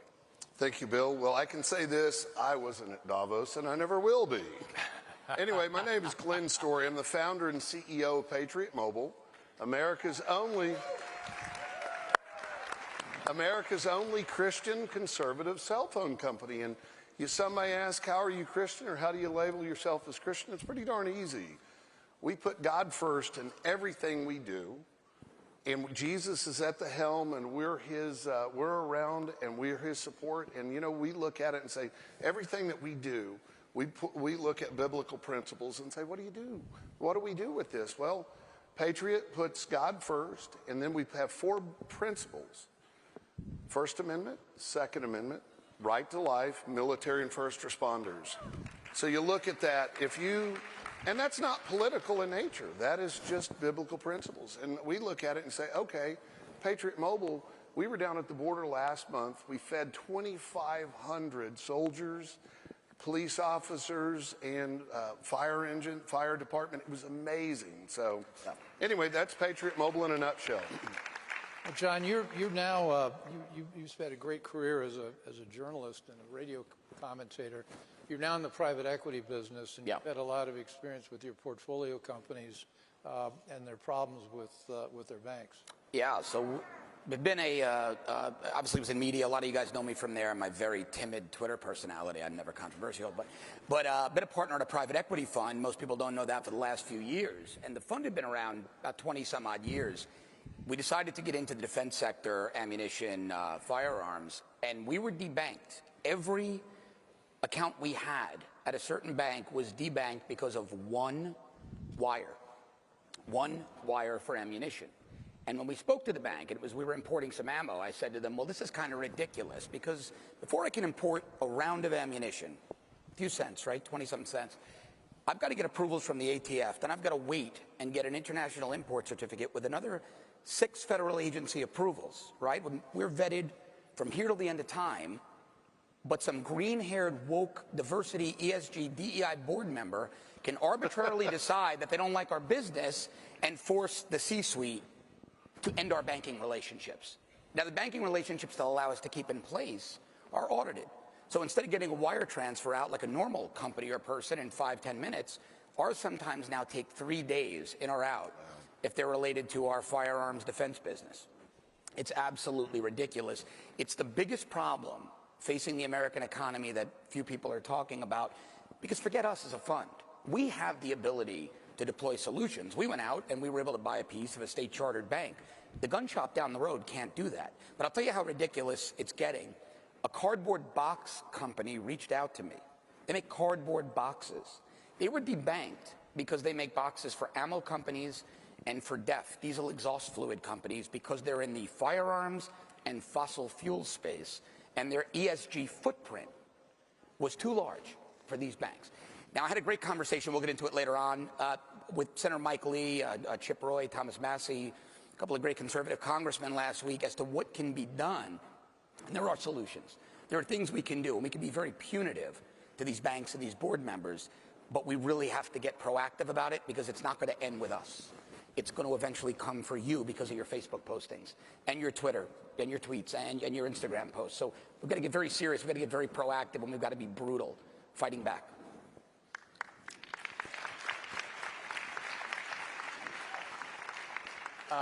Wendy Kinney. Yes, well, I think eventually is here. So eventually isn't far off. I think there's story after story of people being debanked. We're Revere Payments. Thank you very much for having us. And we are a Christian payment company. So all of the people that you hear about who get shut off by PayPal and Stripe and various others, we are here. We've been here for 20 years. Everything about our company is biblical from beginning to end. Jesus Christ is our chairman of our board, and he runs the company, and that's how we do business. So with that said, ESG is a big deal. This is the path we seem to be venturing down. I have a friend who has basically a data company. They're a computer data service company, and their bank declined them because they will use too much electricity. Yeah. Because that will impact their ESG footprint. So everything is about ESG right now, environmental, social governance, for those who don't know. And the banks are looking at their scores. So now if you do something they don't like, then they don't want to have anything to do with you, because if their score is low, then the bank's not interested. Just like the cardboard. Well, all these things interrelate. I mean, the World Bank, David Malpass, who's a great guy, was just forced out as chairman of the World Bank because he wasn't focused enough on climate change. And they're bringing in the CEO, longtime CEO of MasterCard, who is a climate fanatic. He thinks the whole earth is coming apart because of it. But he tied the bonuses of the MasterCard employees to their achievement of ESG scores. Yeah.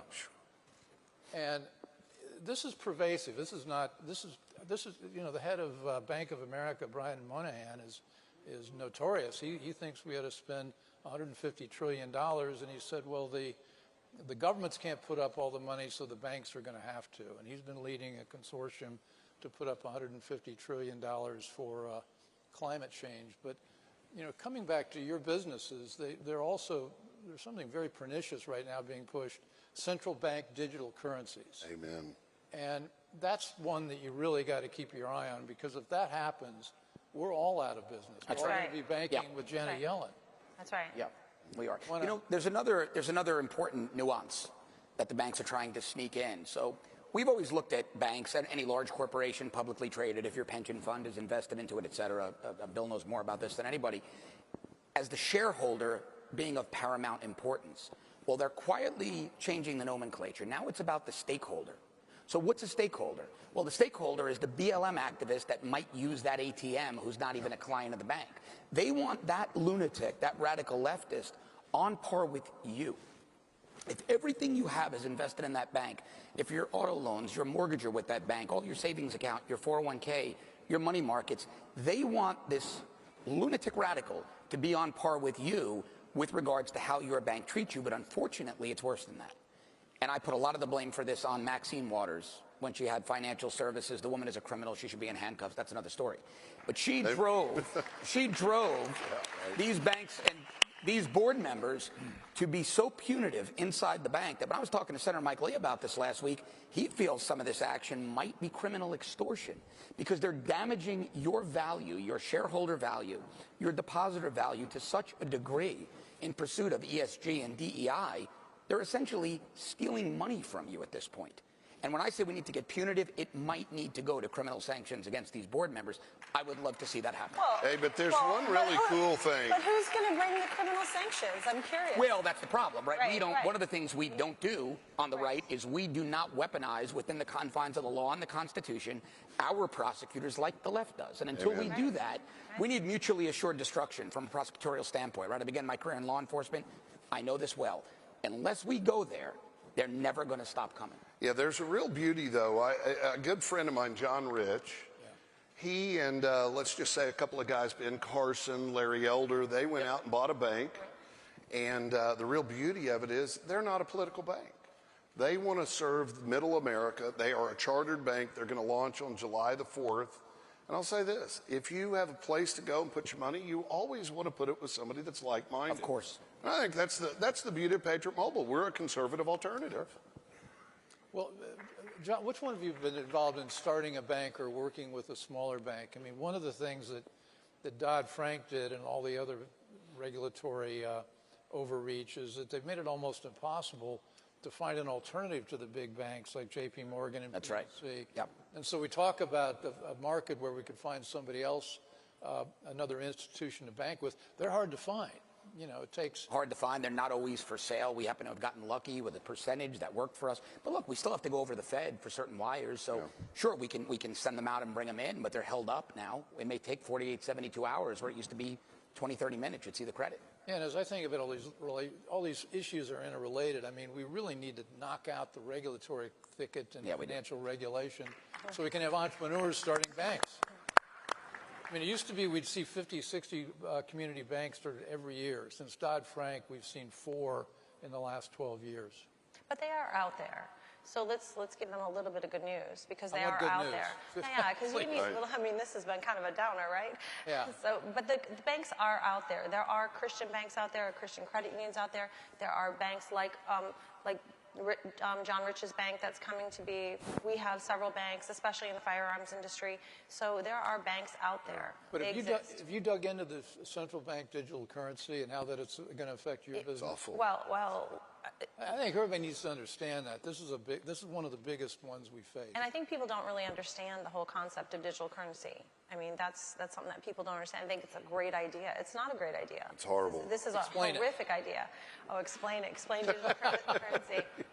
So basically, we're centralizing our currency. That our currency will become controlled, right? So everything about our life will be government controlled. So the government can take your currency. It can give you currency. It can, based on anything, based on your behaviors. It can watch everything you're doing.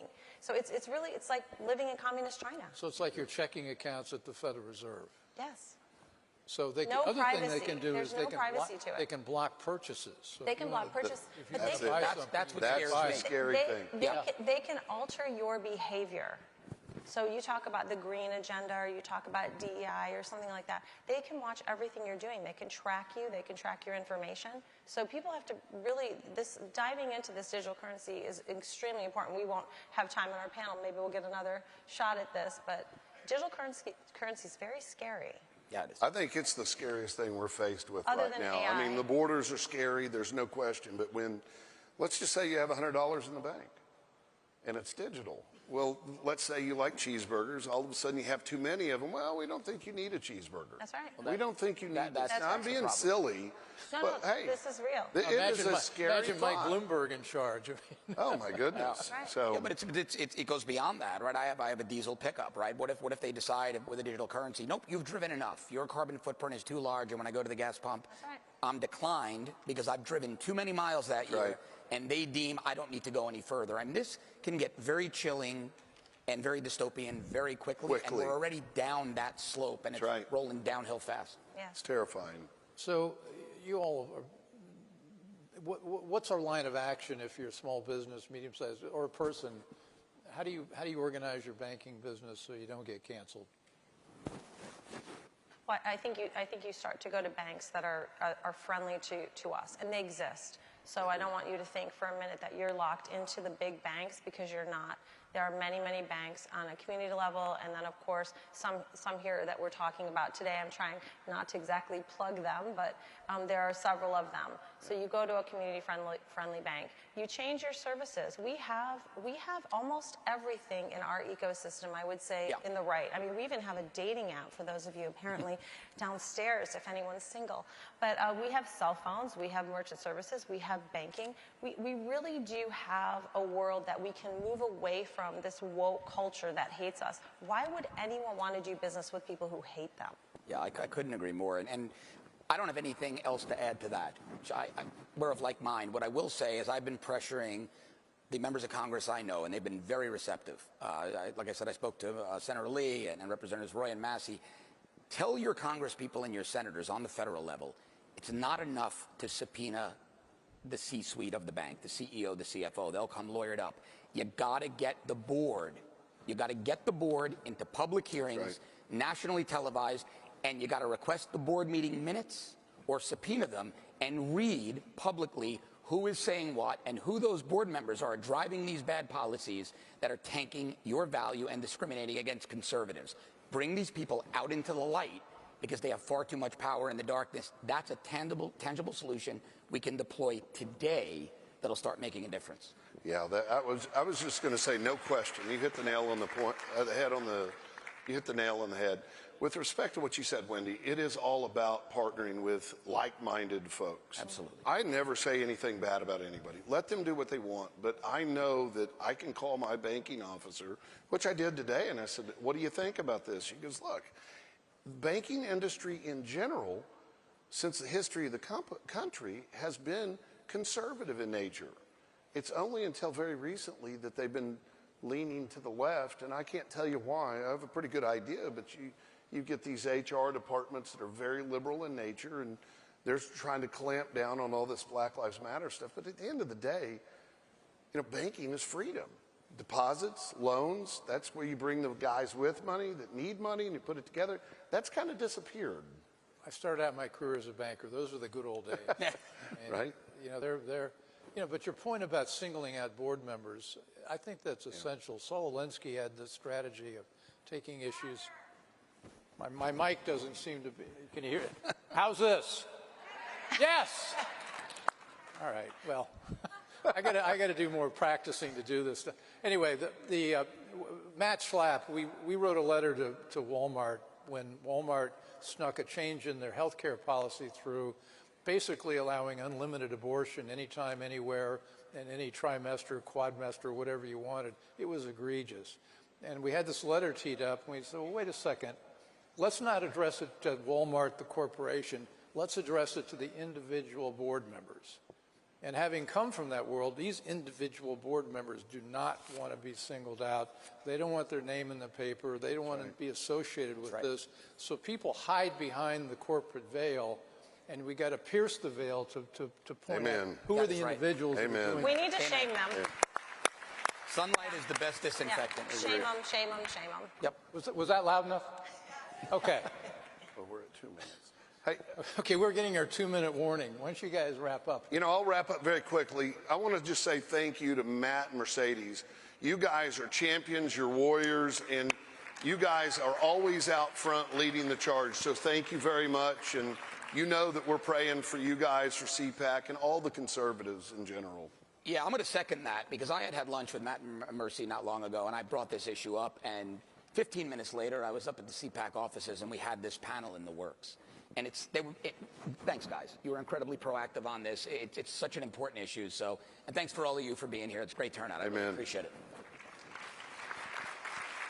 And I'm going to third that, because Matt and Mercedes Schlapp and the entire board of Cpac are incredibly brave. What they do and what they stand for and what they fight for every single day on our behalf. I don't think the average person, even coming to this tremendous and fabulous experience, realizes what they go through and the hits they take personally, they take to their families, they take in their life. They really get punched hard. And I just thank you, Matt. We pray for you, we love you, and we love your bravery. Keep fighting, and we're with you. All right, those are final words. Thank you. Under the clock. Great, thanks, guys. Thanks for listening. Thank you so Thanks, guys. much. Thank you.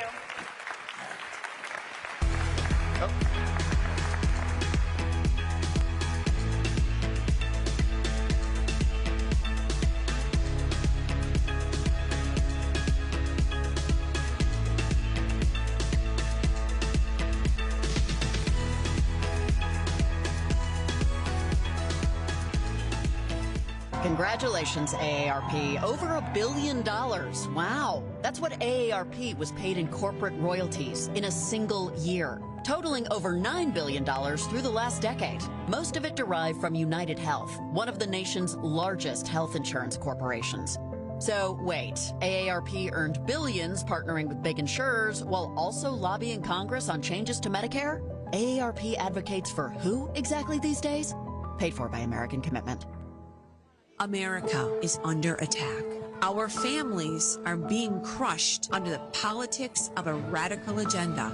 But moms have had enough. We are standing up and we are fighting back. This is our battle. This battle is every bit as important as the Revolutionary War because we fight for the same thing. Moms for America is a national movement of moms reclaiming our culture for truth, family, freedom, and the Constitution. I think Moms for America is exactly on track and is doing the right thing for the future of our country and our children. Like Moms for America is going at the heart of the issue.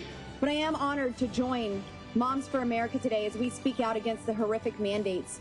With a national network of over 500,000 mothers, Moms for America is one of the fastest growing movements of women in the country. Well, the most dangerous place in all of nature is between a mama bear and her baby cub. We are the change.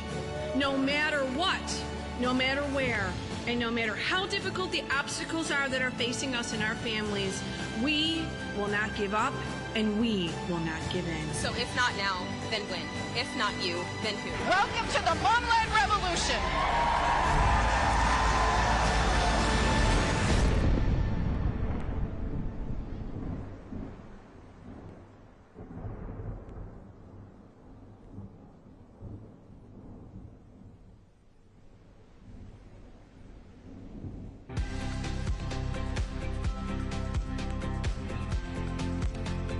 Ladies and gentlemen, please welcome from Miami, Mayor Francis Suarez.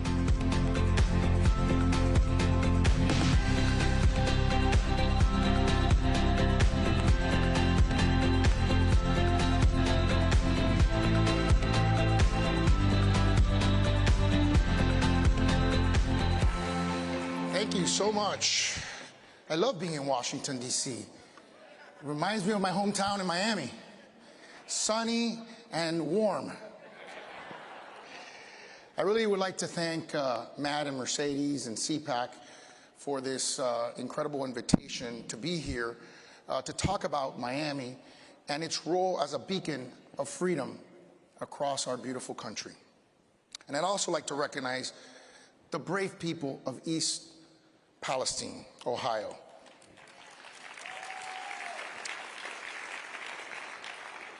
They're dealing with a mass contamination event, as you all know, one caused and worsened by the failure of the federal government to lead or act. The people of East Palestine need our help, and they need answers, not photo ops or failures to act. Our government is failing us, and so is our president. I want to especially recognize someone who has led the people of East Palestine, someone who's cared for them, who stood with them, and who continues to stand up for all of them. Mayor Trent Conaway. You see, mayors,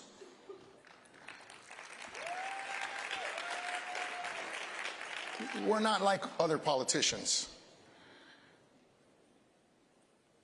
We are expected to make a difference, not a statement. We deal in substance, not stunts, results, not rhetoric.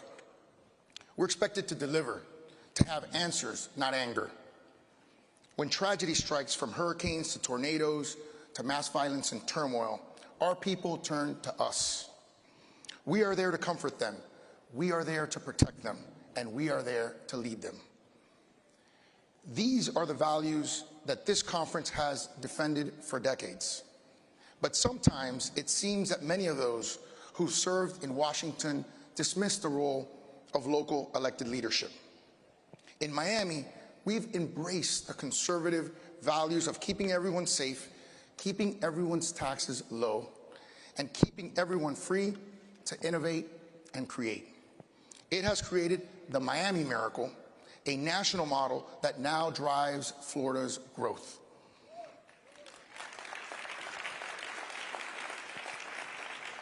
And as I said, it starts with 3 simple principles. First, everyone has a right to be safe in public and secure in their home.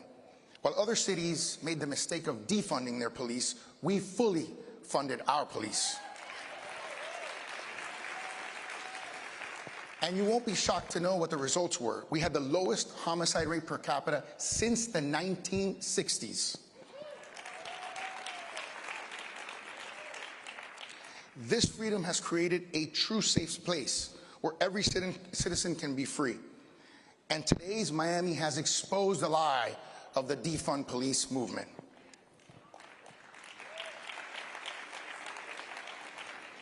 Second, when you cut taxes and regulation, you increase prosperity for everyone. We cut taxes to the lowest level in history. And guess what happened?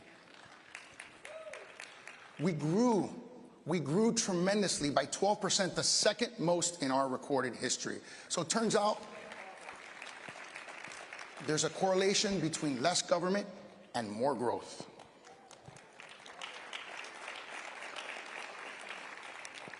Third, we welcomed innovators. We didn't cancel them like other cities. While other cities pushed out their innovators, like famously in New York City, that pushed out Amazon after they won the HQ2 prize. And of course, in California, they said, F Elon Musk. And he replied, message received, and left.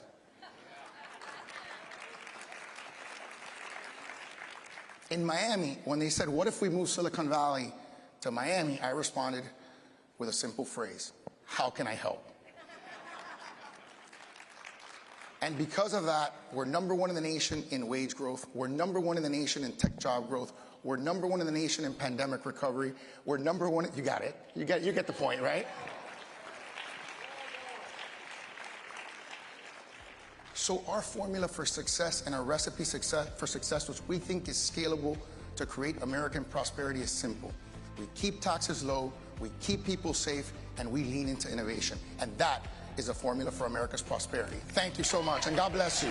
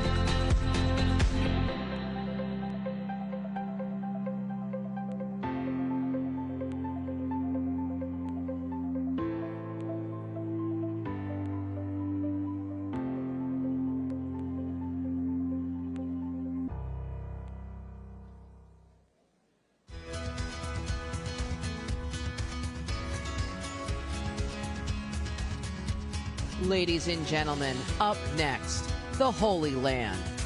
Please welcome former Special Assistant to the U.S. Ambassador to Israel, David Milstein, and host, Bianna Schlapp.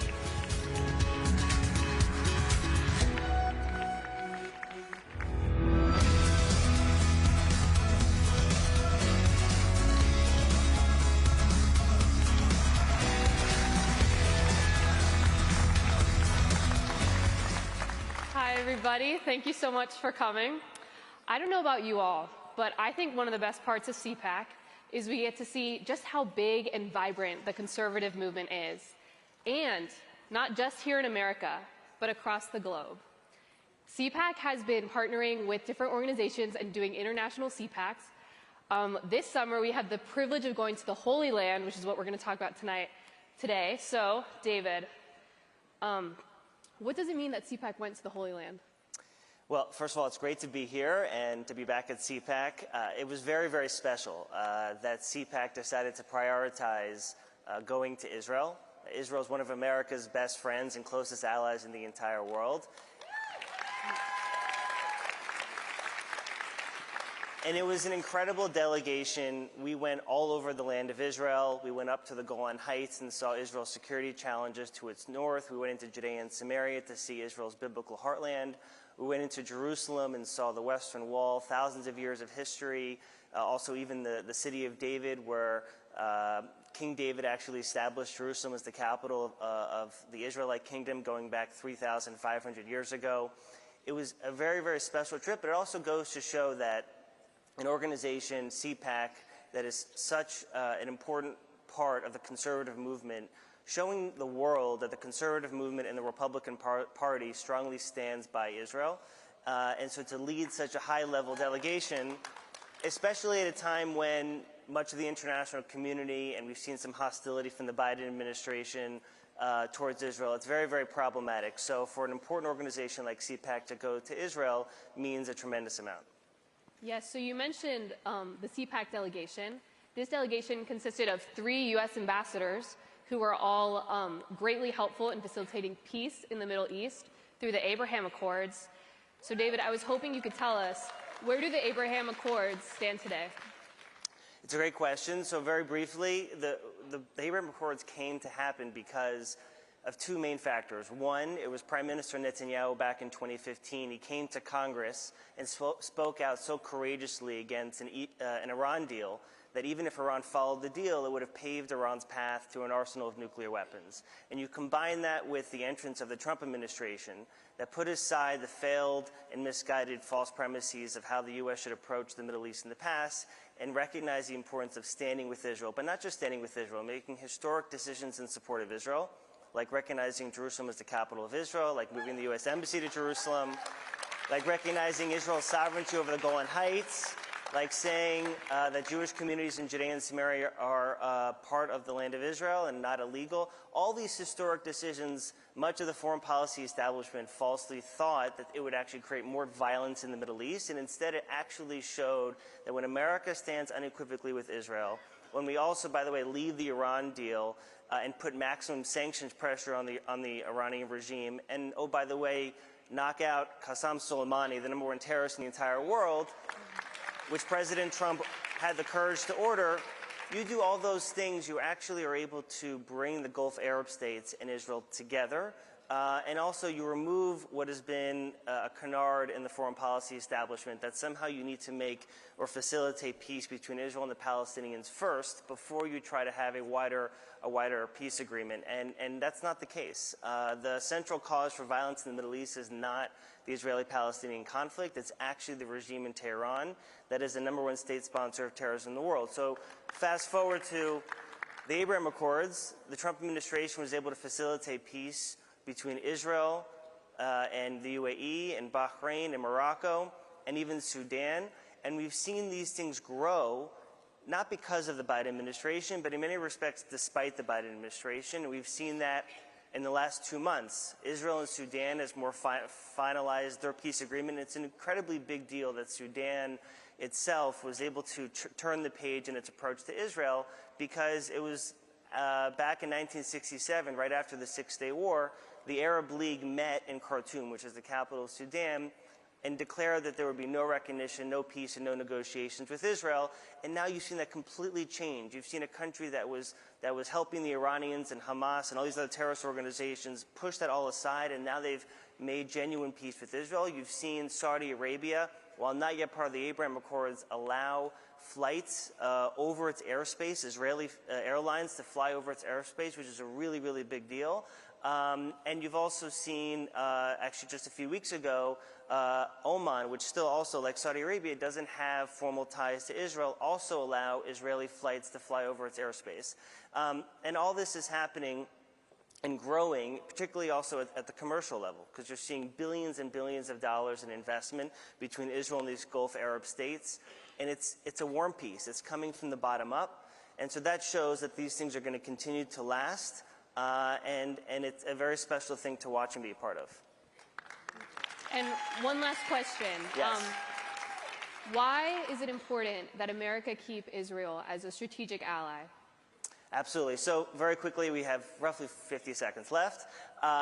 Unfortunately, we've seen calls in the Democrat Party, particularly the Squad, who slander Israel, who call for conditioning or eliminating military assistance to Israel. And just very quickly, I want to say that really America has no better friend in the world, in my view, than Israel. That military assistance that we provide Israel, which is $3.8 billion a year, is a drop in the bucket to the return on investment that we receive from Israel, the intelligence cooperation, the technology sharing.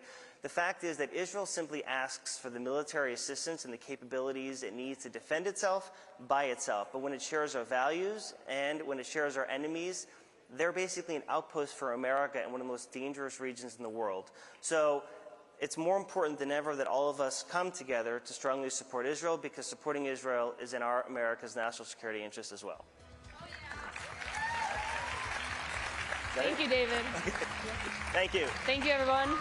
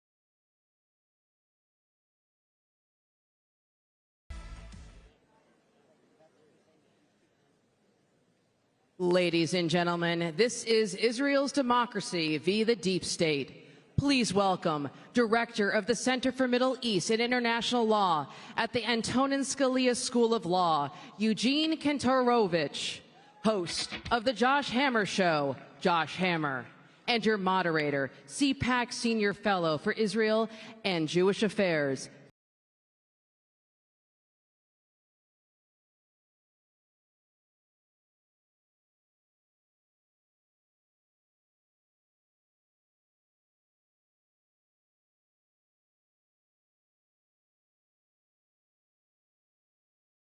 Good afternoon, Cpac. It is good afternoon. It is so great to be here with two towering legal minds and great patriots, American patriots, Josh Hammer and Professor Eugene Kantorovich, to talk about a bunch of exciting issues. But before we talk about those issues, I know this is a very biblically literate audience. And you all are familiar with the book of Esther, which is a book which will be read by Jews around the world in just a few days. We're celebrating the anniversary of the miracles that occurred in those books, and it's an ancient story of anti-Semitism and a miraculous salvation that the Lord allowed the Jewish people at the time to be saved. Looking at America today, question for my two panelists here. What are some thoughts you have about Jew hatred today in the United States of America, some parallels you see, some insights? Josh, we'll start with you. Yeah, so great to be back at Cpac. So, look, I mean, our stance when it comes to Jew hatred, anti-Semitism should be clear, unequivocal, unambiguous. We despise it, we loathe it, and it has no part of our movement whatsoever. Period. Full stop, end of story. And, you know, I'm grateful to Cpac and to Matt Schlapp, who had a very powerful statement condemning Nick Fuentes just yesterday. But we've seen these outbursts just from all across the spectrum, whether it's the Ilhan Omar on the far left to Kanye West and Nick Fuentes. I'm not even going to call them the far right. I won't dignify them with that term. But wherever it comes from, we have an obligation and duty to condemn it. It is evil, and that's it. It's really that simple. Excellent. So today, the most important kind of anti-Semitism is the anti-Semitism that makes the largest number of Jews unsafe. And the largest number of Jews in the world live in the state of Israel. And a political program, even if it doesn't announce itself as anti-Semitic, that limits Israel's ability to defend itself, that supports the Palestinian Authority as it pays for the murder of Jews, that calls for areas of Jews' historical homeland, Judea and Samaria, to be off limits for Jews, to be Judenrein, that is a program that is in practice anti-Semitic and demands by the current administration that Jews not live in parts of their biblical homeland. It's hard to come up with a nice name for that. Thank you, Eugene. Okay. On to some of the more wonky issues to discuss. The topic of this panel has to do with Israel's judicial reform. Many of you here in this audience probably know there's a lot of uproar around judicial reform in Israel specifically. And recently, Josh, you wrote an article called, which included the term "much ado about nothing," that all this uproar is a little bit overblown, it's a little bit exaggerated. Can you share a little bit of why you think that? Sure. So, you know, I actually debated Alan Dershowitz on this very issue just a few nights ago. So what's happening in Israel, for those of you who follow the news, you've seen the protests in the streets of Tel Aviv, hundreds of thousands of people just going out there, probably have no idea what in the world they're talking about, to be totally candid with you. And the very first thing to say about what's happening in Israel, from my perspective, is that we shouldn't care. This debate is fundamentally a constitutional separation of powers debate internal to the state of Israel. And the very fact that the world purports to care, that President Joe Biden saw fit to stick his neck out and condemn the Netanyahu government, that is indicative itself of an anti-Semitic double standard, because there is no other country in the world that would be debating a separation of powers dispute between its legislature and its court that would attract the eyes of the United Nations and all of these liberals. The key point, and I'll turn it over to Eugene after this, the key point to bear in mind when it comes to the judicial reform debate in Israel is that the Israeli Supreme Court has arrogated more power to itself than any court in the entire Western world. Anyone in the entire country can effectively bring any lawsuit at any time for any reason whatsoever. And the key part here, in the United States, when you litigate to the United States Supreme Court, the court is going to cite the Constitution if they're going to strike down a statute. Over there, you can strike down a law because it is unreasonable. So these liberal secular elites get elected to the Supreme Court, totally override the entire right-leaning government. It's a total travesty, but thankfully I think that we're going to get it passed. Excellent. Yeah, so you're going to hear in Israel that Israel is taking measures that undermine America's shared values with Israel. And nothing can be further from the truth. Because let's talk about what the actual situation is in Israel. In Israel, there is a deep state. There is a small group of elite lawyers and technocrats that have managed to control the country such that elections don't matter. And as they say in Israel, vote right, get left. Because even when you elect a right-wing government, the judges and other bureaucrats prevent right-wing policies from being implemented. So this is what they're doing in Israel that's supposedly against American values. They're discussing having politicians have some role in picking the judges. Currently, the judges are picked by a committee controlled by themselves. In other words, sitting Supreme Court judges control the committee with a few other lawyers that picks their own successors. So we're talking about having politicians have some role in the appointment of judges. The Supreme Court in Israel has said that it can consider whether amendments to Israel's pseudo-constitution, to the laws that they have claimed are constitutional, they can declare constitutional amendments unconstitutional as against the true higher secret liberal constitution that only they are privy to. So they can strike down constitutional amendments, and they have said that the Attorney General, who you'd think is the government's lawyer, can veto any government policy without as much as a written opinion. So if the government wants to do reform on the borders, refugee policy, if the government now is, as it's talking about, to have a death penalty for terrorists, the Attorney General says, the court's not going to like it, and that's the end of it. And the Attorney General in Israel can come and actually argue in court against the government. The Supreme Court has also declared that it has the power to impeach effectively the Prime Minister and remove officials elected by the people. So those are the things we're trying to change in a way that's going to make Israel only more like America, strengthen democracy, and strengthen the values that we hold in common with other Western democracies. Thank you, Eugene. Thank you, thank you. So looking out at this great audience, I see what we call the grassroots core of the conservative movement here in the United States of America. So a two-part question for both of you. Number one is, why should your average rank-and-file Cpac attendee care so much about judicial reform in Israel, number one? And number two is, practically speaking, as activists, what can our activists do to move the needle on this issue? So great questions. First, I just want to very briefly emphasize something that Eugene said, because I think it's an important point to drive home.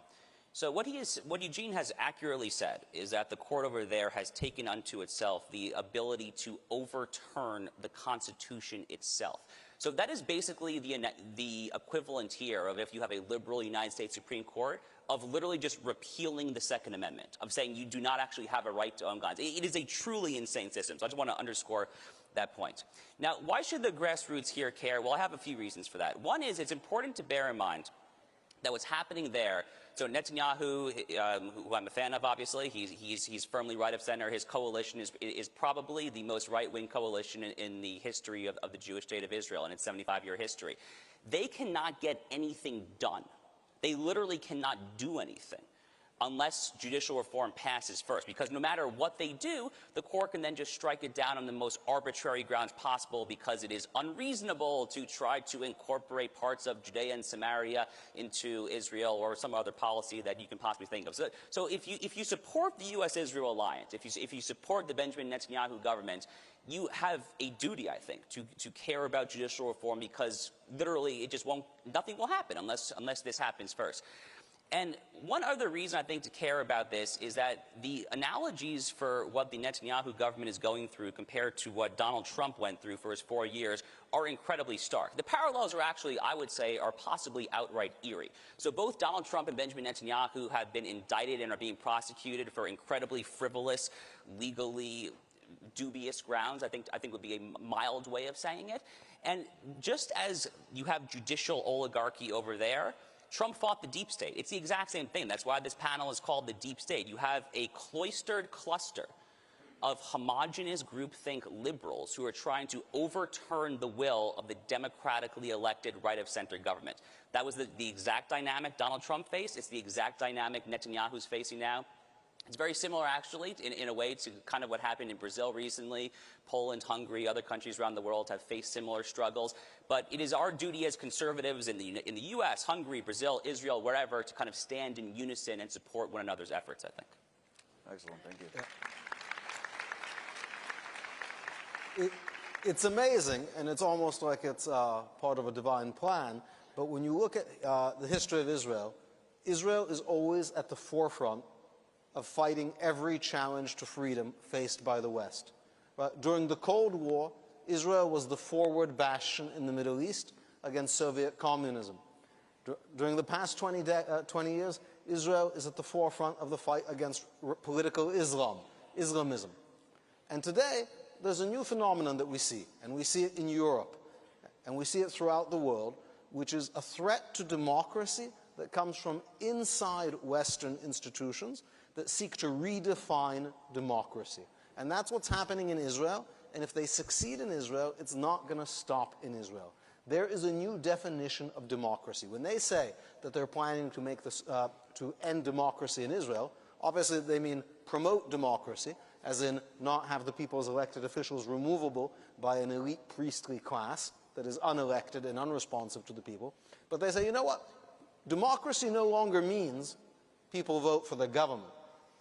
Democracy means you get the policy results arrived at by, let's say, Germany and France 2 years ago, or you're not democratic. Democracy is about results, right? It's like the new definition of equality. Either you achieve all of the social policies we think are important, or you're not democratic. And that idea is going to come here. It's also an idea about the rule of experts. The rule of experts, and we saw where that got us during the COVID pandemic. But there's something that the American grassroots supporters of Israel, people here at Cpac, and it's so important, I know, for people in Israel to have your support. There's a few things you can do.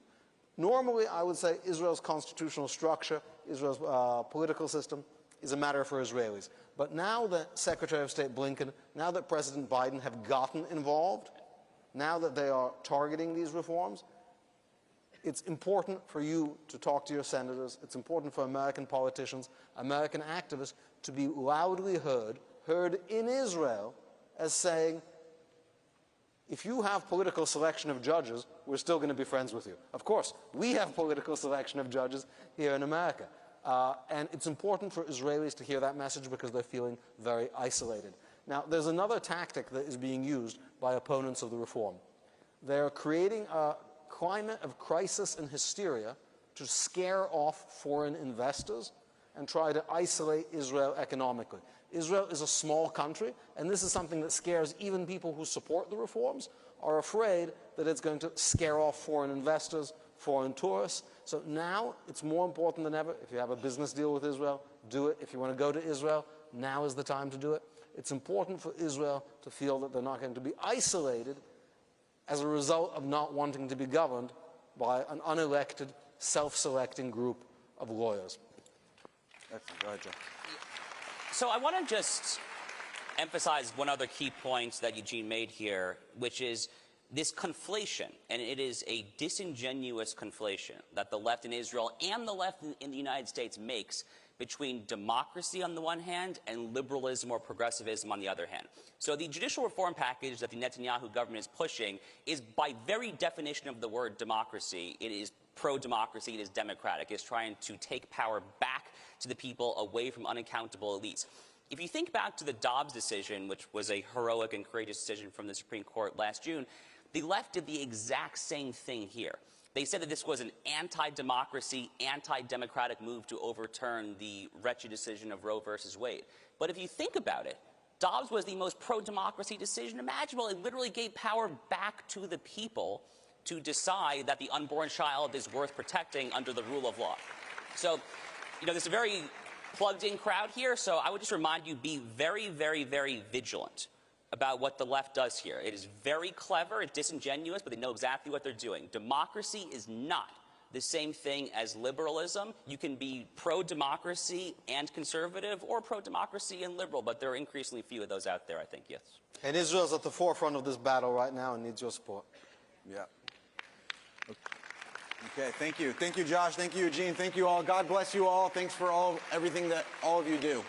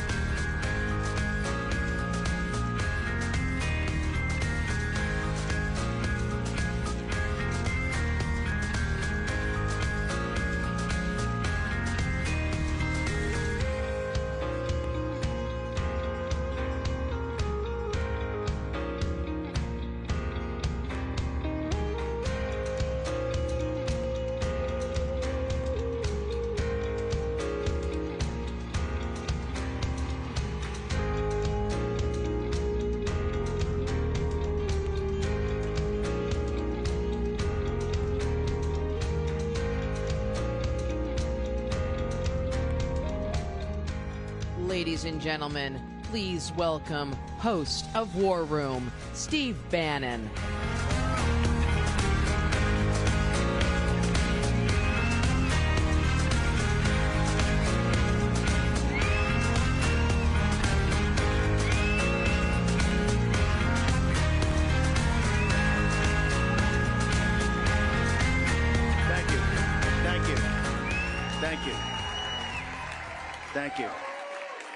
Thank you. You know, I'd like to be able to report that we're just in a crisis or there's a crisis coming, but that's not the case. There's no longer a gathering storm. The storm is here. The storm is here. This is the most dangerous time in world history since the late 1930s, early 1940s. And how did we get here? Our betters, our elites led us here step by step by step. What you have now is you have two converging crises. A crisis of capital markets and economics, and a crisis of geopolitical and military. And they're converging very rapidly, and then they're going to conflate. And once they conflate, they're going to spin out of control.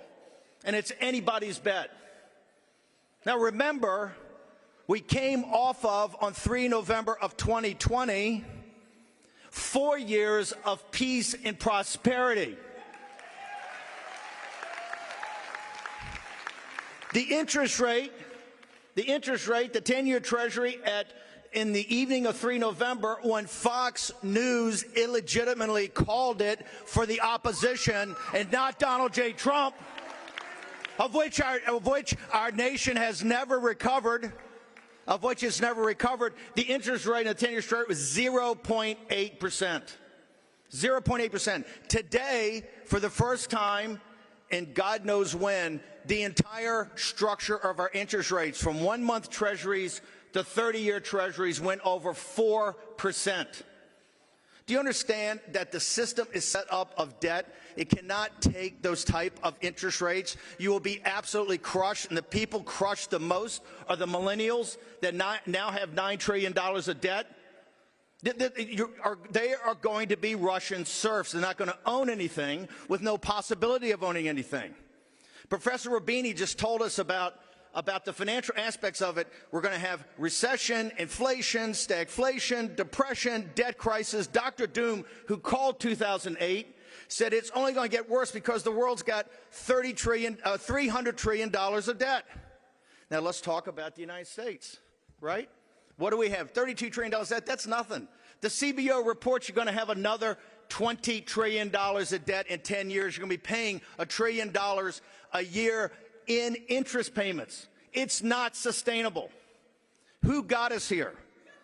Well, Joe Biden, yeah, but he got here because of the compromise made by the establishment Republicans in the Senate. They took away the gavel from you. What are they doing right now? You need dramatic cuts. You need dramatic cuts in spending right now, and not one penny increase to the debt ceiling, not one penny. If you prioritize the payments, there's plenty of cash. The cash comes in, we pay off the interest. We pay off any securities that come due. We never default in the debt ever. We pay off Social Security and Medicare. And then we have to have a conversation, right? We have to have a conversation. It's not an easy conversation. All the easy decisions of decades ago. Now, on top of that, this converges, right? This converges on the geopolitical situation. Look what happened since Trump left office. You have the Ayatollahs in Iran, right? Tell us how safe do our allies in Israel feel right now? How safe do they feel? Ayatollahs going to Beijing, having a military ceremony, going to bring Xi to Tehran. You got the merger of the KGB and the CCP. You've got Erdogan. You have our great allies in Saudi Arabia already taking and transferring oil to Chinese currency away from the U.S. dollar.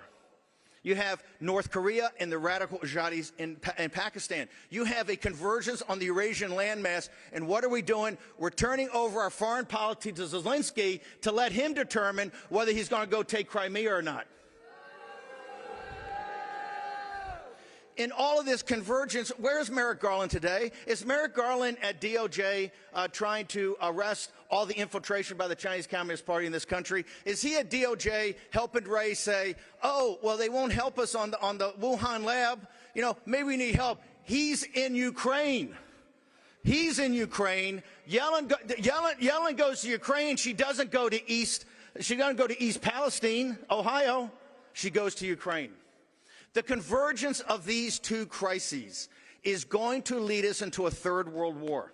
A third world war that are not only going to wipe you out economically and financially in this country, more important, your sons and daughters are going to die on foreign battlefields. Are you prepared for that? Do you support that? No. I can't hear you. Do you support it or not? Because if you don't stand up and fight it, it's going to happen. You can't put all this just on Donald J. Trump. This has to be the American people. You underwrite the entire system. Are you prepared to fight back? Are you prepared to sit down and just take it?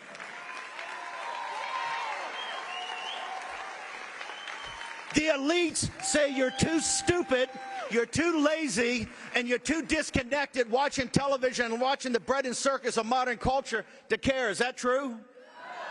Are you sure? Because you underwrite the whole system. The neoliberal neocon system globally is underwritten by you. Your taxes, your pension money, the insurance money, and most importantly, your sons and daughters. You're the one that can tell Congress, hey, not one increase to the debt ceiling, and we want to see massive cuts. We want to see massive cuts in spending, and we want to see it now, not next year. Don't give me some happy talk formula. Don't give me some set of mathematics. I want to see real cuts. Now, when you talk about real cuts, and Russ Votes put it out, the president, Biden's always running around talking about it, $2 trillion in cuts over the next 10 years, I think, in Medicaid. These are going to be tough cuts, okay? Get the woke and weaponization out. Don't think everyone's going to be a fight, a tough fight. But think about it for a second. We have to cut trillions of dollars out of our budget every year to accumulate to trillions of dollars over the next 10 years. Everyone's going to be ugly, right? We're giving $200 billion to Ukraine. We're paying their pensions. We're paying their health care. Do people under 35, do you have pensions that the government's paying for right now? You do not. Do you have full health care? You do not. We are underwriting, which Europe will not underwrite. I have no problem at all. If the Ukrainian people want to fight a Slavic war for the Russian-speaking eastern border of Ukraine, and if they want to go to Crimea and take it back, God bless them. And the Europeans are going to pay for it. We've paid enough in the wars in Europe. We're not a European power. We're a Pacific power.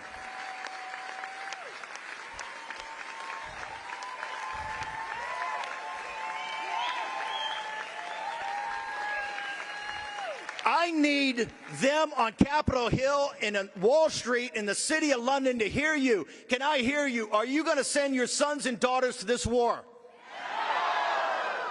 And this is a room of veterans, and this is a room of patriots that have served their country. Now, let me tell you where the hard part gets. The hard part gets, we've had the oligarchs on the Republican Party, the big hedge fund guys making $16 billion a year, Ken Griffin and Mitch McConnell and Rupert Murdoch. They have deemed, they have told you that Donald J. Trump is not going to be the president of the United States. Don't fall for the primary stuff. You have really good and decent people, Governor DeSantis, Mike Pompeo, Tim Scott. You have Nikki Haley. That's all fine. It's not relevant. We don't have time for on-the-job training for a man that gave us 4 years of peace and prosperity.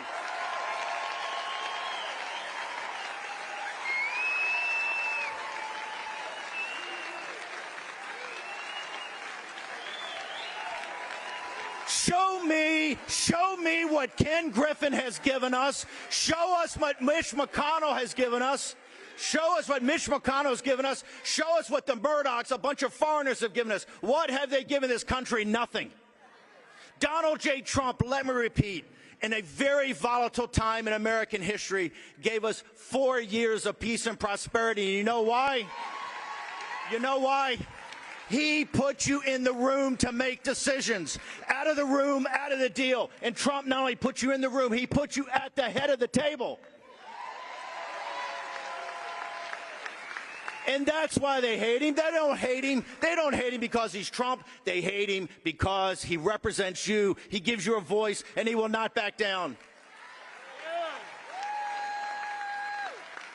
Look at Fox News. Look at Fox News. The president announces his, this is historic. A guy gave you 4 years of peace and prosperity, announced he's going to run again after having it stolen in broad daylight, of which they participated in. They cover it live for 20 minutes, and then they say, if there's anything newsworthy, we'll cut back, and they go to some panel and some discussion. Note to Fox senior management, when Donald J. Trump talks, it's newsworthy.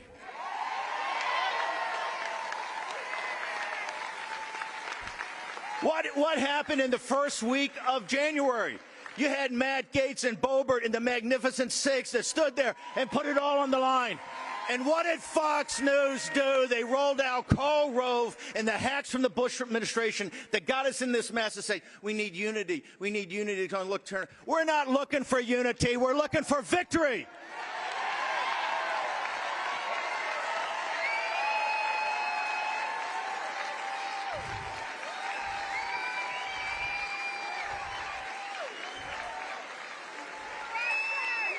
We're not looking for compromise. We're looking to save our country.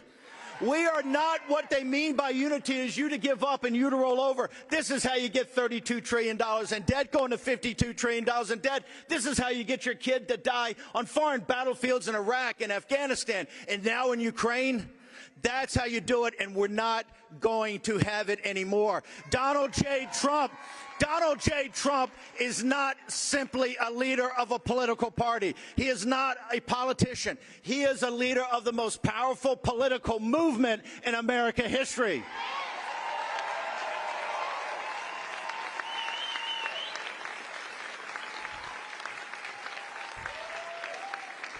Okay, Murdoch, here's the way it's going to be, brother. You've disrespected Donald J. Trump long enough, okay? He goes to East Palestine and gets the Biden administration. It's a global news event, and you don't cover it live. Is there that much happening on Fox News at 2 in the afternoon that you can't cover him live? He hasn't been on Fox News since he announced for presidency. Let me ask you. Any guy that brought peace to the world for 4 years until the Chinese let off a bioweapon, right? Wouldn't you think, to have respect for the audience, you would have him back up here to talk about the geopolitical? If you had respect for people, wouldn't you do that? They don't respect you. Read the depositions. The deposition, they have a fear, a loathing, and contempt for you. And you're the ones that can make changes. The shareholders, if you want your share price to stay up, you need to take action. The first thing you need to do is get rid of Paul Ryan as an independent director. If Paul Ryan's saying if Trump wins, he's not going to go, then you got to get rid of him. The Murdochs immediately have to start covering President Trump. No special deals. Just cover the man. Ask him the tough questions. But we need to hear the voice of Donald J. Trump.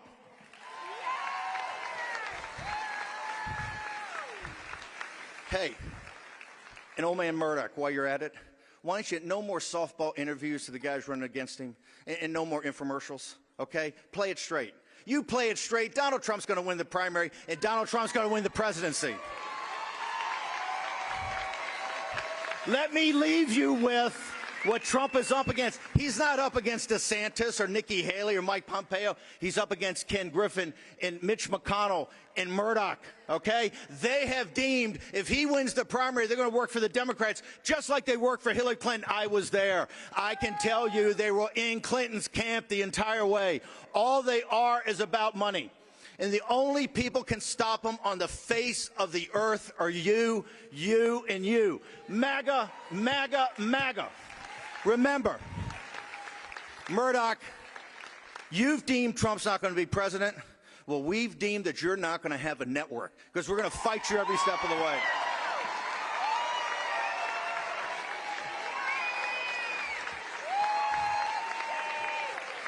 If your task and purpose is to take your country back. This country will be saved.